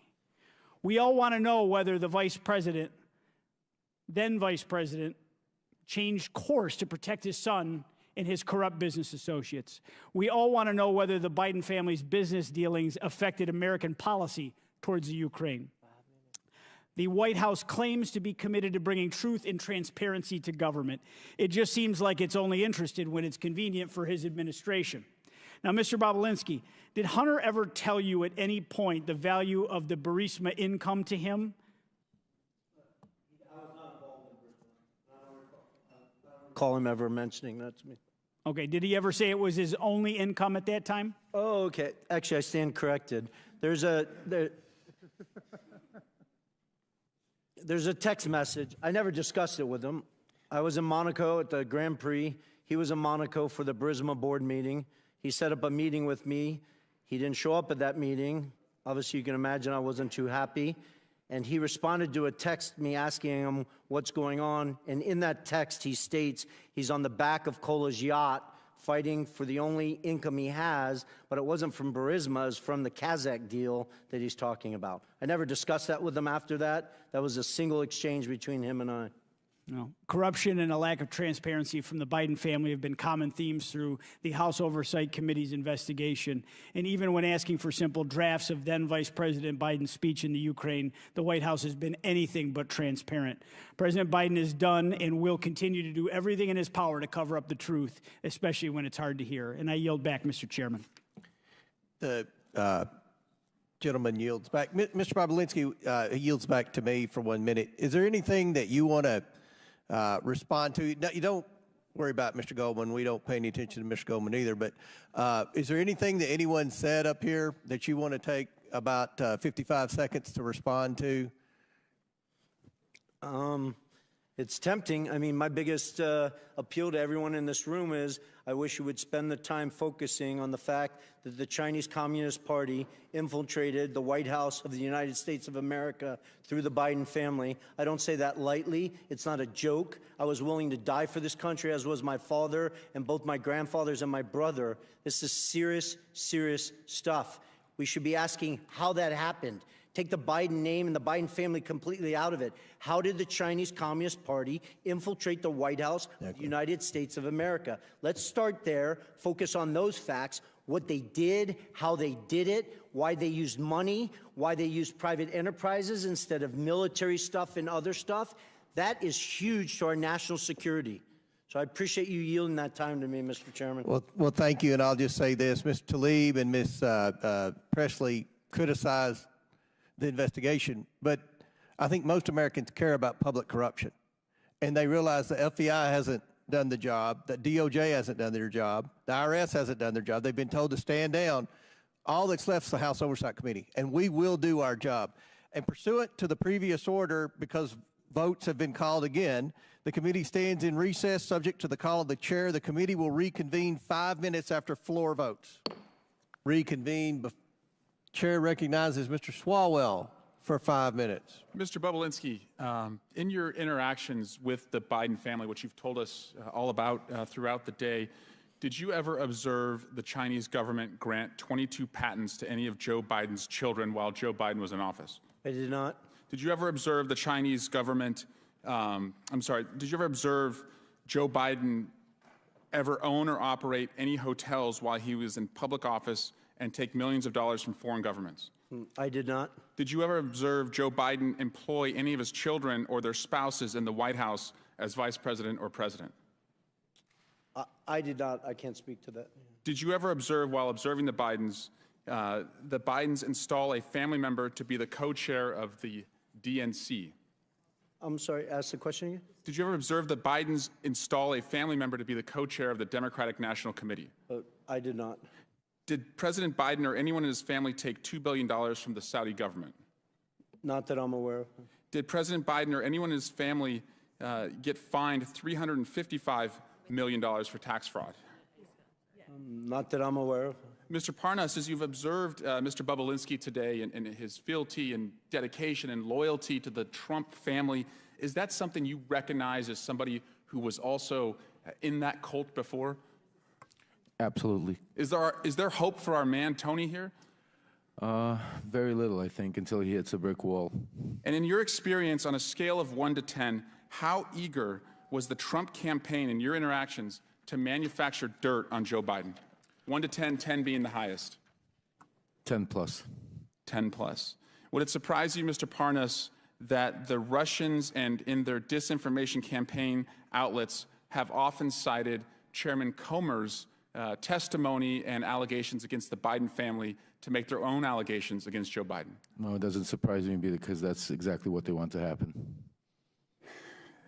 Mr. Chairman, it's over. It's over. It's time to pack it up. And I want to give you the top 10 reasons why impeachment is dead. Number 10, your key witness today is testifying from the slammer. Number 9, key evidence of a bribe that you all relied on. The guy who said that has been indicted for lying about that bribe, and he's a Russian asset. Number 8, another key witness has been indicted as a Chinese agent. Number 7, during the Hunter Biden interview, Mr. Chairman, you didn't even stay for the whole time. Number 6, Chairman Jason Smith didn't show up at all to the Hunter Biden interview. The same day, number 5, Darrell Issa said it's a big nothing. Number 4, today Jim Jordan began his remarks not by relying on any evidence for this investigation, but he went off attacking the DOJ about what they're doing with the Catholics. Number 3, you all still have not sent the articles of impeachment for the Mayorkas impeachment to the Senate, and that happened last month. Number 2, you're now talking about a criminal referral, but if you had evidence for a criminal referral, then you have evidence to impeach somebody for high crimes and misdemeanors. And number 1, and I'm sorry to say this, Fox News isn't even carrying this today. In fact, one of their anchors, as they broke away 10 minutes in, said, this is the same hearing over and over and over. At what point are you going to fish or cut bait? So I just have to tell you, it's over. Impeachment's over. Dunzo. Bye-bye. Rigor mortis. Lights out. Curtain drop. Mic drop. Peace. Adios. Sayonara. Au revoir. Or a language that you all understand. Doi sivdanya. Did I say that right, Mr. Parnas? Yes. I dare you to impeach, but you won't because you don't have the evidence. And because you don't have the evidence, you don't have the votes. Guys, it's dead. And so I'm here to pronounce the time of death.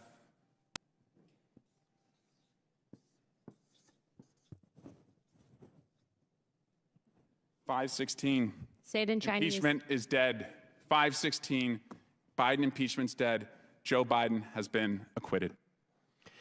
Gentleman's time's expired. Chair now recognizes Ms. Luna from Florida for 5 minutes. Mr. Parnas, I want to read to you a few quotes from a letter that you wrote to the House Oversight Committee. First, you said that I will remind you that Zlochevsky's answers are in the report that the House Oversight Committee published. In this document, he stated that Hunter Biden was never asked or assigned to speak with anyone in the U.S. on behalf of Burisma.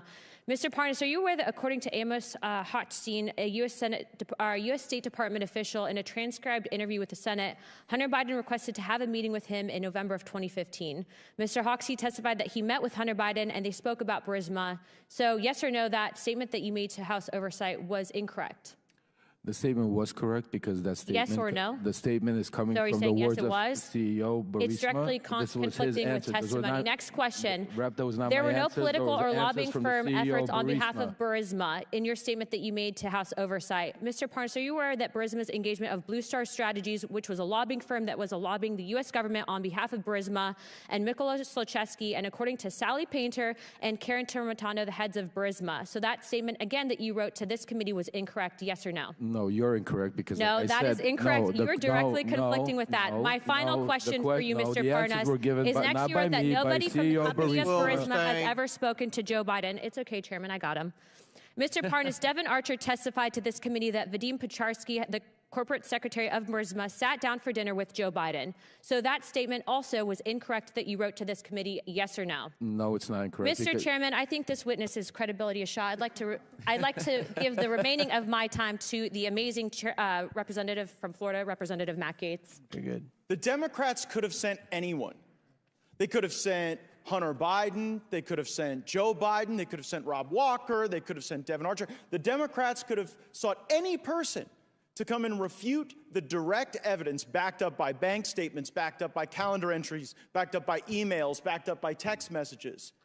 And who did the Democrats send to clear the name of Joe and Hunter Biden? They sent Lev Parnas. Lev Parnas, who was charged with enough crimes and violating our campaign finance laws to, serve 50 years, but he gets 4 months. And the big, grand criminal conspiracy Mr. Parnas is involved in is using Russian oligarch money to try to get marijuana licenses, which seems odd, and then using that Russian money to plow into campaigns in order to achieve that objective. But the fraud he committed wasn't just on our election system by plowing Russian money, it was also a fraud on his own investors who didn't get it. So I guess, Mr. Bobulinski, as you hear Maxwell Frost, my colleague on the Democrat side, say that Mr. Parnas, fresh off of his prison time, is the most credible witness we've had to address these business dealings, what's your reaction to that? I think it's laughable that the Democrats are asking Lev Parnas to weigh in on my credibility, a convicted felon that served jail time. I have an impeccable record. Now, he warned me earlier in this hearing that they're coming for me. I didn't worry. I said just keep talking. You'll be there soon. I look forward to that, Mr. Parnas. Keep lying. You'll be there soon. Well, and is that a threat, Mr. Parnas? No, it's just the truth. No, did you say they were coming for me? No, I said if you keep lying, you will end up in prison. I'm not lying. You're the one who was lying. You have nothing to say. You're the one who went to prison for lying. What am I lying for? Tell me what we're lying for, Mr. Bobulinski. What? You don't even know what you're talking about. What am I lying? You went to prison for lying and defrauding your investors. What am I lying here? What am I lying here? Oh, the list is long. We don't have enough time. I think Mr. Gaetz only has a minute. I think you're a little scared, just like Mr. Gaetz. Because Mr. Gaetz doesn't even ask a question. You're filibustering. I've been here for 6 hours, and not one of your committee members has asked me one question. You want to hear the truth? I asked a question about your illegal business I've been here for 7 hours. Mr. Bobulinski, ask me some questions. Fraud is a crime, right? Go ahead. Correct. Fraud is a crime. Fraud is a crime, and you observed fraud on the part of the Bidens, right? I did, crystal clear. So much so I had an independent law firm spend $300,000 to analyze that fraud and put together a fully ready, fileable lawsuit against the Biden family. And bribery is a crime, right? Correct. And what you observed with Joe Biden trying to get you into this business deal with Hunter Biden, what you later learned about that business deal and how the money was flowing from the Chinese Communist Party to Hunter Biden, to other members of the Biden family, did that concern you as a potential feature of money laundering? It did. It did. I started to grow concern after I met Joe Biden. And then I sat down with Jim Biden, and he used the term plausible deniability with me. And that's documented because I went back to my lawyers and I asked them, something is starting to feel unright, and they went and hired another law firm to give me a full FCPA workup to go through the details of what could be done and what couldn't be done. Sounds like high crimes and misdemeanors to me, Mr. Chairman. I yield back. Very good. Chair now recognizes the chairwoman of the House Education Committee, Ms. Fox from North Carolina. Dr. Fox. Thank you, Mr. Chairman, and I want to thank my colleagues for what you have been doing here today, unraveling these issues. Mr. Galinas, in your written testimony, you state that your, quote, objective was to build a diversified private equity platform which would be anchored by a globally known Wall Street brand together with a globally known political name, Biden, end quote. Is it correct that Harvest Fund Management, a $300 billion Chinese financial services company closely connected to the Chinese Communist Party, CCP, was interested in partnering with you and your business partners? Yes, that's correct. Thank you. Why was the CCP-connected Harvest Fund Management interested in doing business with you and your partners, Hunter Biden and Devon Archer? The only plausible reason, and the reason we even discussed, was because of the access that it provided. There was a quote that was attributed to Henry Zhao, the chairman, that talked about the access that it provided. So there's documentation that was contemporaneous that said what their interest was, and that interest was political access. Thank you. Is it correct that Harvest Fund Management believed that Joe Biden would take a seat on that company's board after his vice presidency ended? Yes, that's correct. And there were emails to that effect around that time that were circulated by people who were there as part of those conversations, including the golf outing. Thank you. Are you aware of Hunter Biden ever speaking to his father, Joe Biden, about the plan to have him join the board of Harvest Fund Management? Yes, I witnessed that, yes. It seems clear that Joe Biden was aware of his family's use of his office and influence to do business with America's adversaries, and therefore a choice to pursue personal gain over national security. Mr. Balinski, is it true that former Vice President Joe Biden met with Xi Jinping, the chairman of CEFC China Energy? It is based on Rob Walker saying yes to that in a transcribed interview. I personally was not at that meeting. When did this meeting take place based on what Mr. Walker said? Yeah, in my understanding, it would have been February 2017. After they had a meeting in Miami, I believe James Gillier got on the corporate jet of CFC and flew with Xi Jinping and Director Zhang to D.C. in preparation for that meeting. After this meeting with former Vice President Joe Biden and Chairman Yi, were any payments made to the Biden family or associates? Yes, well, it gets to that point of obfuscation. $3 million was wired to Rob Walker's account on March 1st. Actually, they sent two wires. The first wire got kicked back, and then they sent a second wire on March 1st, 2017 to Robinson Walker, LLC. And then, as your committees walked through today, they parsed that out to the Biden family in numerous different payments. Thank you. Mr. Chairman, it is clear that Joe Biden is the common element in all of Hunter Biden's attempts to do business with China. There's a pattern emerging that the Biden family and associates, including Joe Biden himself, deliberately chose personal gain over the safety and best interest of the very Americans Joe Biden was elected to serve, protect, and defend. With that, I'll yield the balance of my time to Mr. Gates. Hunter Biden's deposition. Question. Do you think some of your business associates we've spoken about today, Mr. Archer, Mr. Bobulinski, Mr. Galanis, do you think they had an expectation that your dad had any role or involvement in any of your joint business dealings? Answer from Hunter Biden. Not an expectation from me. There was never a single time I can remember saying, hey, we'll get my dad involved. Hey, let's get my dad on the phone. Hey, let's, what can we get out of dad for this?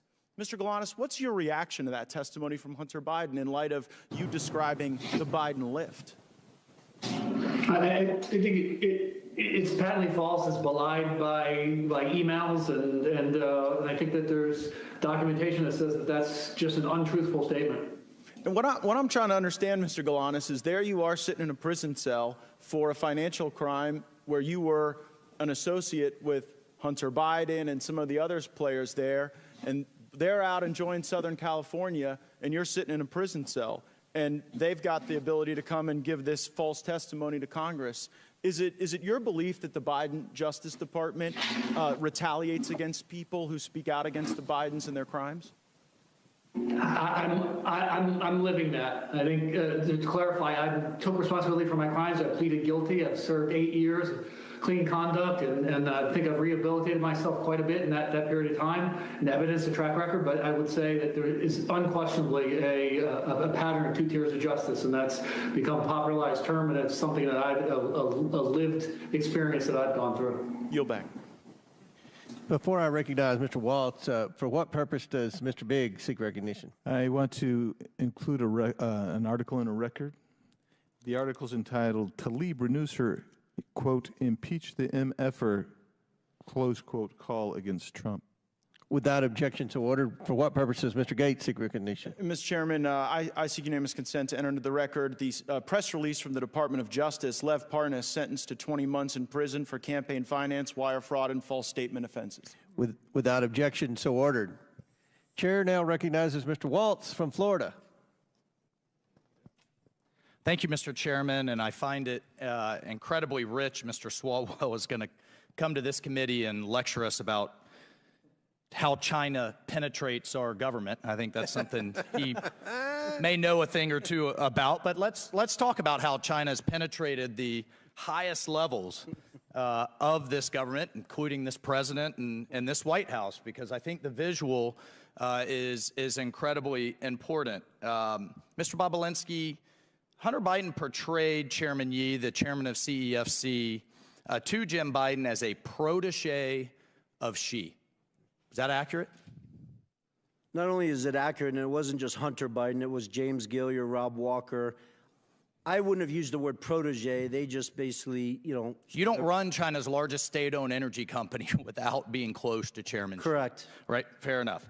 And by the mid-2000s, Chairman Ye ran a business empire estimated, as much as you can estimate a Chinese state-owned enterprise, tens of billions, including, and from a national security standpoint, this is the critical piece here, including implementing China's Belt and Road Initiative, not just all over the world, right here in the United States. Is that accurate? 100%. So CFC was effectively the shadow arm of the Chinese government deploying tens of billions of dollars around the world, very well documented. At its peak, I think it was doing $50 billion of revenue per year, one of the top 5 largest. Debt diplomacy, where they are taking electrical grids, they are bribing officials, they take as collateral, not just grids, ports, airports, key infrastructure that the Chinese government could then leverage and use against any country, but also here in the United States. I mean, that's how the Belt and Road Initiative works. Heck, I was just in the Armed Services Committee with the commander of Indo-PACOM,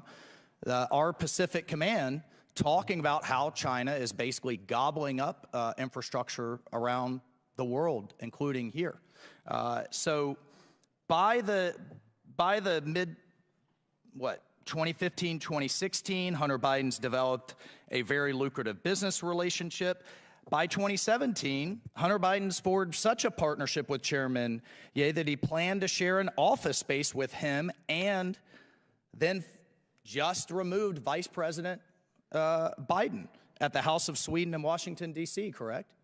Correct. So here's what's interesting, and building on Chairman Fox's questions, within days of him leaving the vice presidency, ostensibly for work performed, $3 million flows through these shell companies that we've depicted here. I mean, you could see how complicated this is, but the key piece is the flow to Hallie Biden, to Jim and Sarah Biden, to Hunter Biden and his various affiliates. And the kicker here, Mr. Chairman, is that we know Hunter is then complaining about paying all his dad's bills. He's complaining to the other relatives saying, you freeloaders, I'm having to use all this money to pay the big guy's bills, house renovations and all kinds of things, correct? Correct, and it's important for the